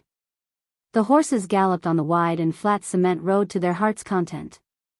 Due to the high speed, their hair and clothes were pulled straight by the wind. The carefree feeling brought about by galloping at such high speed made them feel heroic. However, their wish to ride the horses back to Cloud Mountain did not come true, because there were many naughty children playing with scooters on the road. Hee. Come and chase after me. Whoever is in last place will be everyone's horse in a while. Wah. Lil Rong, why did you bump into me? Lil Rong, you cheated. Shoo. After turning 2 hills, Li Zishuan saw more than 10 naughty children suddenly appear a few hundred feet ahead. They were chasing each other on scooters on the road. He hurriedly pulled the reins and ordered Big White to slow down. Pang Feiji, who was behind, saw this and hurriedly followed suit. Fortunately, they reacted quickly. When they were still a few feet away from the last naughty child, the two of them finally slowed down. Da. Due to the large number of naughty children, in order to avoid bumping into people, Dabai exhaled 2 breaths of white air. Under Li Zishuan's control, his 4 hooves began to stroll leisurely on the road. Feiji. Why are there so many naughty children here? Li Zishuan frowned and asked. He almost blurted out the words, naughty children. Marquis, this subordinate heard 2 days ago that the children in Chang and city saw that the road here was very flat and started to play with scooters on the cement road. I just didn't expect there to be so many people. Pang Feiji scratched his head and said awkwardly. In fact, there were already naughty children who started to play with scooters on the cement road more than 10 days ago. However, at that time, they were all naughty children from Plum Village and the Han Village. After all, the pavilion closest to the water enjoyed the moonlight first. There was no need to doubt whether the villagers had the money to buy scooters for their children. The villagers from Plum Village and the Han Village were very rich now. It was not impossible for them to grit their teeth and buy scooters for their children. Later, the naughty children from Chang and city also joined in. They realized that the road here was smoother than the bluestone road in the city and more suitable for scooters. Word of mouth spread, and more naughty children came to Yun Mountain to play with scooters. Because of this, the sales of scooters in Strange Taste Pavilion even reached a small peak. Just like that, the first cement road in Tang Dynasty had now become the holy land for scooters in the eyes of the naughty children. Every one of them was having fun here. Li Zishuan was speechless when he heard this. No matter what, he would never have thought that the road that he had spent a lot of money on had become a playground for naughty children. The world was really unpredictable. When it came to ancient streets, many people might subconsciously think that ancient streets were all dirt roads and were full of potholes. In fact, that was not the case. In fact, the streets in Chang and city were not dirt roads with potholes. Instead, they were paved with bluestone slabs. Millions of people in the city walked on the streets all day long, and the bluestone slabs had been polished until they were quite smooth. In terms of smoothness, the cement road could not compare. It was because of this that Li Zishuan had bought scooters back then. If the roads were full of potholes, why would he buy a scooter?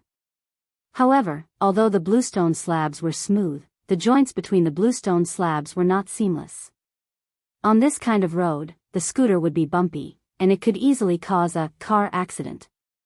In comparison, the flat and wide cement road was like a God-given road for these naughty children who liked to play. There was nothing more suitable than a cement road. Let's go. Don't bump into these kids. Li Zishuan had wanted to race on the road, but he did not expect a group of naughty children to race on it. He could only sigh helplessly and gloomily. Yes, Marquis. Pang Feiji said embarrassedly. The two of them slowed down and continued to walk towards the Cloud Mountain. On the road ahead, they saw many naughty children again. The mountain road that used to be quiet and cold was now filled with the laughter of naughty children, and it was very lively. Seeing this scene, Li Zishuan felt an inexplicable joy in his heart. Perhaps happiness was really contagious. Marquis, look at these kids. Their faces are all red from the cold, but they are still running around. It's as if it's the new year. After passing by the group of naughty children, Pang Feiji said happily. Li Zishuan heard this and did not even turn his head. He said, aren't all kids like this? When you were at this age, if you could also come across something as fun as a scooter, you would definitely be similar to them. Pang Feiji was stunned. He then said, "Ha. Marquis is right. Kids nowadays are really living a good life. When I was young, where would I get these things? It's good enough that I can eat my fill." Li Zishuan laughed. We can't be worse than the previous generation, right? The current emperor is working hard to govern the country, and the civil and military officials are working hard. The Tang Empire will only get better and better. When he said the last sentence, his tone suddenly became incomparably firm. Pang Feiji nodded vigorously. Marquis is right. Old Pang, had a hard life back then, but the next generation must not continue to have such a hard life. The soldiers of the Tang Empire fought with their blood to give their descendants a prosperous world. If anyone dares to destroy the peace now, Old Pang, will be the first to rush over and chop off his dog head. Haha. Well said. If anyone dares to make things difficult for us, we will make them suffer. Li Zishuan laughed. When Li Zishuan and the others appointed him as the Marquis of Yong'an, Li Zishuan understood the responsibility on his shoulders. Yong'an, he wanted to ensure the Tang Empire's eternal peace. Shouting. Not bad, not bad. You can multitask now, and you can even bring forward the cement road's construction by a few days. Impressive. When he arrived at Yanhuang College, Li Zishuan saw Yan Xiaoning, who was beaming with happiness. That's right, he was beaming with happiness. Compared to the last time, Yan Xiaoning's face was ruddy and full of smiles. Even an idiot could tell that this guy was very happy. Could it be that something shameful happened between this guy and Mo Lingwei during this period of time? Li Zishuan thought to himself. He couldn't be blamed for having unhealthy thoughts. It was just that Yan Xiaoning's expression today was too. Love was written all over his face. Furthermore, he had talked to Mo Lingwei last time and imparted to her a love theory of, if you love him, you must train him well. Under such circumstances, it was hard for Li Zishuan not to think about it. What multitask? Xiao Xian, you're too mean. I've been supervising people to help you build the road these days. Yan Xiaoning immediately retorted like a cat whose tail was stepped on after hearing Li Zishuan's words. Li Zishuan said, I'm praising you. Why are you in such a hurry to explain? Yan Xiaoning didn't fall for it. He rolled his eyes and said, Xiao Xian, don't try to trick me. How can I not know that? Also, you didn't come here today just to be sarcastic, did you? Li Zishuan restrained his smile and said in all seriousness, I came here today especially to thank you, Xiaoning. You've contributed a lot to Yanhuang College and the cement road from Yunshan to Chang'an. How about it? Are you interested in working at the college? In the end, Li Zishuan changed the topic and revealed his true thoughts. If it was half a month ago, Yan Xiaoning, who had been ravaged by Mo Lingwei, would definitely refuse without hesitation. But now, cough. Xiao Xian, it's not about whether I'm willing or not. It's just that I don't know much about your engineering and Confucianism. How can I work at Yanhuang College? Yan Xiaoning rolled his eyes and coughed dryly. The expected rejection didn't happen. Instead, he got this sentence. Li Zishuan was stunned at first, then he understood. It seemed that Yan Xiaoning, a straight man, was finally subdued by Mo Lingwei and fell under Mo Lingwei's pomegranate skirt. Xiaoning, what you said isn't a problem. Although you don't know much about engineering and Confucianism, you have a lot of engineering experience. Engineering is the study of engineering, and there are many similarities. Xiaoning, you can be the teacher in charge of student experiments in the college. You can participate in the college's daily teaching after you're fully familiar with engineering. Li Zishuan took advantage of the situation and followed Yan Xiaoning's words. Yan Xiaoning hesitated for a while and nodded, cough. I think that's fine. Then I'll stay at the college from now on. Li Zishuan glanced at Yan Xiaoning and pretended to ask casually, oh right, where's your family's ink girl? She. Damn. Xiao Xian, don't talk nonsense. When did she become part of our family? Yan Xiaoning was about to answer subconsciously, but he suddenly realized something and scolded Li Zishuan angrily. However, only he himself knew how much of his anger was genuine and how much of it was fake. It was a slip of the tongue. Don't mind it, Xiaoning. Li Zishuan blinked his eyes and cast a look that everyone understood as he said wretchedly. Chapter 969. Li Zishuan was quite happy that his good friend was finally about to leave his singlehood. However, he did not know how far the two of them had progressed. What if they got pregnant before marriage and got married? That would be awkward. If that really happened, old man Mo would probably raise his sword and chop this brat up, right? Although the Tang dynasty was liberal, it definitely wouldn't be to the point where chastity wasn't important. Wei Er went to the workshop. Yan Xiaoning replied gloomily. Suddenly, he seemed to have thought of something and said, "Oh, right. Xiao Xian. Faubert told me yesterday that the thing you asked him to make last time has been completed. Wei Er should be going to the workshop today to see that thing. Do you want to take a look too?" Li Zishuan was stunned. He thought for a while before he remembered that when the workshop received a large batch of rubber, he gave Faubert 2 blueprints. One was a football, and the other was something even more awesome than a scooter. Really? Haha. Xiaoning, you shouldn't be busy now, right? Let's go take a look. Li Zishuan was excited as he looked at Yan Xiaoning. Yan Xiaoning actually wanted to go a long time ago. However, he knew that Li Zishuan would come to the academy to look for him today, so he was too embarrassed to go with Mo Lingwei. Hearing this, he immediately said, "Okay. I'll go with you to take a look.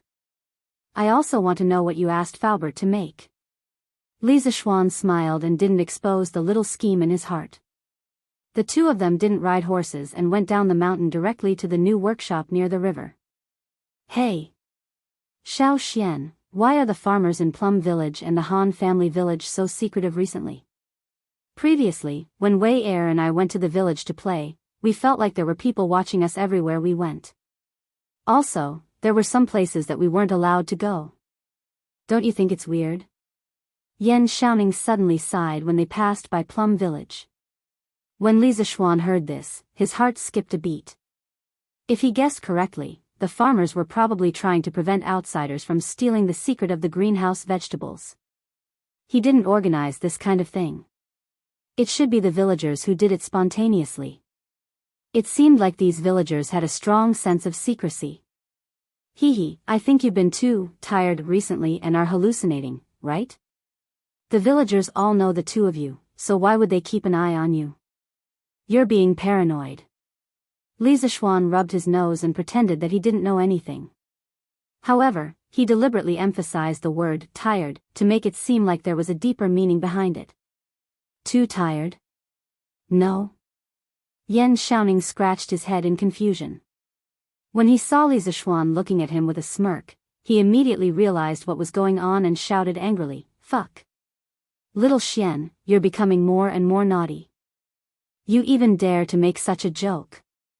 If we're talking about fatigue, shouldn't you be the one who's tired? Look at the dark circles under your eyes. You're the one who's tired." Li Zishuan glanced at him and said, "Heh? I'm tired? I'm legitimately tired. I say, when you're with Ink Girl, you have to pay attention to safety measures. Don't give birth to a little Ning." Yan Xiaoning opened his mouth and his eyes were filled with fire. He wanted to punch Li Zishuan's shoulder. "Fuck. There's nothing between me and Wei Er. Don't you dare taint our innocence." With a flash, Li Zishuan easily dodged Yan Xiaoning's punch and then said, "Haha. Just kidding. Brother, I'm just reminding you out of kindness." He was really reminding him out of kindness. When young boys and girls in puberty were together for a long time, it was hard to guarantee that nothing wonderful would happen. The two of them chatted and laughed along the way. Soon, they arrived at the workshop of the Strange Interest Pavilion. This new workshop was built with high standards. It integrated production, office, and research. In the future, as the scale of the workshop grew larger and larger, there would be more and more products. Li Zishuan planned to set up the headquarters of the Yan Huang Chamber of Commerce here as well. It would be more convenient for the distribution of resources and the exchange of information. Ah! Ah! Ah! Just as they reached the entrance of the workshop, Li Zishuan and Yan Xiaoning heard a scream filled with terror. Then, they saw a young girl standing on a 2-wheeled metal frame and rushing towards them unsteadily. Behind her was a panting Faubert. Ah! Get out of the way. Get out of the way. I can't control this car. That young girl was Mo Lingwei. When she saw Li Zishuan and Yan Xiaoning suddenly appear at the entrance of the courtyard, she hurriedly screamed. Yan Xiaoning was instantly dumbfounded. Firstly, he was dumbfounded by the two-wheeled car that Mo Lingwei was sitting on. Secondly, he was dumbfounded by the fact that Mo Lingwei was mysteriously in a dangerous situation. He stood there in a daze and even forgot to move his feet. In the blink of an eye. Seeing that Mo Lingwei and the car were about to crash into Yan Xiaoning, Li Zishuan gently pushed Yan Xiaoning 2 steps to the right with his right hand. Then, he used his left hand to precisely press on the center of the handlebar. The car that was about to crash into them could no longer move forward. The car stabilized, but the person on the car lost her balance at this time. Ah! Save! Save! Save! Help! Mo Lingwei screamed and was about to fall to the ground in front of her right. Men and women should not touch each other. Besides, this was his brother's wife. Li Zishuan would rather watch Mo Lingwei fall to the ground than help her up. However, in this situation, there was a way to get the best of both worlds. His right leg hooked onto Yan Xiaoning's leg joint at lightning speed.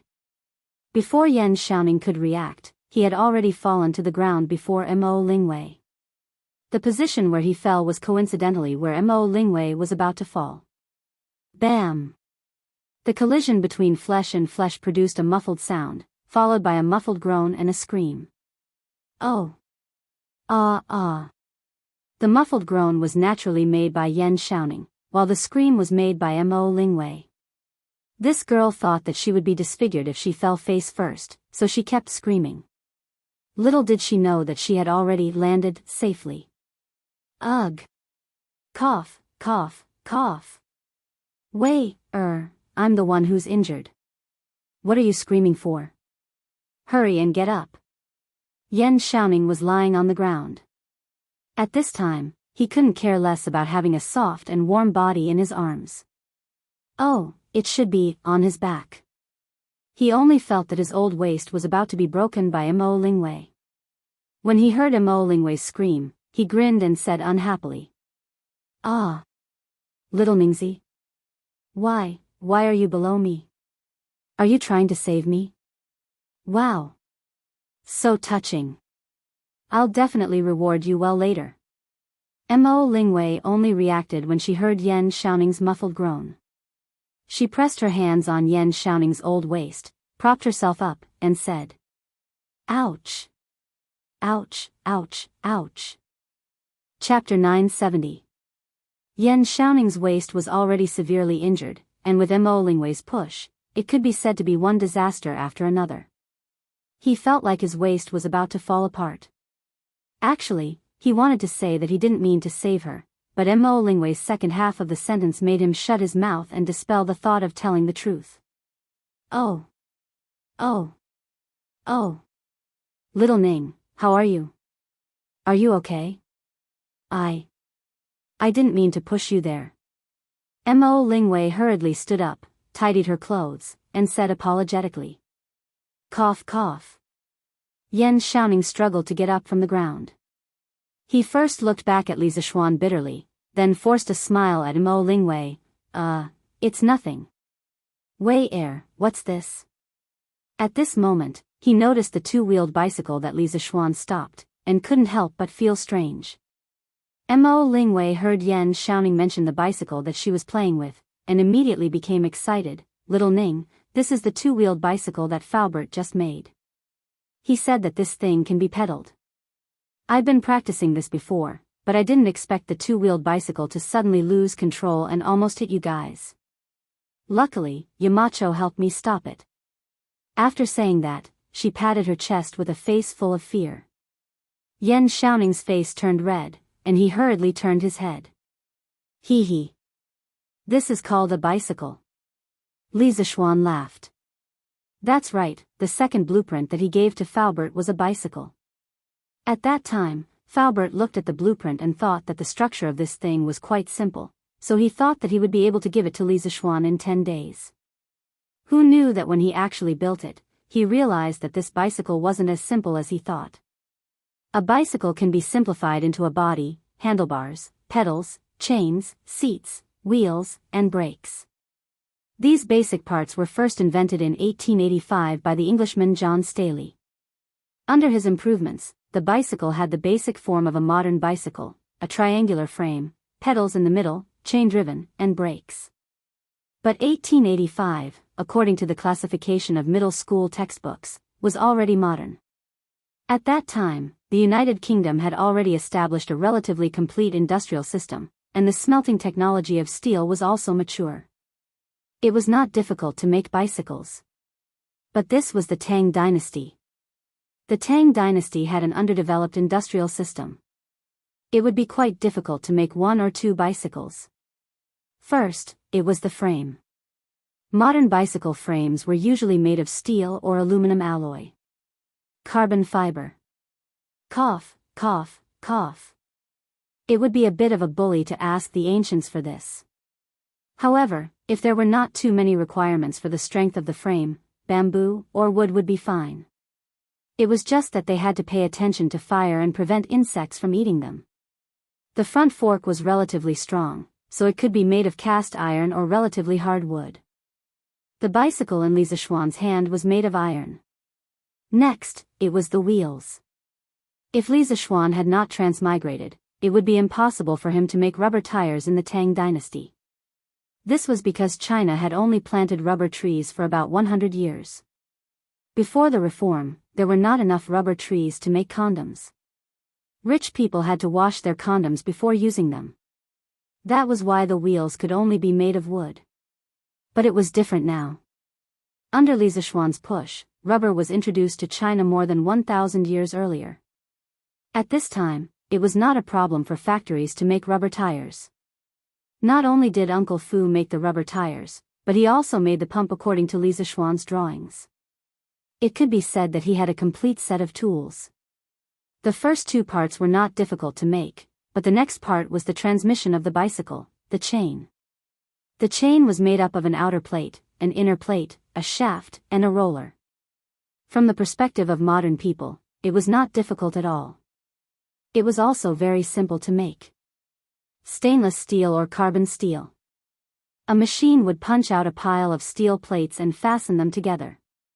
But in the Tang dynasty, steel could only be forged and processed. To hammer out hundreds of identical small steel plates would force the blacksmith's entire family to hang themselves. It was possible to use cast iron because the molten iron was poured into the mold. The shape and size would be similar, but the strength of cast iron.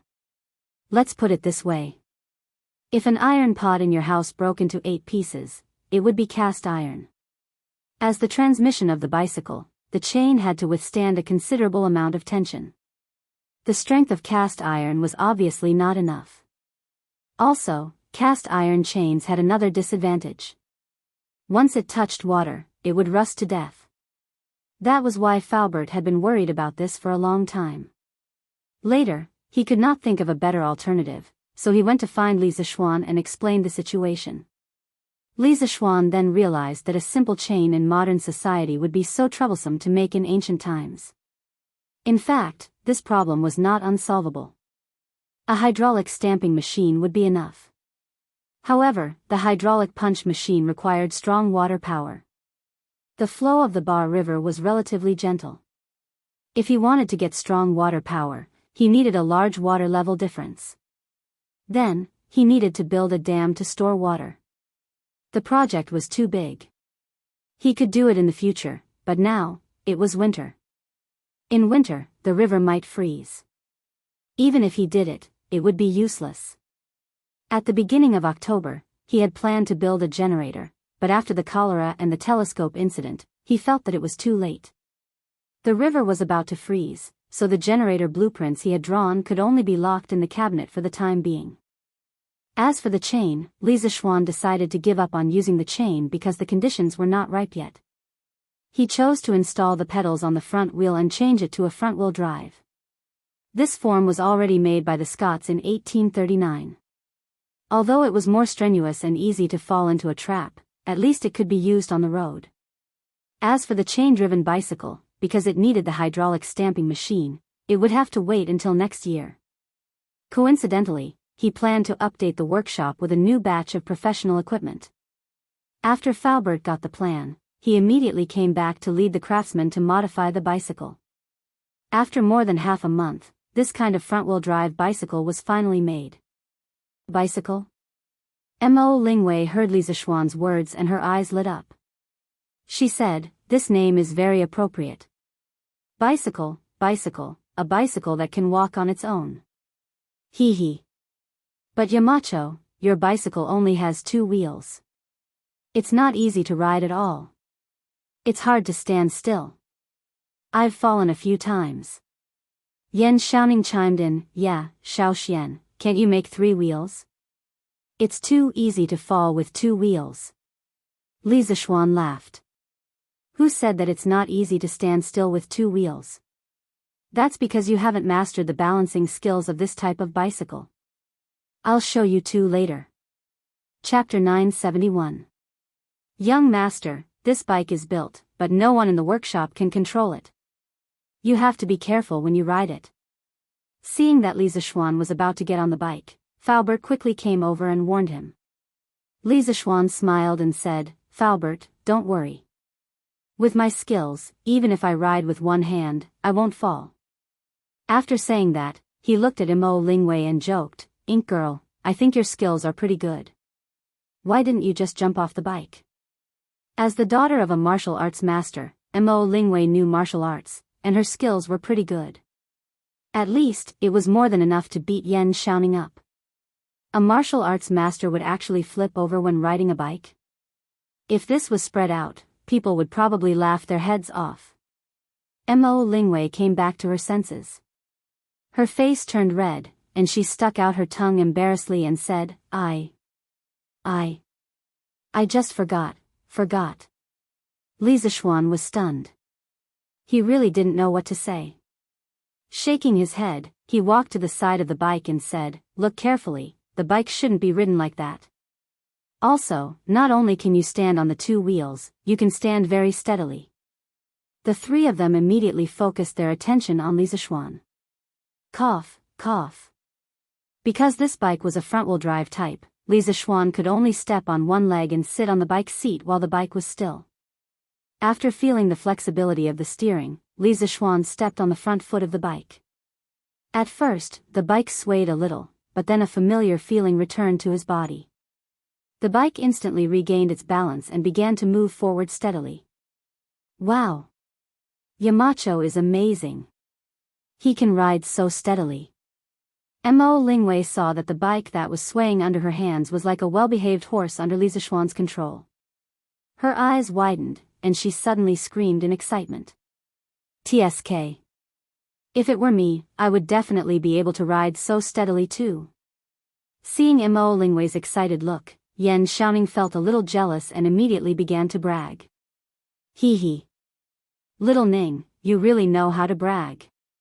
If you get on the bike, you'll definitely fall to the ground. Mo Lingwei stuck out her tongue and mercilessly attacked him. You! Yan Xiaoning's face turned red, and he pointed at Mo Lingwei. He wanted to say that she was insulting him, but after thinking about it, he decided to let it go. On the other side, Li was riding on the bike to ride. To be honest, it had been more than 2 years since he last rode a bicycle. Before he transmigrated to Tang Dynasty, bicycles were extremely popular in China. However, as an otaku, he rarely went out. Even if he did go out, he wouldn't choose to ride a bicycle. It had been more than 2 years since he last rode a bicycle. Now that he had transmigrated to the Tang Dynasty, he could actually ride a bicycle. What a novel experience this was. Perhaps only Li Zishuan himself knew. Ha!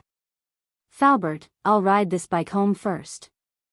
The workshop needs to hurry up and produce a batch of bicycles. Li Zishuan rode his bicycle and circled the workshop's courtyard a few times.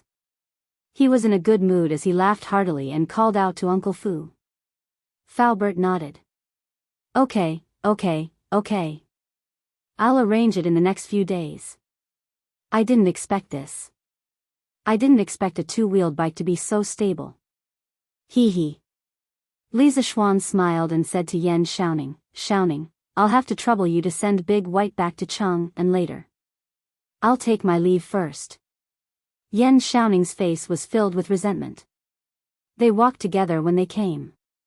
Why did he have to walk when he was riding a bike back? Although it seemed unfair, he had no choice. There was only one bike here. Even if there was another one, he wouldn't know how to ride it. Therefore, he could only nod his head sullenly. Mo Lingwei was unhappy. Hey. Yamacho, don't ride it away. I haven't had enough fun yet. However, Li Zishuan ignored the crazy girl. He rode his bicycle like a gust of wind and floated past the few of them. When he rode in front of Mo Lingwei, he purposely showed off his skills.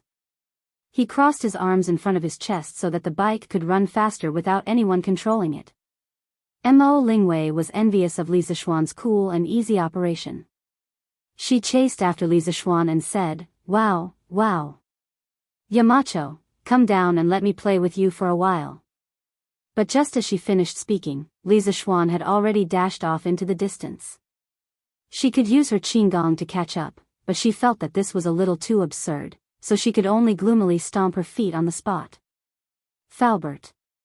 You have to make another bike as soon as possible. In the end, the girl could only pin her hopes on Falbert. Okay. I'll do it as soon as possible. Falbert was unusually happy. Of course, Falbert was happy to see that the bike that he worked so hard on for more than a month was so popular. Moreover, the person who spoke was Mo Lingwei, Yan Xiaoning's fiancé. He had even more reason to be happy. Even though he no longer worked for the Yan family, he still had feelings for Yan Xiaoning after all these years. Seeing that Yan Xiaoning was finally enlightened, and had the possibility of starting a family, he was happy from the bottom of his heart. Oh, wow. Look. That big brother is riding a monster. On the road, a group of kids who were playing with scooters shouted in surprise when they saw Li Zishuan riding a bike towards them. Wow. The monster that big brother is riding is so fast. When the kids saw Li Zishuan and the bike, they were all excited. However, they were not stupid. They knew to stand on both sides and make way for Li Zishuan. When Li Zishuan passed through them like the wind, the kids immediately turned their scooters around and chased after Li Zishuan while shouting, Big brother, wait for us. Big brother, where did you buy the monster? Big brother, make your monster run slower. Tang Dynasty's first bicycle was called a monster by the kids. However, the kids were not afraid of the monster. They all wanted to know where Li Zishuan bought the monster. Li Zishuan shook his head helplessly when he heard the brats chirping. Although this kind of front-wheel drive bicycle was a bit ugly, it couldn't be a monster, right? Li Zishuan had no choice but to increase his speed in order to prevent the brats from encountering any danger during the chase. The ugly bicycle immediately ran at the speed of a fast horse, and in the blink of an eye, it had pulled a large distance away from the brats. The brats could only look at Li Zishuan's back and howl in grief. Chapter 972. Li Zishuan finally arrived at Cheng and City on his monster, after shaking off a few groups of naughty kids who were racing on the road. Looking at the oddly shaped bicycle, the pedestrians all looked at it in amazement. The first bicycle in Tang Dynasty had a 100% chance of turning their heads. Marquis, what is this? Dugu Feiying was on duty at the city gate today. When he saw Li Zishuan pushing such a monster into the city, he asked in confusion. The ancient city gate officers were like the security guards at modern train stations and subway stations. They had the responsibility to check if the people entering the city were carrying any prohibited items, such as heavy crossbows. Haha. Feiying, this is a new bicycle made by my workshop. What do you think? Isn't it cool? Li Zishuan laughed proudly. Dugu Feiying, who had been with Li Zishuan for a long time, knew what cool meant. However, when he saw the oddly shaped bicycle, he frowned and said, "Cool? Let's just say it's cool. But how can a two-wheeled car stand stably?" As they spoke, Li Zishuan pushed the bicycle to the inner corridor of the city gate. Although Dugu Feiying couldn't figure out what kind of bicycle Li Zishuan was pushing, he wouldn't go over to check. After all, they were acquaintances. Haha. Then Feiying, watch carefully. Li Zishuan laughed and got on the bicycle. When the wheels started to turn, the bicycle started to move forward steadily. Dugu Feiying's eyes widened and he couldn't help but click his tongue in amazement. The pedestrians near the city gate also let out cries of surprise. What is this bicycle? Why does it look so strange? This two-wheeled bicycle can stand steadily? This is too amazing. It's very fast. The main thing is that it's convenient and doesn't take up much space. I just don't know where to buy this kind of bicycle. Hey! Isn't that the Marquis of Yongmen? It must be something new from Chitsu Pavilion. Wow! It really is the Marquis of Yongmen. No, I have to go to Chitsu Pavilion to see if they sell it. Forget it, save your breath. They definitely haven't started selling it yet. Why? Brother Zhao, have you asked? Not really. But if Chitsu Pavilion started selling this new toy, they would definitely announce it in Datong Daily. However, there hasn't been any news about this in the past 2 days. Brilliant. Brother Zhao is brilliant. After attracting a lot of attention, Li Zishuan finally returned home. When Lan saw Li Zishuan push the bicycle in, she was stunned for a moment. Then, she ran over happily and shouted, "Brother! Brother! What is this thing? It's so fun. The Chitsu bicycle." She stood. Lise was looking. She of course, the bicycle, the bicycle as a child of the bicycle of. She of the lookings as the bicycles as bicycle. Did you ride this back? Li Zishuan patted Lan's head. After hearing his wife's guess, he laughed and said, "My wife is really smart. I rode this bicycle back." Lan looked up and said, "Brother, what's this bicycle?" Lan wants to ride it too. Li Zishuan patted his sister's head and said, "No. You can only ride it when you're this tall. Otherwise, you'll fall easily. When that happens, Lan, you'll become ugly." As he spoke, he gestured with his hand to his chest. Lan's little face instantly turned bitter. Lan doesn't want to become ugly. But when can Lan grow so tall? Han Yushi bent down and said to Lan, "Lan, you're not tall enough to ride a bicycle, but you can take a car." Lan was overjoyed when she heard that. Okay. Brother, Lan wants to take a car. Quickly take me." Li Zishuan had always agreed to his little sister's requests. He smiled and said, "Okay." Then, he said to Han Yushi, "Wife, help me hold the bicycle first." Han Yushi agreed with a smile. Li Zishuan carried Lan to the back seat of the bicycle. Yes, this bicycle had a back seat and could carry people. Then, he took control of the bicycle from Han Yushi's hands. After getting on the bicycle, he shouted, "Lan, hold on tight." Yes. Lan had just agreed when Li Zishuan started the bicycle. She suddenly felt like she was on a small boat drifting in the sea. She was swaying, so she immediately screamed. However, when the bicycle stabilized, Lan's emotions calmed down when she felt the breeze and the speed of the bicycle. She began to enjoy the feeling of riding. "Brother! Faster! Brother! Can you go faster?" After Lan got used to riding the bicycle, she began to feel that it was slow. Li Zishuan was helpless. This girl could no longer stay in the house. He could only say, "Let's go. Lan, sit tight. Brother will take you out for a walk." Okay. Lan was overjoyed when she heard that. Her two small canine teeth were exposed. Li Zishuan bade farewell to his family members and rode his bicycle out of the mansion. Hee hee. Shan, do you want to ride your cousin's bicycle too? After Li Zishuan left, Mrs. Li looked kindly at Yi Fashion and smiled. She asked because she noticed that Yi Fashion had been staring at Li Zishuan's bicycle in a daze. Yi Fashion came back to his senses and hurriedly said, "No. No, Aunt." Fashion was just thinking about why cousin's bicycle only has 2 wheels, but it can move smoothly.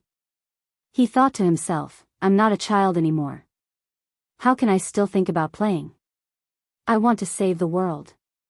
Hee hee. So that's how it is. Mrs. Li looked at Yi Fashion with a faint smile. She didn't expose him, nor did she expose him. She just smiled and walked away. This bicycle has a weird shape, but it's much lighter than a horse carriage. It's also much faster. It's really a great tool for traveling. Yi Guozhong looked at the direction where Li Zishuan and his sister had disappeared. He stroked his beard and sighed with emotion. Mrs. Yi laughed and said, "That's my good grandson for you. You have so many ideas. One look and I can tell that this car is amazing." Li Zishuan, who was outside the mansion, couldn't hear Mrs. Ye's praise. At that moment, he had already brought his sister out of Yongla Lane. The magical bicycle once again attracted the attention of passers-by. They were discussing and chasing after it. Wow! It's Marquis. Marquis is riding that strange bicycle again. Wow! This strange bicycle can carry people? It's amazing. It's so fast. The bicycle's appearance on the first day caused a huge commotion. It became the topic of many people's leisure conversations. Chapter 973. In fact, this bicycle wasn't easy to ride. It was even worse than a modern yellow car. Because the pedals of this bicycle were placed directly on the axle of the front wheel, the power of the bicycle was mainly driven by the crank connected to the pedals. When the pedals turned, the front wheel would also turn. Under such circumstances, it was too difficult to speed up the bicycle. If Li Zishuan didn't know martial arts, he would have been exhausted just from riding from Yunshan to Chang'an. How would he have the energy to drive Lan around? Because modern bicycles were driven by chains, there was a larger transmission ratio between the front and back gears. Under normal circumstances, when the pedals turned, the rear wheel would turn several times. The so-called speed-changing bicycles had a flywheel added to the rear wheel, which was a gear that could change the number of teeth. Y represented the gear ratio, C represented the number of teeth of the driving gear, and N represented the number of teeth of the passive gear. The relationship between them could be expressed by a formula, Y equals Cn.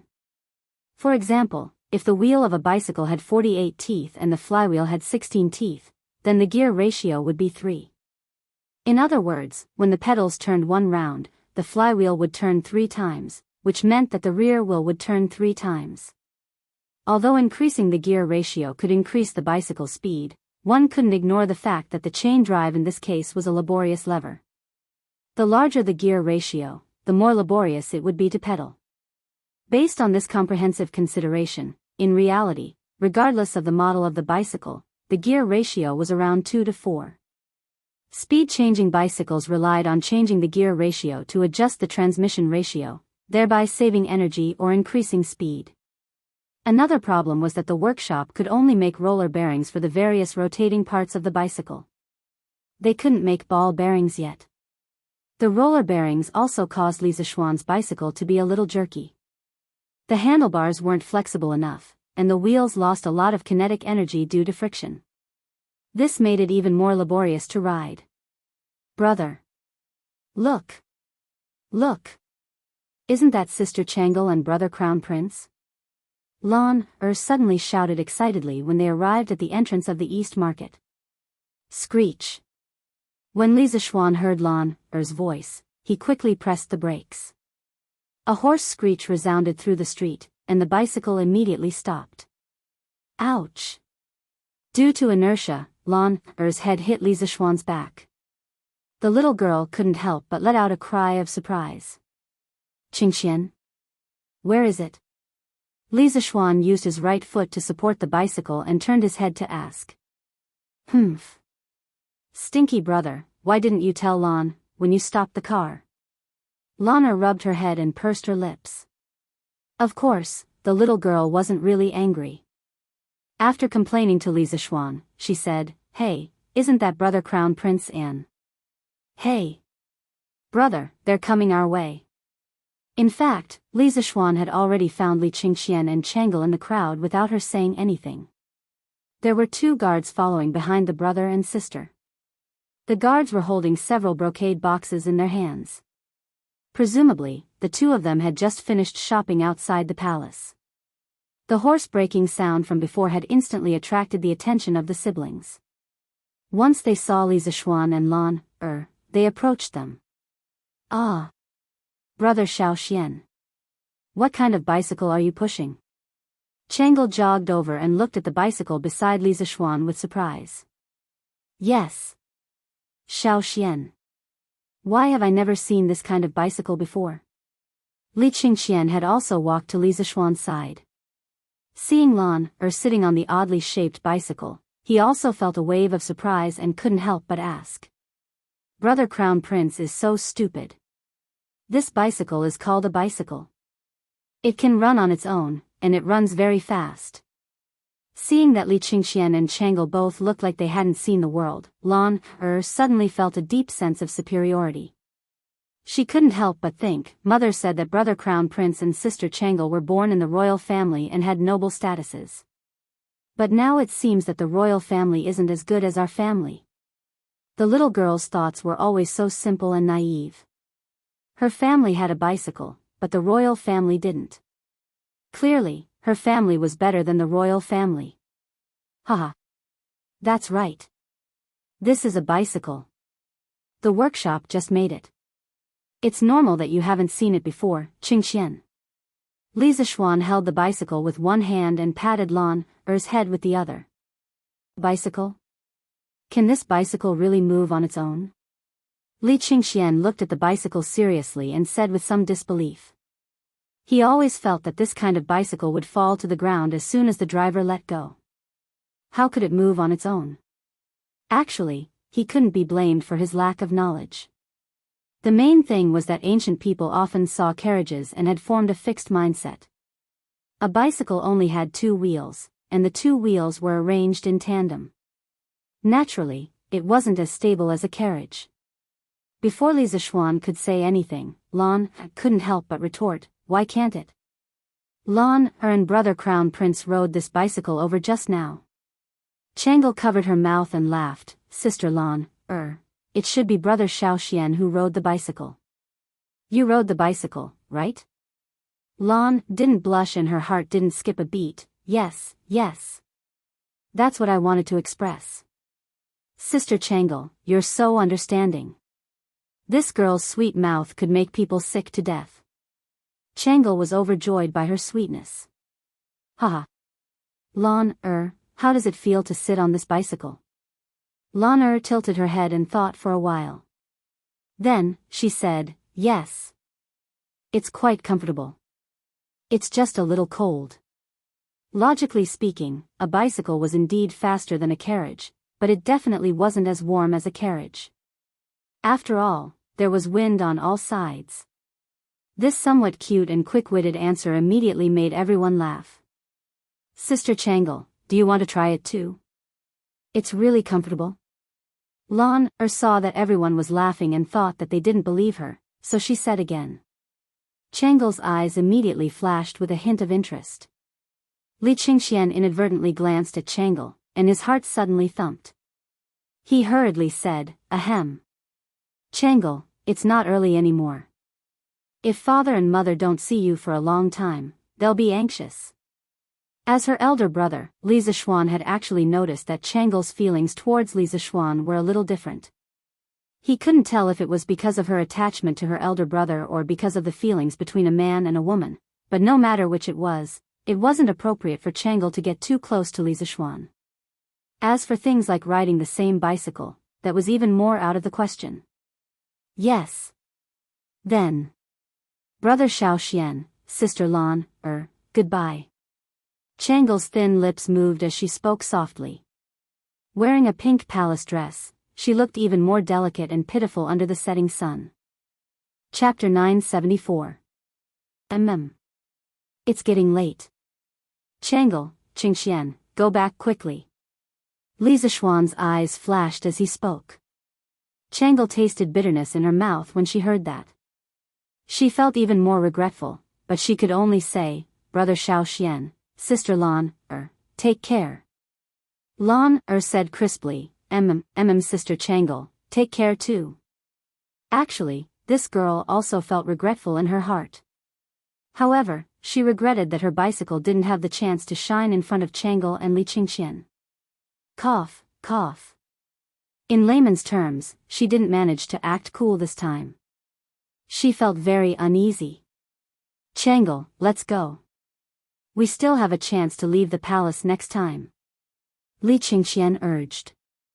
Changle nodded and then turned to leave with Li Qingxian. Sigh. What a pity. After Li Qingxian and Changle left, Lan sighed softly like a little adult. Li Zishuan recovered from his thoughts and ruffled Lan's ponytail. They can go their own way. What's a little girl like you feeling regretful about? Lan stuck out her tongue and said vaguely, nothing. Lan is just regretful that I can't play with Sister Changle for a while longer.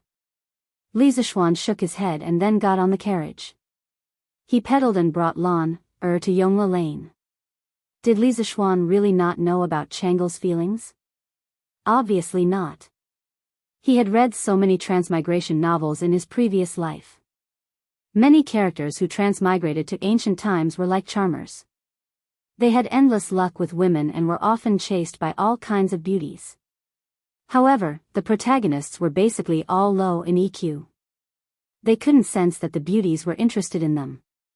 Only when the beauties confessed to them in person did they realize that the beauties were interested in them. Then, in order not to hurt the beauties' feelings, they accepted them half-heartedly. Although this was how it was in the novels, Li Zishuan wasn't the kind of person who liked to play dumb and wait for beauties to come to him. His EQ wasn't lacking at all. He had already sensed Changle's unusual feelings for him. However, like Li Qingxian, he didn't know whether Changle's feelings for him were brotherly or romantic. If it was the former, it would be fine. If it was the latter, he would have to keep a distance from Changle in advance. It was undeniable that Changle was indeed a good girl, which could be judged from the history books. This was an extremely virtuous and good girl. Whoever could marry her would really have 8 lifetimes of dog shit luck. However, should he, Li Zishuan, marry a good girl just because she was his? This was not only unfair to Han Yushi, but also to Changle. He, Li Zishuan, was not a tyrant or a bandit who would snatch anything good from his home. He was also not a beast who would have strange thoughts about an 8 or 9-year-old girl. He only hoped that Changle, a kind-hearted and virtuous girl, could live a healthy and happy life to 100 years old, instead of dying of illness in her 20s as recorded in the history books. As for other aspects, he really hadn't thought about it yet. Anyway, he was very satisfied with his current family, so there was no need to complicate matters. Yamacho. Yamacho. I heard that the workshop has produced a new toy. I think it's called a bicycle. Let me see it. The next day, early in the morning, Li Tai, the little fatty, came to the Li mansion and made a fuss. Qing Chimo followed behind him. Li Zishuan had just woken up and was about to eat breakfast. Hearing this, he said with a straight face, Qingke, Chimo, why didn't you go to class today? Did you skip school? Qing Chimo stared and said, Yamacho, are you confused? It's Saturday today. Why do you still go to school? Yes, yes. Yamacho, don't deliberately change the topic. Hurry up and hand over that bicycle. Li Tai followed Qing Chimo and said. Li Zishuan just realized that today was Saturday. Recently, he had stayed in Chang'an City for so long that he even forgot the day. This kind of headmaster was really dereliction of duty. Hand it over. This bicycle is mine. Why should I hand it over? Li Zishuan glanced at the little fatty and said with a half-smile. The little fatty was stunned. He wanted to swear, but when he saw that Li Zishuan's family was there, he tactfully swallowed the swear words that were about to come out of his mouth. Okay. It's just next to the stone table in the front yard. You guys go and have fun. Be careful. In order to prevent these two from harassing him, Li Zishuan quickly waved his hand and said. Li Tai and Qing Chimo did not expect Li Zishuan to be so easy to talk to today. They thought that they would have to pester him for a while before Li Zishuan would lend them the bicycle. Haha. Thank you, Yamacho.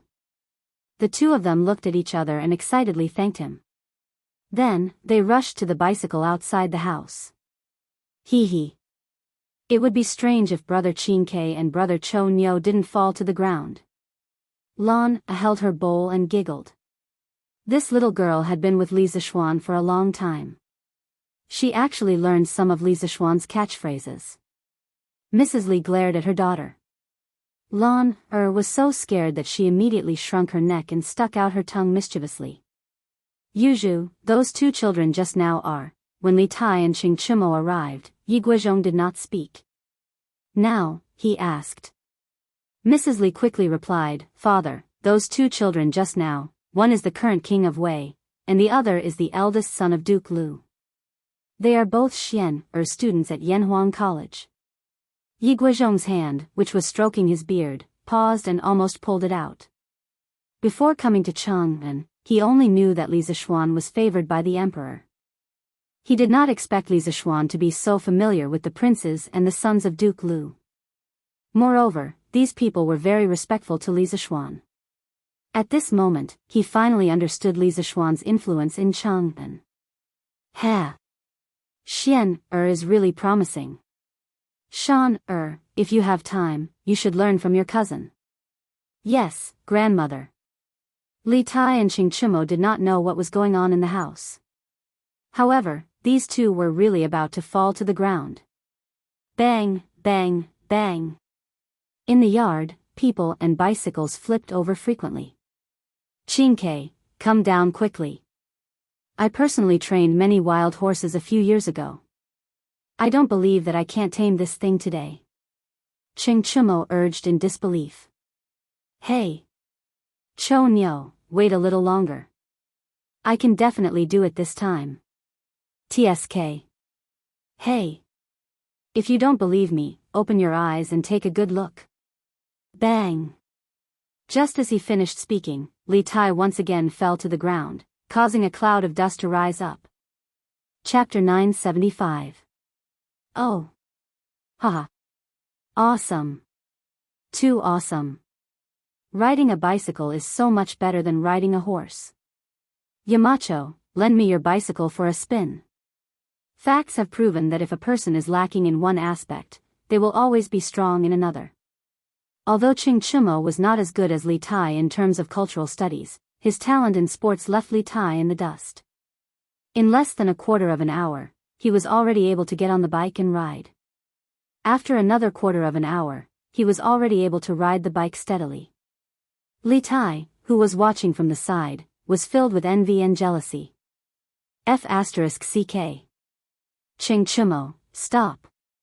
What am I going to ride if you ride away? F***ck. Despicable.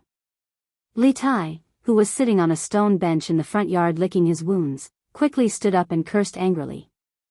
Unfortunately, right after Qing Chimo said those words, he didn't wait for Li Zishuan's agreement before riding his bicycle out of the Li residence. Even if Li Tai had 4 legs, he wouldn't be able to catch up. Haha. Qing Ke, find a doctor to treat your wounds first. Qing Chimo's wild laughter was left in the air. Li Tai said angrily, F***ck. Ugly bull, just you wait. Wah. Brother Qing Ke, you're really going to shit yourself. At this moment, Lan had finished her breakfast. The little girl walked out and pointed at Li Tai. Li Tai opened his mouth. At this moment, his heart was about to break down. Lan, have you finished your homework? Hurry up and do your homework. Li Zishuan did not want to embarrass Li Tai too much. He walked over and said. In the past, Lanner did have a tutor, but this girl was too mischievous and was not the type to study. That tutor did not stay in the Li family for long before he quit. Scholars in this era still had a lot of integrity. When they met a rotten wood that could not be carved, no matter how much money the other party offered, they would not be moved by money. Later, under Li Zishuan's indulgence, Father Li and Mrs. Li did not find a teacher for Lan Er. It was not until Han Yushi married into the Li family that Lan Er's studies were handed over to Han Yushi. Although Han Yushi had not systematically received the official education of the Tang dynasty, it was more than enough to teach Lan Er. Brother. It's still early. Lan Er stuck out her tongue and said with a bitter face. Who would ask someone to do homework so early in the morning? Li Zishuan said helplessly, early? Do you know that the clumsy bird flies first? Quickly go and find Yushi. Oh. Lan Er pursed her lips and went into the house to play with Han Yushi. Qingke, are your injuries serious? Do you want to find an imperial physician to bandage it for you? Looking at Li Tai, who had a bump on his head, Li Zishuan said with concern. As for whether he was gloating in his heart, only God knew. Oh. No need, no need. Yamacho. It's all superficial injuries. Li Tai waved his hand awkwardly. He did not expect that he would almost be thrown to the ground when he came to test the bike. How embarrassing. You really don't need it? I really don't need it. Then why aren't you leaving? Are you waiting for me to ask you to stay for lunch? Li Zishuan changed the topic and said angrily. Cough cough. Li Tai was stunned and almost choked to death. After a while, he said embarrassedly, Mountain Leader, I just want to ask if there are any bikes that are lower in height. The one just now was a little too high. The reason why he fell so miserably just now was not unrelated to the height of the bike. This first bike was designed according to Li Zishuan's height. Qing Chimo could barely ride it, but Li Tai could not even touch the ground after he got on it. Who else would fall if not him? Li Zishuan said with a smile, we don't have it now. Li Tai's eyes lit up and said excitedly, that means we can have it in the future? The little fatty was different from Li Zishuan and Qing Chimo. For some reason, Li Zishuan and Qing Chimo grew vertically since they were young, but he grew horizontally. Although he had lost most of his fat after a month of military training, he still could not get up with his height. Therefore, this first bike was full of malice to him. Li Zishuan looked at Li Tai and said with a smile, yes, but not necessary. Li Tai was pleasantly surprised at first, then confused, and finally angry. F***ck. What do you mean by not necessary? How is it not necessary? Hey. Yamacho, don't go. Awoo. As Qing Chimo rode his bicycle, he could feel the cool breeze blowing past his ears. This guy's intuition was so good that he couldn't help but wail like a ghost and howl like a wolf all the way. It was hard not to attract attention. Isn't this the two-wheeled bike that Marquis Yong and rode yesterday? Why is it in the hands of this young man? Haha. Zhao Lao, are you blind? That is obviously the eldest son of Lu Guogong's family. Do I need to tell you about his relationship with Marquis Yong'an?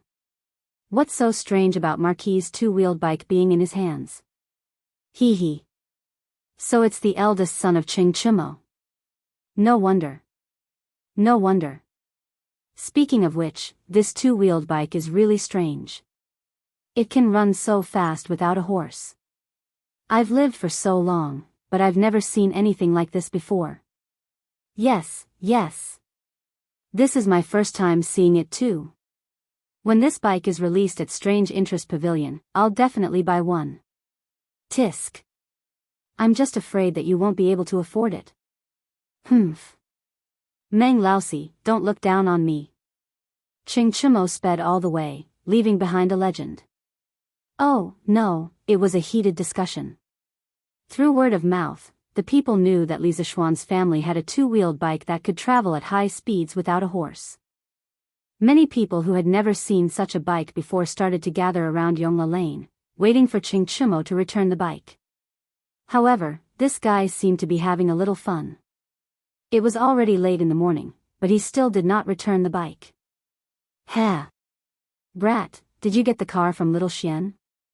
Qing Yaojin returned from court. Coincidentally, Qing Chimo and Qing Chuliang were taking turns riding the bike in the courtyard. The old man was immediately amused. Qing Chimo stopped the bike, looked at his father, and asked, "Father, how did you know?"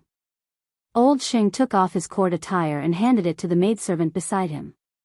Then, he walked quickly to Qing Chimo and slapped the latter's head twice, saying, "Hey! Your father heard yesterday that Little Xian rode a two-wheeled bike back from the workshop that can move on its own. Hurry up and get down here for me." Qing Chimo glared at him and said, "Father, what are you doing? I still have to return this bike later." Qing Yaojin slapped his son's head twice again and said, "Hurry up and get lost. You don't need this bit of time anyway.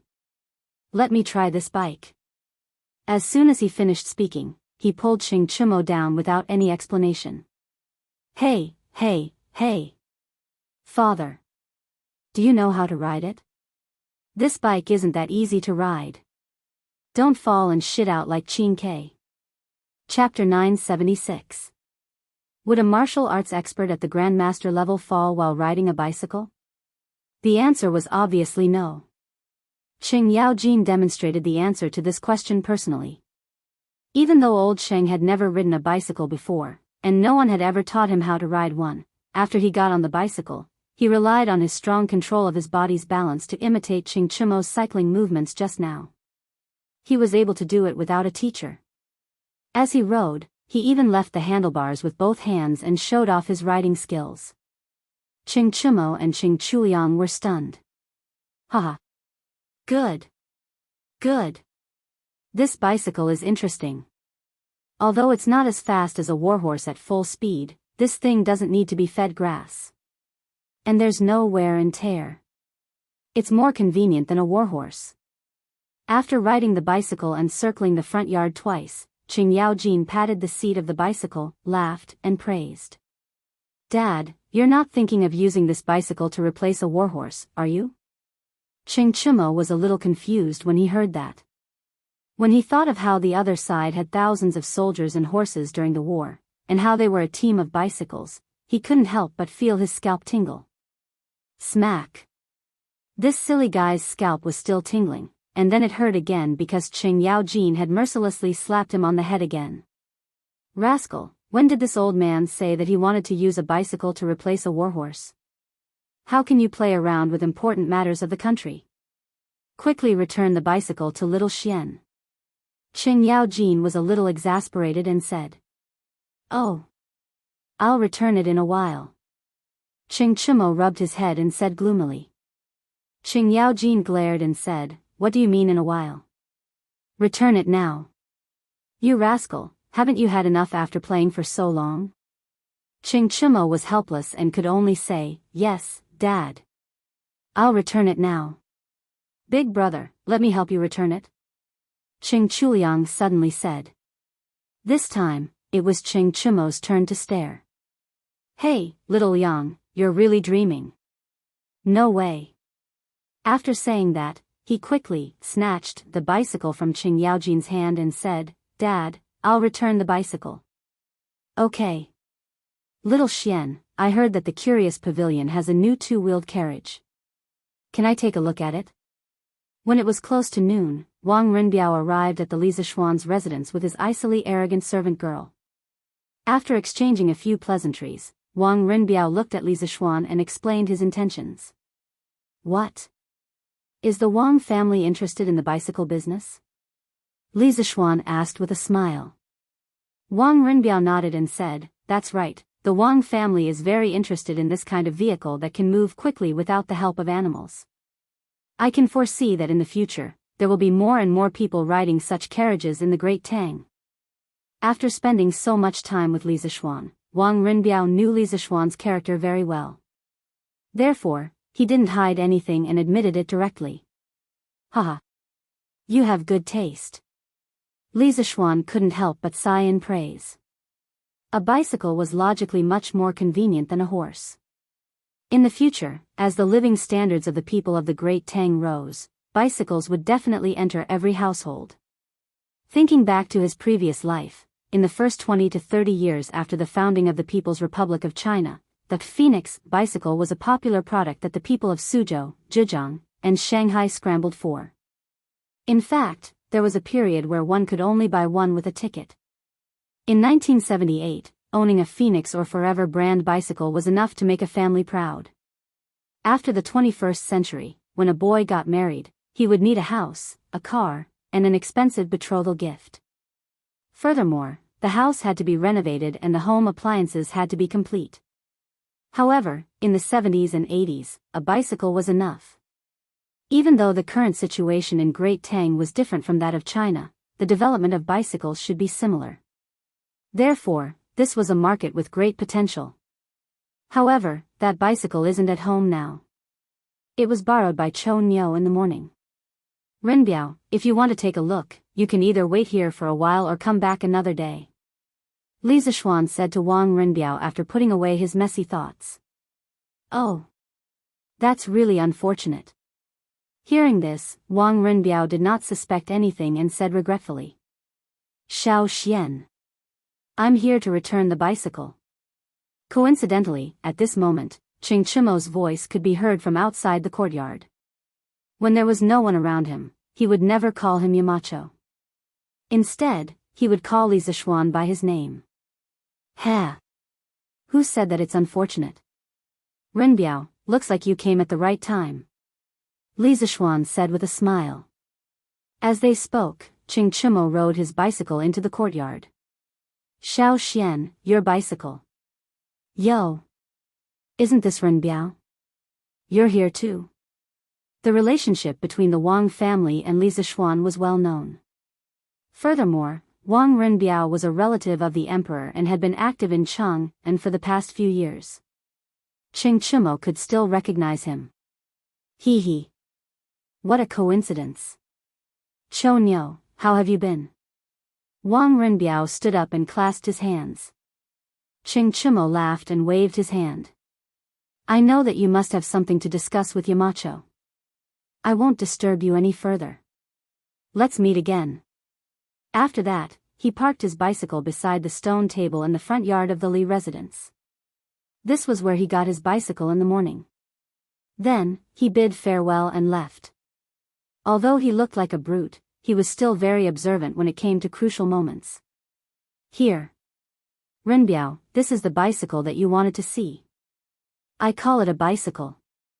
How does it feel? Wang Renbiao nodded. It's amazing. Not only can this slender two-wheeled bicycle stand firm, it can also run very fast without the help of animals. If it's sold, it will definitely be very popular. I wonder if Xiao Xian is willing to share some of the goods with the Wang family. Li Zishuan did not hesitate and replied, of course. Not to mention that the Wang family is an important member of the Chamber of Commerce. Just based on my friendship with Renbiao, the Wang family will definitely get a large share of the goods.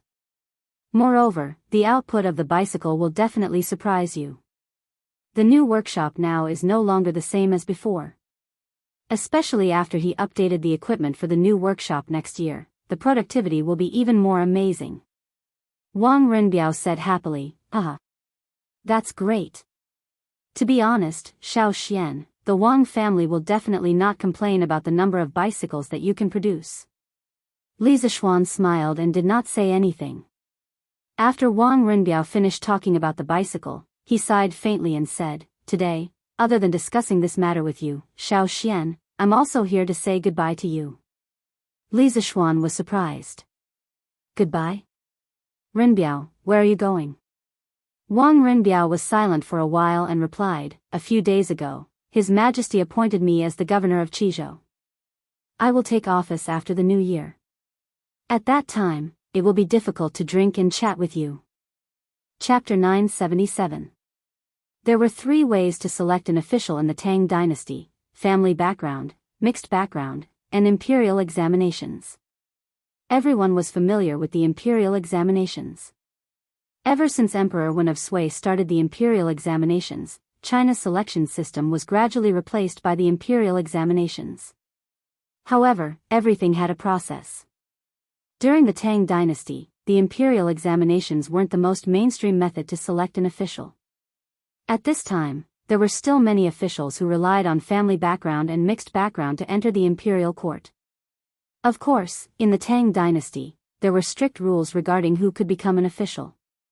Firstly, those who had a title could be inherited by their descendants. Secondly, relatives of the emperor could be given an official rank based on their relationship with the emperor. Thirdly, the great-grandson of a third-rank official or above, the grandson of a fifth-rank official or above, and the son of a second-rank official could become an official. Wang Renbiao's situation was the second type of official. He was appointed as a member of the imperial family, and immediately became the provincial governor of a province. His starting point was much higher than those from humble families, mainly because his mother was Princess Tong and governor of Qizhou. Congratulations, Renbiao. I hope that Renbiao can benefit the people of the province and achieve great achievements. Li Zishuan was stunned for a moment before he cupped his hands towards Wang Renbiao. Although he didn't know where Qizhou was, the governor of a province wasn't a small official. In modern times, it was equivalent to a high-ranking official. For a long time, the Tang dynasty used a three-tiered administrative system of Dao, prefecture, and county. However, the actual authority of each Dao differed greatly, and there were many changes. Furthermore, the basis was the expansion of the regional commander's authority, so this system was often called the virtual three levels. At the beginning of Zhenguan dynasty, Li Er divided the world into 10 Daos. The Qizhou that Wang Renbiao was about to go to belonged to Gongji province, also known as the Fengxiang prefecture. Its governing area was Yong County, and it governed 9 counties. It was relatively close to Chang'an, and its territory was relatively large. At the very least, this Qizhou was larger than the Sui province that Wang Renbiao's father managed, and it was closer to the political center of the Tang dynasty. It could be seen that Princess Tong had spent a lot of effort in front of Li Er for her son's future. At this moment, Wang Renbiao didn't have much joy on his face. He bitterly smiled and said, "Being an official isn't Renbiao's specialty. I don't dare to ask for credit, but I don't want to make any mistakes." Li Zishuan smiled and said, "Renbiao, don't be so pessimistic. You have the backing of the Wang family. After you take office, relying on the Wang family's resources to develop agriculture and commerce in Qizhou, it won't be difficult to make the people rich. As long as you serve the people wholeheartedly, the people will remember it in their hearts." Wang Renbiao nodded and cupped his hands, saying, "I'll take advantage of your auspicious words, little Xian. When the time comes, I'm afraid I'll have to ask you for advice on your experience as an official.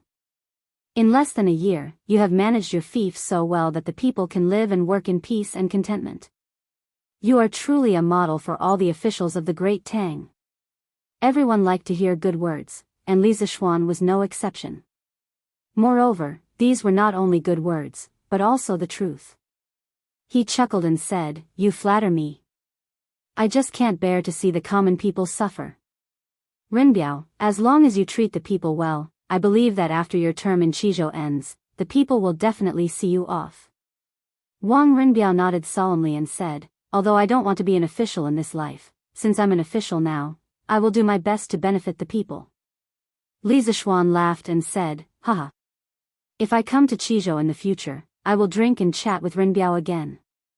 Wang Renbiao cupped his hands and said, "Definitely." After that, he turned around and left. When Lang Yuyao passed by Li Zishuan, she hesitated for a moment, but still cupped her hands and said, "Marquis, take care. You are a good official. See you again." At the beginning, she did not like Li Zishuan, but in the end, Li Zishuan's powerful martial arts strength and extraordinary charisma made her admire him. Her attitude towards Li Zishuan had changed a lot. Li Zishuan smiled and said, "Miss Lang, take care too." Wang Renbiao's family was not the only one eyeing the bicycle business. In the afternoon, the other shareholders of the Yan Huang Chamber of Commerce, Chao Wendong, Lin Wenyuan, Liao Shifan, and Zhang Jingyang all came to ask about the bicycle business. Back then, Liao Shifan had purchased 40,000 strings of coins worth of shares in the Chamber of Commerce, but 20,000 of them had been purchased for his good friend, Feng Zhihua. After Feng Zhihua had returned from the sea and heard of such a good deal, he had immediately given the 20,000 strings of coins to Liao Shifan without hesitation. Therefore, the first batch of members of the Yan Huang Chamber of Commerce was supposed to be 6, but now it was 7. Li Zishuan did not say anything when he knew about it. After all, these people's private transactions were not his business. It was worth mentioning that Li Qingxian personally came to Yongla Lane to find Li Zishuan when it was close to evening. He was not only a shareholder of the Strange Interest Pavilion, but also the first batch of members of the Yan Huang Chamber of Commerce. What? Qingxian, you are also interested in bicycles? You are the crown prince, but you are doing business. I'm afraid it won't be good if word gets out, right? Li Zishuan could not help but ask when he saw Li Qingxian. Li Qingxian looked around with a guilty conscience and said, "Little Xian, you can't say that. Father Emperor's many children all have their own shops. Although I can't personally participate in the matters of the merchants, the people below can still." Li Zishuan suddenly understood and nodded. He suddenly thought of something and frowned. "Qingxian, could it be that you lack money?" Actually, he wanted to ask if Li Qingxian had started to keep a male pet, but this was not something he could ask directly.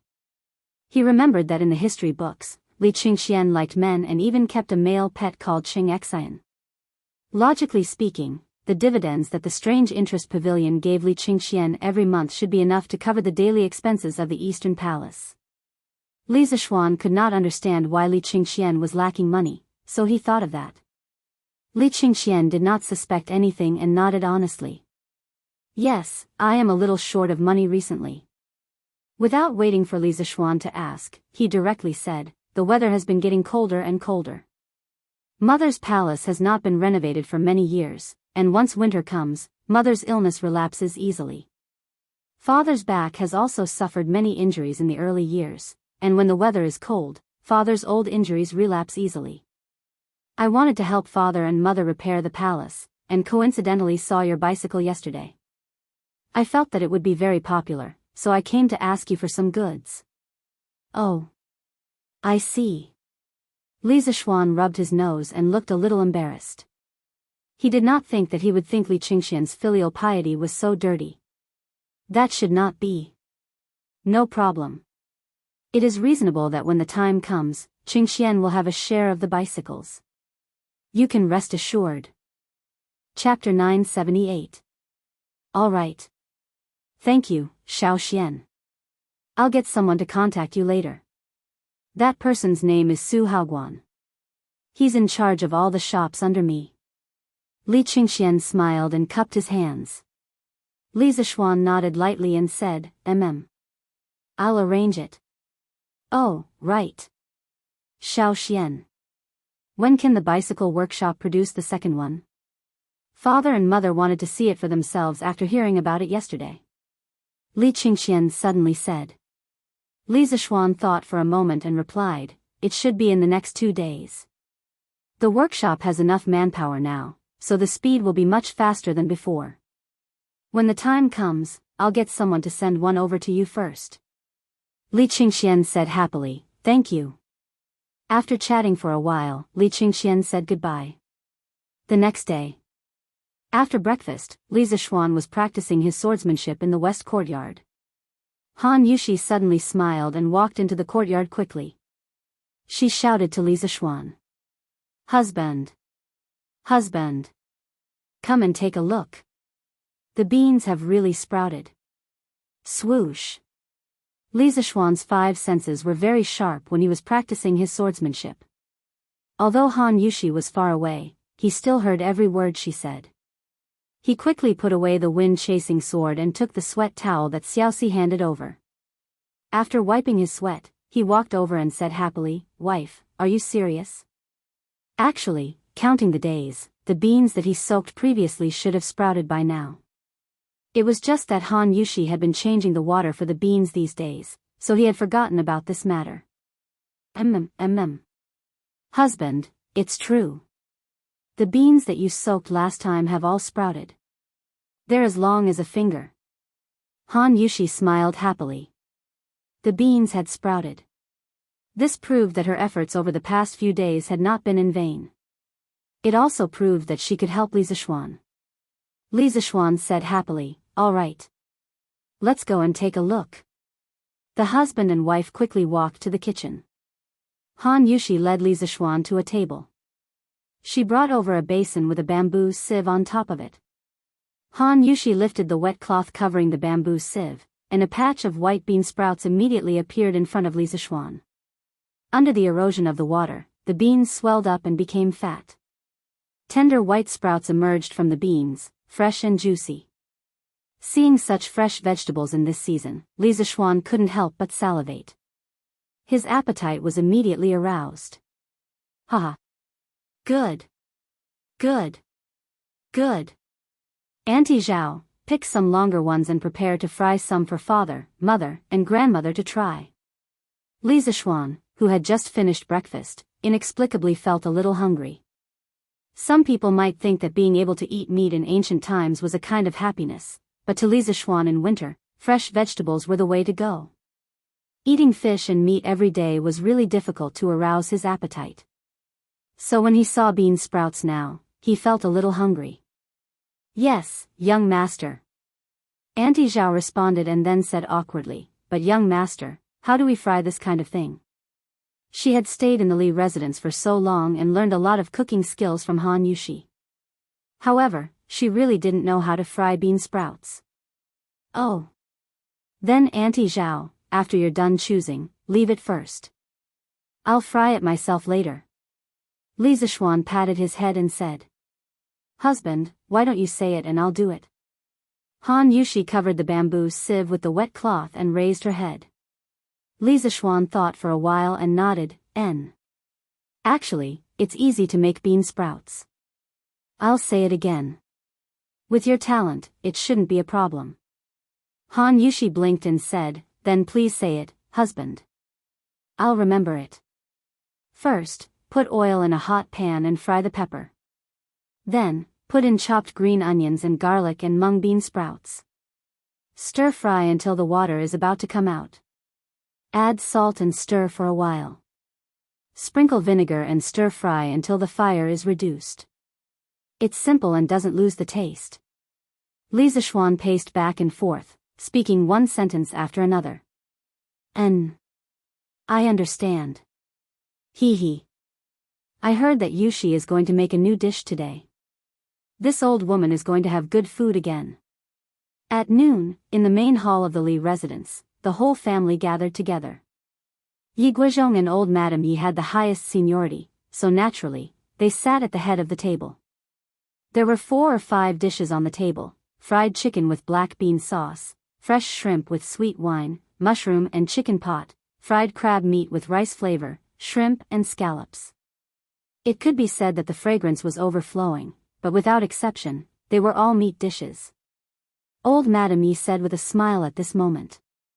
After staying in the Li residence for so many days, Han Yushi's culinary skills had completely conquered her and Yi Guizhong. Even Yi Fashion, who had been practicing Taoism since he was young, had to admit that Han Yushi's culinary skills were superb. In front of these dishes made by Han Yushi, sometimes he even had the idea of eating and drinking in the Li residence for the rest of his life. This made him blame himself after the meal. He was determined to save the world. How could he give up his dream for the sake of good food? Hee. Little Xian is really lucky to have married this girl. I've traveled around the world in my early years and eaten a lot of delicacies from all over the world, but I didn't expect to become a greedy person when I came here. Haha. After old Madame Yi finished speaking, Yi Guizhong also stroked his beard and laughed. Mrs. Li said warmly, "Father, mother, since you like the dishes made by Yushi, then stay here for a few more days." I'm coming. At this moment, Han Yushi's voice came in. She had already changed into the white dress that she usually wore. Usually, when she was cooking, she would change into clothes that were specially used for cooking. After she was done, she would change back. This way, she could avoid being contaminated with the smoke and fire in the kitchen. Han Yushi walked in with a smile. Behind her, Xiaohe helped her carry a plate of dishes. Yo! What dish is this? Why is it so fresh? The bean sprouts that had just come out of the pot were placed on the dining table. A fragrance immediately entered everyone's nostrils. Old Madame Yi looked at the tender and white bean sprouts on the plate and couldn't help but exclaim in surprise. Grandmother, this is stir-fried bean sprouts. Husband soaked some soybeans a few days ago. Today, the soybeans sprouted, so I stir-fried it. Grandmother, try it and see if it's edible. Han Yushi smiled. Entrance. It looks delicious just by looking at it. Old Madame Ye's face was full of smiles. As she spoke, she had already picked up her chopsticks, picked up a few white and tender bean sprouts from the plate, and put them into her mouth. A moment later, the old lady praised repeatedly, Good. Good. Good. It's crispy and delicious, and the heat is just right. It makes people salivate. This stir-fried bean sprouts is really appetizing.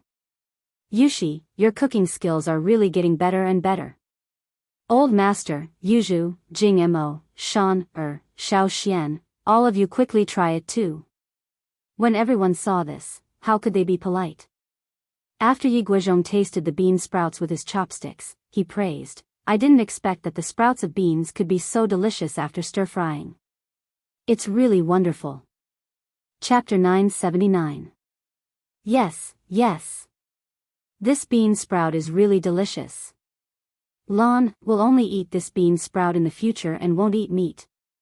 After Lan tasted the bean sprout with her chopsticks, she couldn't stop eating. The little girl's appetite hadn't been good recently. It was rare to see her eating so energetically. Madame Li saw this and was happy in her heart. Actually, bean sprout wasn't that delicious. Furthermore, there weren't any chili in the Tang dynasty, so it lacked a flavor when stir-fried. However, to people who couldn't eat fresh vegetables in the winter, bean sprout that just came out of the water was undoubtedly a top-notch delicacy. Even money couldn't buy it. Crispy, tender, juicy, and good taste. How can bean sprout be so delicious? Xian, you must have used a special method to make the bean sprout, right? After Li Jingma ate the bean sprout, he couldn't help but be moved. He thought for a moment and said with a smile. Li Zishuan replied, Yes. Father. If these beans want to grow sweet and tender sprouts, they must go through a unique process. Since father, mother, grandfather, and grandmother all like to eat it so much, then I'll get the servants to make more. It's not good to just eat fish and meat in the winter. It's not good for the body. Before the greenhouse vegetables grow, our family must have bean sprout to eat every day. After soybean sprout, the carotene content would increase by 1 to 2 times, vitamin B2 by 2 to 4 times, vitamin B12 by 10 times, and vitamin E by 2 times. Niacin, folic acid, and other substances would also increase by a few times. After soybean sprout, the aspartic acid would increase sharply. Therefore, eating soybean sprout often could reduce the accumulation of lactic acid in the body and help relieve fatigue. The nutritional value of mung bean sprout was also not inferior. Not only did it contain protein, carotene, calcium, phosphorus, iron, and other minerals, it also contained rich vitamins, especially vitamin C, which was especially rich. Therefore, from a nutritional point of view, it was very necessary to eat bean sprout in the winter because these vitamins and minerals weren't found in fish. Husband, let this concubine do it. You have your own things to do. Han Yushi said warmly. Li Zishuan nodded and said, That's good. I'll have to trouble you then. In terms of food, he was at ease with Han Yushi doing things. In the past, he did like to cook, but he only cooked because the cooking method in this era was monotonous and the dishes he cooked were not delicious.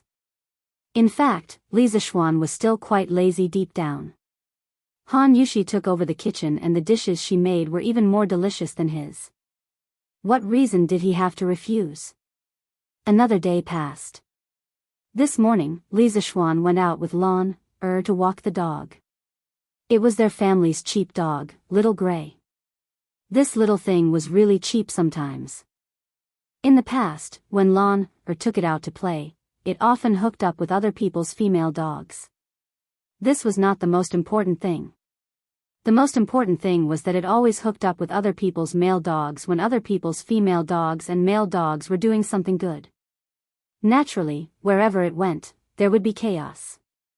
After that, Lan no longer dared to bring little Gray out to play alone. Only when Li Zixuan was around would she pester Li Zixuan to go with her. Ink girl? You know how to ride a bicycle now? Seeing Mo Lingwei riding a bicycle valiantly towards them, Li Zixuan stopped and asked with a smile. When Mo Lingwei approached the Li residence, she squeezed the brakes. With a hoarse sound of metal rubbing, the bicycle steadily stopped in front of Li Zixuan and Lan. Mo Lingwei jumped down from the bicycle and said proudly to Li Zixuan, "Humph. What's so difficult about this? It's just a bicycle. Isn't it a piece of cake for me?" This girl, who was it that almost fell and disfigured while learning how to ride a bicycle a few days ago? Li Zixuan felt inexplicably funny and said, "Hee hee. Ink girl is really talented and smart. In just a few days, she learned how to ride a bicycle. I really admire her, I really admire her. Haha." Among them, Li Zixuan emphasized the words, "just a few days." After Mo Lingwei heard it, her little face blushed. She stomped her feet angrily and said, "Aya. Good people really don't have good karma. I came over with good intentions to help Yamacho deliver the bicycle to you. Yamacho, you mocked me. Forget it, forget it.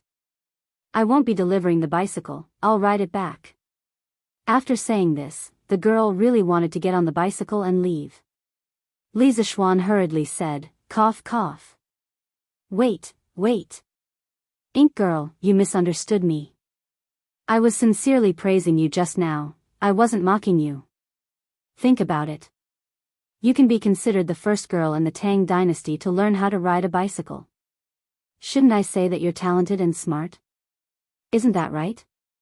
Lan Yes, yes. Sister Wei is so amazing. Lan still doesn't know how to ride a bicycle. You're also the first sister that Lan has seen who knows how to ride a bicycle. Lan very cooperatively said in a crisp voice. Flattery won't work no matter how many times you try. Besides, Mo Lingwei was just putting on an act. She didn't really want to leave. Li Zixuan and Lan's words finally hit the nail on the head. She was instantly overjoyed. Really? Lan Sister, are you really that amazing? Yes, yes. Of course it's true. Lan even heard that Sister Wei made a telescope a while ago. I'm really impressed. When Lan grows up, I want to be as amazing as Sister Wei Lan blinked her eyes. Her naive and innocent look instantly made Mo Lingwei believe this girl. Hee hee. Lan is so obedient. The next time you come to Yun Mountain, Sister will bring you to catch bird eggs, fish and prawns. This woman really gets into character easily. Li Zixuan shook his head and thought unhappily in his heart. Of course, Lan was a little drama queen. This girl even acted out his journey to the west in the spring. Okay. Lan loves to catch bird eggs. Lan wants to fish too. When Lan heard that, she instantly clapped her hands excitedly. This time, she wasn't pretending. She was really excited. Li Zixuan frowned. To be honest, he was a little worried that Lan would be led astray by Mo Lingwei. Listen, picking bird nests, fishing and catching prawns. Is this something a girl should do? He didn't want her to become a tough woman. Cough cough. Ink girl, this is the bicycle that I asked Faubert to rush out a few days ago. Li Zixuan coughed dryly and quickly interrupted the conversation between the two. Mo Lingwei smiled and touched Lan's ponytail. She replied, yes. Now that the bicycle is here, I should go back. But this place is so far away from Yun Mountain. Yamacho, you can't bear to let me walk back, right? Ha, woman. You're tricking me again. When Li Zishuan heard that, he couldn't help but grumble in his heart. Chapter 980. Ink Girl, you mean? In front of the Li residence, Li Zishuan's old face couldn't help but darken. Hee hee. Of course, I'm borrowing Yamacho's bicycle to use. Don't worry, I'll ask Xiao Ningzi to help me return it tomorrow. Mo Lingwei smiled and said. Li Zishuan was speechless. As expected, this woman wanted to trick him into giving her his bicycle again. Ahem. Since it's a long journey, why don't I borrow Ink Girl a horse to ride? Bicycles are very tiring to ride. No. Yamacho, I don't know how to ride a horse yet. Mo Lingwei pretended to be a weak woman and said. Li Zishuan almost spat in her face. He thought to himself, I don't believe you. If you don't know how to ride a horse, then no woman can ride a horse. But to be honest, Li Zishuan also understood that in terms of pestering, he couldn't compete with a woman. He could only helplessly say, okay. The bicycle is in the courtyard. You can go get it yourself. After saying that, he shook his head and was about to leave with Lan. Thank you, Yamacho. Sister Lan, do you want to go to Yunshan with me today to play? Mo Lingwei laughed and began to kidnap Lan. Not today, Lan, we'll find Sister Wei, another day to play. Lan thought about it and still rejected. It was rare for Li Zishuan to accompany her to walk the dog. Lan felt that this place was more important. Okay then. When you go to Yunshan next time, you must come and play with me. Mo Lingwei was a little reluctant to let go of Lan, this sweet little cutie. Yes, yes. Of course, of course. Before leaving to walk the dog, Li Zishuan had already ordered someone to send the bicycle sent by the workshop to Li Qingxian. These two bicycles were specially made for old Li. They were painted with a layer of gold and had a dragon pattern on them.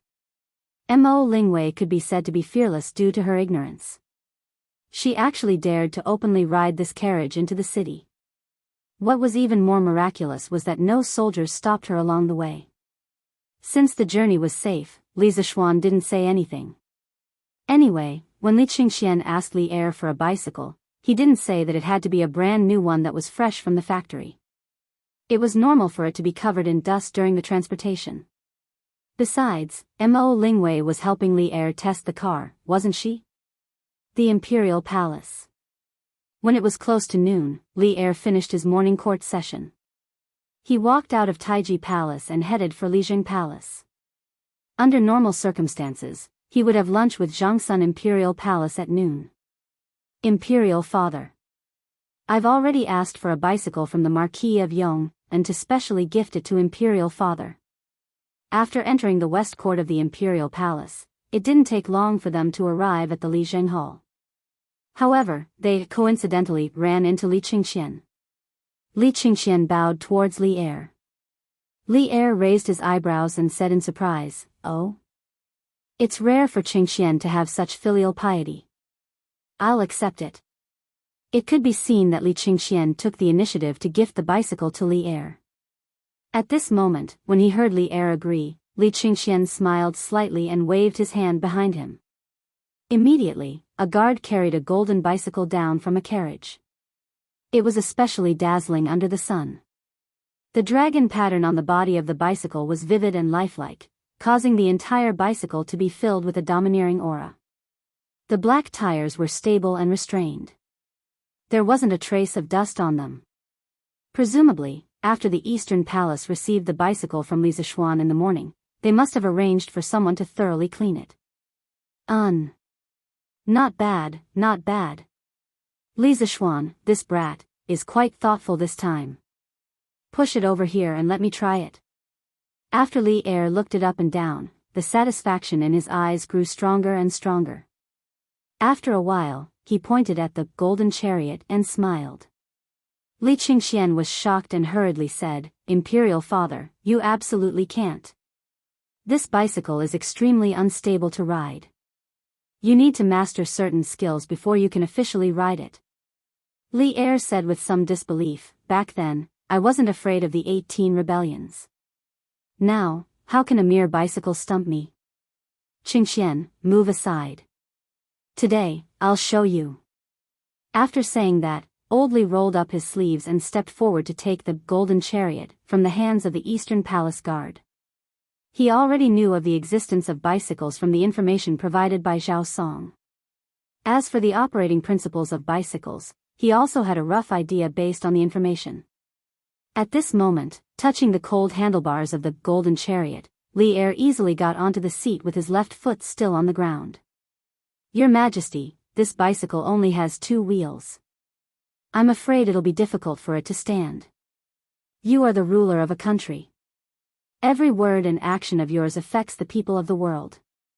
How can you put yourself in danger? Just as Li Er was about to step on the pedals of the bicycle to start the ride, Empress Jianghu walked out of the palace. She glanced at the golden chariot and hurriedly went forward to persuade him. Li Er respected and loved Empress Jianghu. Seeing this scene, he hesitated for a moment and said, Guanyin servant, I have martial arts. Besides, there's Zhao Song and the others beside me. I'll ride slowly. Don't worry. He was used to riding in the imperial carriage. Suddenly seeing this bicycle that could move quickly with its own strength, he suddenly felt an unbearable itch and wanted to ride it himself. Zhang Sun looked at Zhao Song, who was standing at the side with his back bowed, and her heart calmed down. Empress Jianghu was still very confident in the strength of this great eunuch who had followed Li Er for more than 20 years. Then your Majesty must be careful. Empress Jianghu opened her mouth and finally responded. Haha. Don't worry, Guanyin servant. Li Er laughed loudly and then stepped onto the bicycle without hesitation. However, good things didn't last long. Before he had gone 20 feet, the bicycle suddenly swerved to the left. Your Majesty. Father. Empress Jianghu and Li Qingxian immediately let out a cry of surprise. Zhao Song had already gathered strength in the soles of his feet and was ready to fly over to save him. Bang! Everyone forgot that Li Er also had martial arts skills. Although he hadn't reached the level of a grandmaster, he wasn't far away. Almost at the instant Zhao Song moved, Li Er's left foot had already fiercely stepped on the ground, and the bicycle immediately stabilized. Everyone breathed a sigh of relief.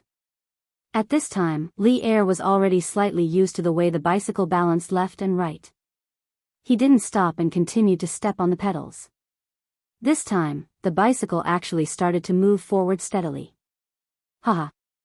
Interesting. This bicycle is really interesting. Refreshing. Li Er rode the bicycle and circled the open space in front of the Lijing Palace twice. However, no traffic accident occurred. This extreme carefree and feeling of being in control of everything made Li Er laugh uncontrollably.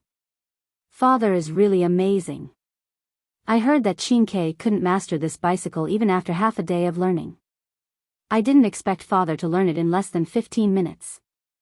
Li Qingxian stood beside Empress Jianghu and said with sincere admiration. Empress Jianghu patted her chest and said, Qingxian, you should bring this kind of thing in front of your father less in the future. Otherwise, Wei Zhucheng and the others will say something bad about your father again. Chapter 981. Yes, Mother. In front of Lijing Palace, Li Qingxian didn't refute Empress Jianghu's words. Haha. Qingxian didn't do anything wrong, Maid Guanyin, why are you so harsh? Li Er stopped the bicycle at the side and walked to Li Qingxian and Empress Jianghu's side. Empress Jianghu rolled her eyes at Li Er. Li Er smiled and said, Maid Guanyin, I just rode the bicycle a few times. You also saw that this bicycle is much more convenient than a carriage. It's light and doesn't require animal power. I believe that not long after, this bicycle will not only become popular among the people, but also the officials in the imperial court might ride it to morning court. Li Er really dared to think, but it wasn't impossible for him to have such thoughts. When China was just founded, there were no public buses or cars.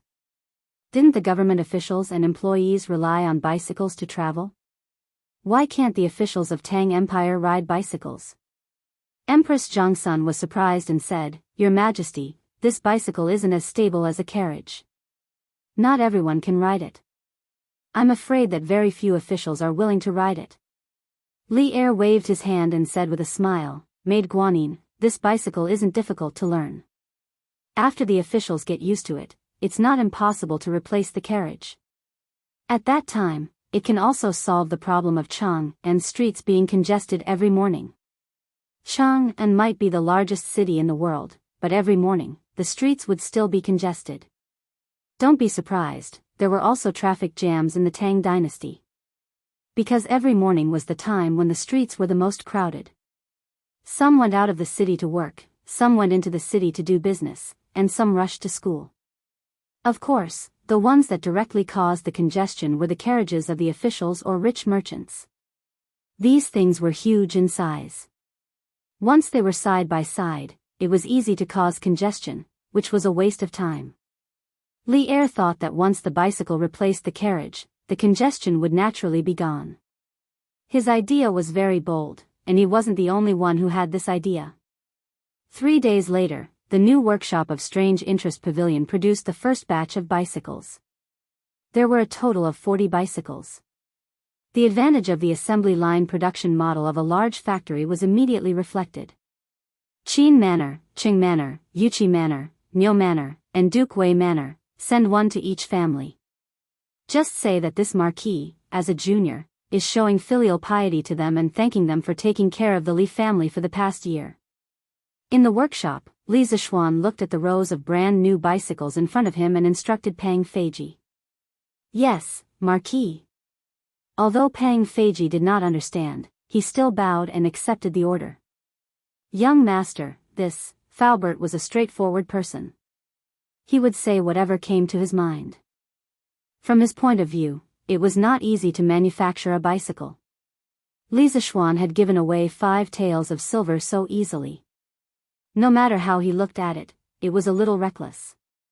Although the 5 families had indeed taken care of the Li Zishuan, logically speaking, Li Zishuan was also very kind to the 5 families. The favors that should be repaid had long been repaid. Without waiting for him to finish, Li Zishuan waved his hand and interrupted, Faubert, you don't have to say any more. I have my own considerations. It's just a few bicycles, we can't be so short-sighted. Hearing this, Uncle Fu could only swallow the words that were at the tip of his tongue. After thinking for a while, Uncle Fu said, Young master, let's sell the remaining 35 cars at Strange Interest Pavilion. What's the fixed price? Who knew that Li Zishuan would shake his head again and only heard him say, Faubert, the Strange Taste Pavilion will not sell a single one of the remaining bicycles. All of them will be given to the major shareholders of the Yan Huang Chamber of Commerce. According to the shares that they originally bought, the Wang family will get 10 bicycles, Chao Wendong will get 8, Lin Wenyuan, Liao Shifan and Zhang Jingyang will get 4 each, and the Crown Prince will get 5 each. In the future, when the workshop produces new products, they will be given priority. If there is any surplus, they will be given to the Strange Taste Pavilion. Hearing this, Faubert was shocked. Young master, if we do this, the Strange Taste Pavilion's position in the hearts of the people will drop in the future. The main reason why the Strange Taste Pavilion had become the most popular shop in Chang'an and in such a short period of time was that it could provide novel products that were not available anywhere else. Now that Li Zishuan wanted to give priority to the new products produced by the workshop to the members of the Chamber of Commerce, this was a bit of a blow to the Strange Taste Pavilion. Li Zishuan had already considered this point. He nodded and said, You have to give up something to gain something. After all, the Strange Taste Pavilion's influence is limited. We need an alliance with the Chamber of Commerce to sell the workshop's products to the entire Tang Empire. Currently, the Strange Taste Pavilion needs to change its business model. In the future, the workshop and the members of the Chamber of Commerce will all be handed over to manager's son of the Strange Taste Pavilion to handle. Furthermore, our workshop's production capacity is gradually increasing, so the Strange Taste Pavilion's shortage won't last for long. The overall loss is still within our acceptable range. After hearing this, Faubert couldn't help but admire Li Zishuan's vision of the big picture. His own considerations were still too one-sided. Young master is wise. This old man's thinking was too simple. But how much does young master intend to set the price of the bicycle? Li Zishuan raised 3 fingers and said, "Sell it to the members of the Chamber of Commerce at 300 strings of coins per bicycle. As for the specific price, let them discuss it themselves, but it can't be higher than 400 strings of coins." In the 70s and 80s of China, an ordinary worker's monthly salary was 19 yuan. After working for a year or two, the salary would increase to 20 yuan. At that time, a Forever brand or Phoenix brand bicycle would sell for around 180 yuan. Even if they saved 15 yuan every month, they would still have to save it for a year. According to the salary at that time, a year's total salary would be around 200 yuan. A Phoenix brand bicycle was almost equivalent to an ordinary worker's annual salary. According to the rate of increase in wages, the wages of workers in the 21st century had increased by nearly 230 times compared to the wages of workers in the past. In other words, if the Forever brand or Phoenix brand of bicycles were to be exchanged in the 21st century, the price would be as high as 40,000 yuan.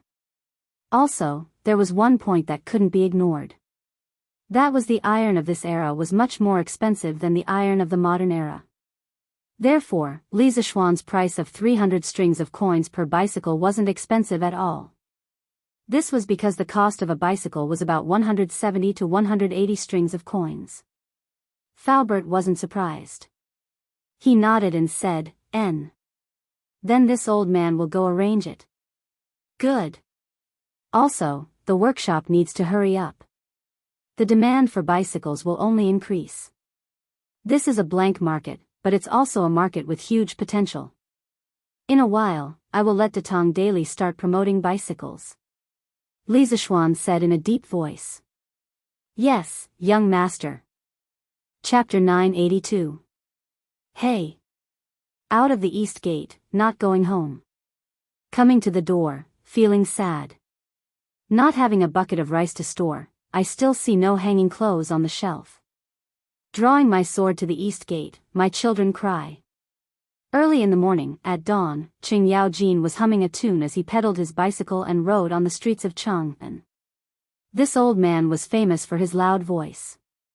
What was supposed to be a sad Han Dynasty folk song, Journey to the East Gate, was hummed with a festive flavor by him. What a talent! Emperor Wu of the Han Dynasty established the UFU as a palace music institution and a specialized institution to collect folk songs from the people. Later, the songs created by this institution and the folk songs collected and processed by this institution were gradually called UFU. Yo! It's old Fong. Haha. Have you been stuck here for a while? When he reached the crossroads, where the 4 neighborhoods of Taiping Square, Tongyi Square, Shanhe Square, and Tonghua Square faced, Qing Yaojin saw that the road ahead was congested. He had long been accustomed to this, but today, he did not take a carriage or ride a horse, so he was not afraid of the traffic jam. At the critical moment, the old guy showed off his riding skills and nimbly bypassed the crowd. Then, he happened to see the Fong family's carriage. Qing Yaojin was suddenly happy and quickly shouted into the carriage. "Qing Jijia? What are you riding?" Fong Xianling heard a familiar voice outside the carriage. He opened the curtain and saw Qing Yaojin and the bicycle he was riding outside the carriage. He asked curiously. "Haha. I, old Qing, am riding a bicycle. It seems that there will be a traffic jam ahead for a while. I, old Qing, will not wait for you. I will go first."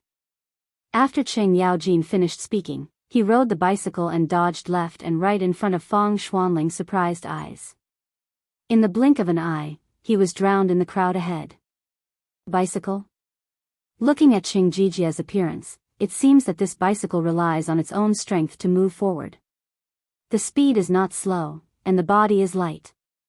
It looks good, but I wonder where this old guy bought it from? Fong Xianling watched Qing Yaojin leave, then he leaned against the carriage and muttered to himself. "Old Lu, good morning." "Haha. Good morning, old Yen." At the bottom of the stairs in front of Taiji Palace, the civil and military officials who had arrived early were all gathered together in groups of 3 or 4, whispering to each other. However, it was still early, so not many people had come, perhaps only a dozen or so officials.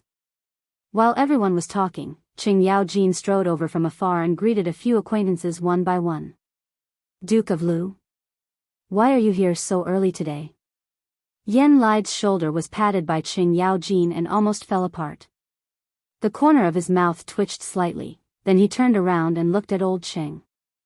Qing Yaojin lived in Blessed Virtue Lane, which was the lane furthest to the west of Chang'an City. It was quite a distance away from the imperial palace, so every time he came to the morning court session, he would be slightly later than the others. On the other hand, Yan Lide lived in Eternal Peace Lane, which was almost at the center of Chang'an City. He only needed to pass through a few lanes to reach the imperial palace, so he didn't even need to take a carriage.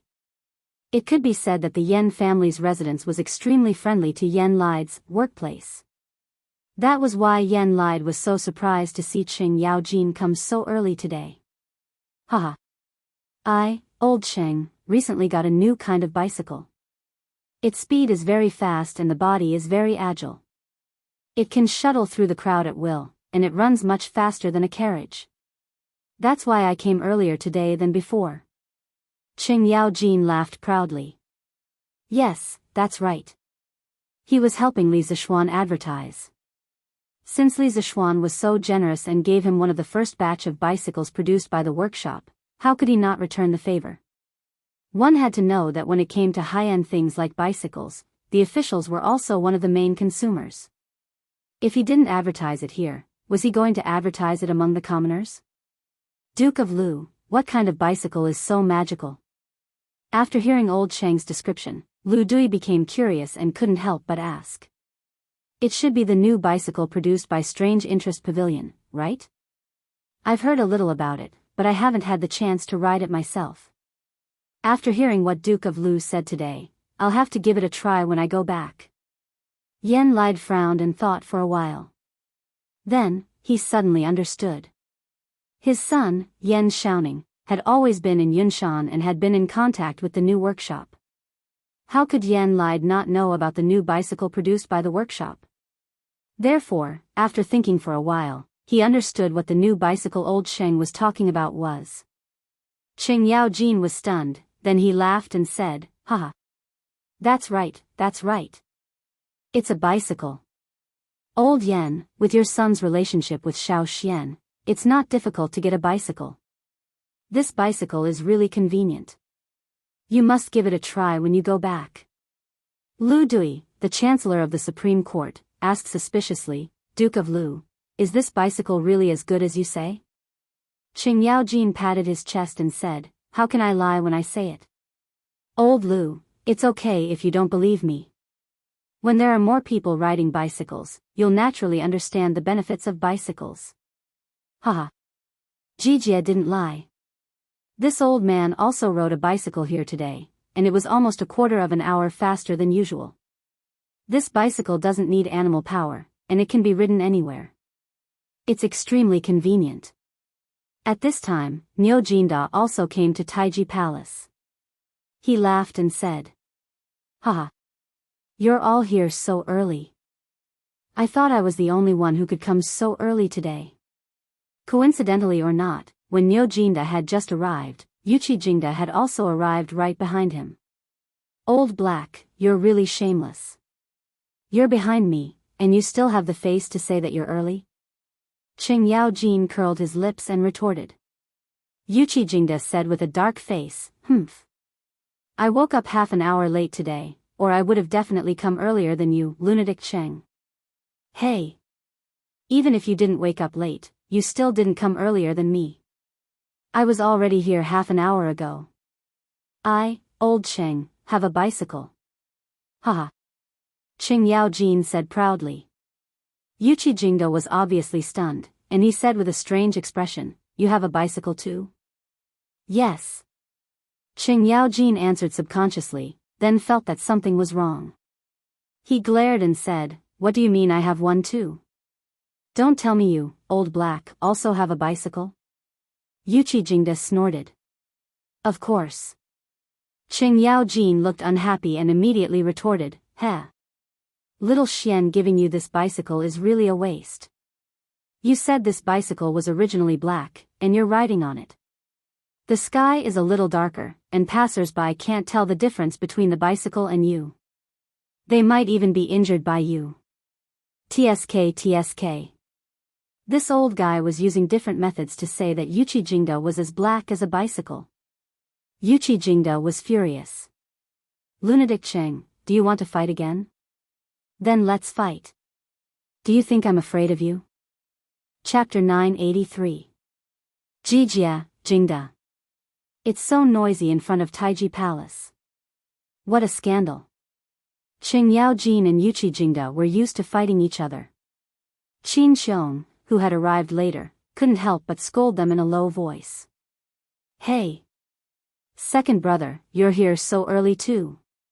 Did Xiao Xian give you a bicycle too? Qing Yaojin said with a rough smile. Qin Xiong nodded and said, N. This old man tried it yesterday and found that this car is much more convenient than the carriage, so I rode it here this morning. Just now, I saw 3 bicycles at the gate of the imperial city. They should belong to Jijia, Jingda, and Jinda, right? Niu Jinda swept a glance at this pair of old foes in the field and said with a smile, It shouldn't be too bad. Looks like Xiao Xian gave each of us a bicycle. Qing Jijia gave a thumbs up. Haha. There's nothing to say about this child's ability and character. He's a good junior. Isn't that apothecary? Yuqi Jingda's eyes were sharp. He saw Li Jing walking towards them from not far away and spoke. Everyone turned their attention to Li Jing. Haha. Apothecary, why are you so late today? Didn't Xiao Xian give you a bicycle? That shouldn't be. In terms of seniority, you're Han Yushi's grandfather. When Li Jing walked over, Qing Yaojin couldn't wait to ask. He said that he was asking, but this old fellow was actually showing off. Many times, invisible posturing was the most fatal. How could Li Jing not understand Qing Yaojin's thoughts, but old Qing was destined to not be able to pretend. Hee. Yesterday, Xiao Xian sent someone to deliver a bicycle to me. It seems to be called a bicycle. Hearing this, the smile on Qing Yaojin's face froze. Then. Apothecary, you didn't ride it over today? Haven't you learned it yet? Li Jing blushed and coughed dryly. That's not it. This bicycle isn't difficult to learn, but it was used by Hongfu these 2 days. I still rode a carriage today. Oh. I see. Qing Yaojin said with disappointment. Not far away, the other court officials saw that it was so lively here and couldn't help but whisper in groups. What are the dukes talking about? They're laughing so happily. I don't know. But High Duke Lu has always attended court late. Why are you here so early today? I know. It said that the Marquis of Yong and gifted a bicycle to each of the dukes yesterday. They all rode their bicycles here today, that's why they arrived so quickly. Bicycle? What kind of car is this? Why haven't I heard of it before? Hey. It's most likely a new car from Marquis Yong An's workshop. Is this bike really that good? Exactly. No matter how good it is, can it be better than not touching me in the Strange Interest Pavilion? Haha. You can't say that. Both types of cars have their own advantages. It's said that this bicycle doesn't need animal power to move. If you want to move, you can just use your feet to move. Moreover, the body of the bicycle is extremely small. As long as a person can pass by, the bicycle can pass by. It's not like a horse carriage, which is abnormally heavy and often causes congestion on the streets. There's such a car in this world? Assistant Minister Wang, how do you know this so clearly? Hee. This. A few days ago, when the Marquis of Yong and was riding his bicycle back to Chang, and my wife and I were just about to go to the East Market, so we bumped into him. This is something that I, Wang, saw with my own eyes. Whoa. If this bicycle is really as good as Assistant Minister Wang says, then this Zhang will buy one no matter what. This way, it will be very convenient for me to go to court every day. I wonder how much this bicycle costs. Where can I sell it? It should be sold at the Strange Interest Pavilion. But as for the price, I really don't know. But I think it will be much cheaper than not touching me. At the palace, Qing Yaojin, Niu Jinda, Qin Xiong, and the others were helping Li Zixuan advertise. Li Zixuan had already made arrangements. According to the plan, today was the day that the bicycles would be sold.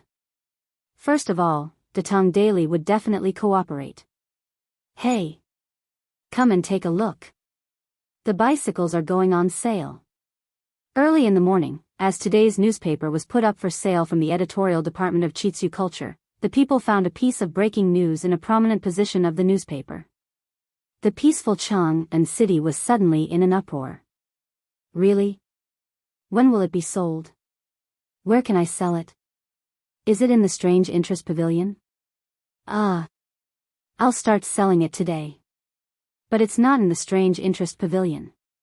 Hearing that the bicycles would not be sold at the Strange Interest Pavilion, many people were in disbelief. What? It's not in the Strange Interest Pavilion? How is that possible? The bicycles were created by Marquis Yong'an. If it's not in the Strange Interest Pavilion, where else can it be?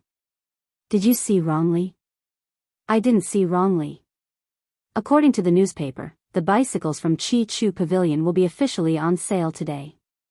The locations will be Shi City's Craftsman Pavilion, Chao Family's Treasure Pavilion, Lin Family's Qin Yazhai, Zhang Family's Yuan Xian, Liao Family's Yubao Tang, Feng Family's Kunbao Pavilion, Lin Family's Wuzang Zhai, and Wang Family's Ju Bao Zhai.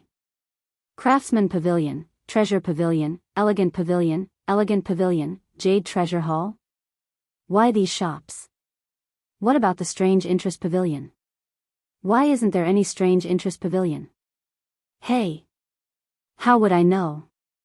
How can we, the common people, understand Marquis Yong'an's thoughts? Then, how much is the price of this bicycle? 400 strings of coins. And the quantity is limited. 400 strings of coins? It's not that expensive, it's cheaper than a normal horse carriage. But these shops probably don't have that much stock. We might not be able to get it. Sigh. I thought it would be sold at the Strange Interest Pavilion. I still have a purple membership card there.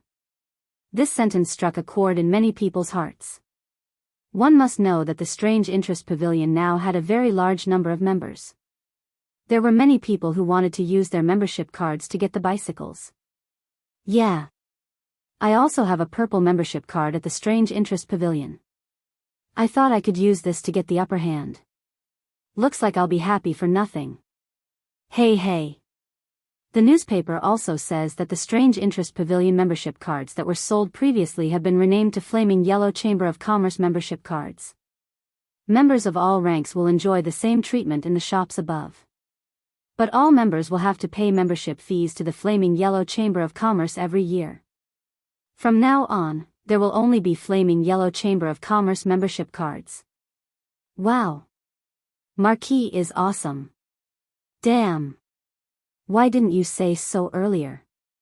Tong'an, quick, bring the horse over.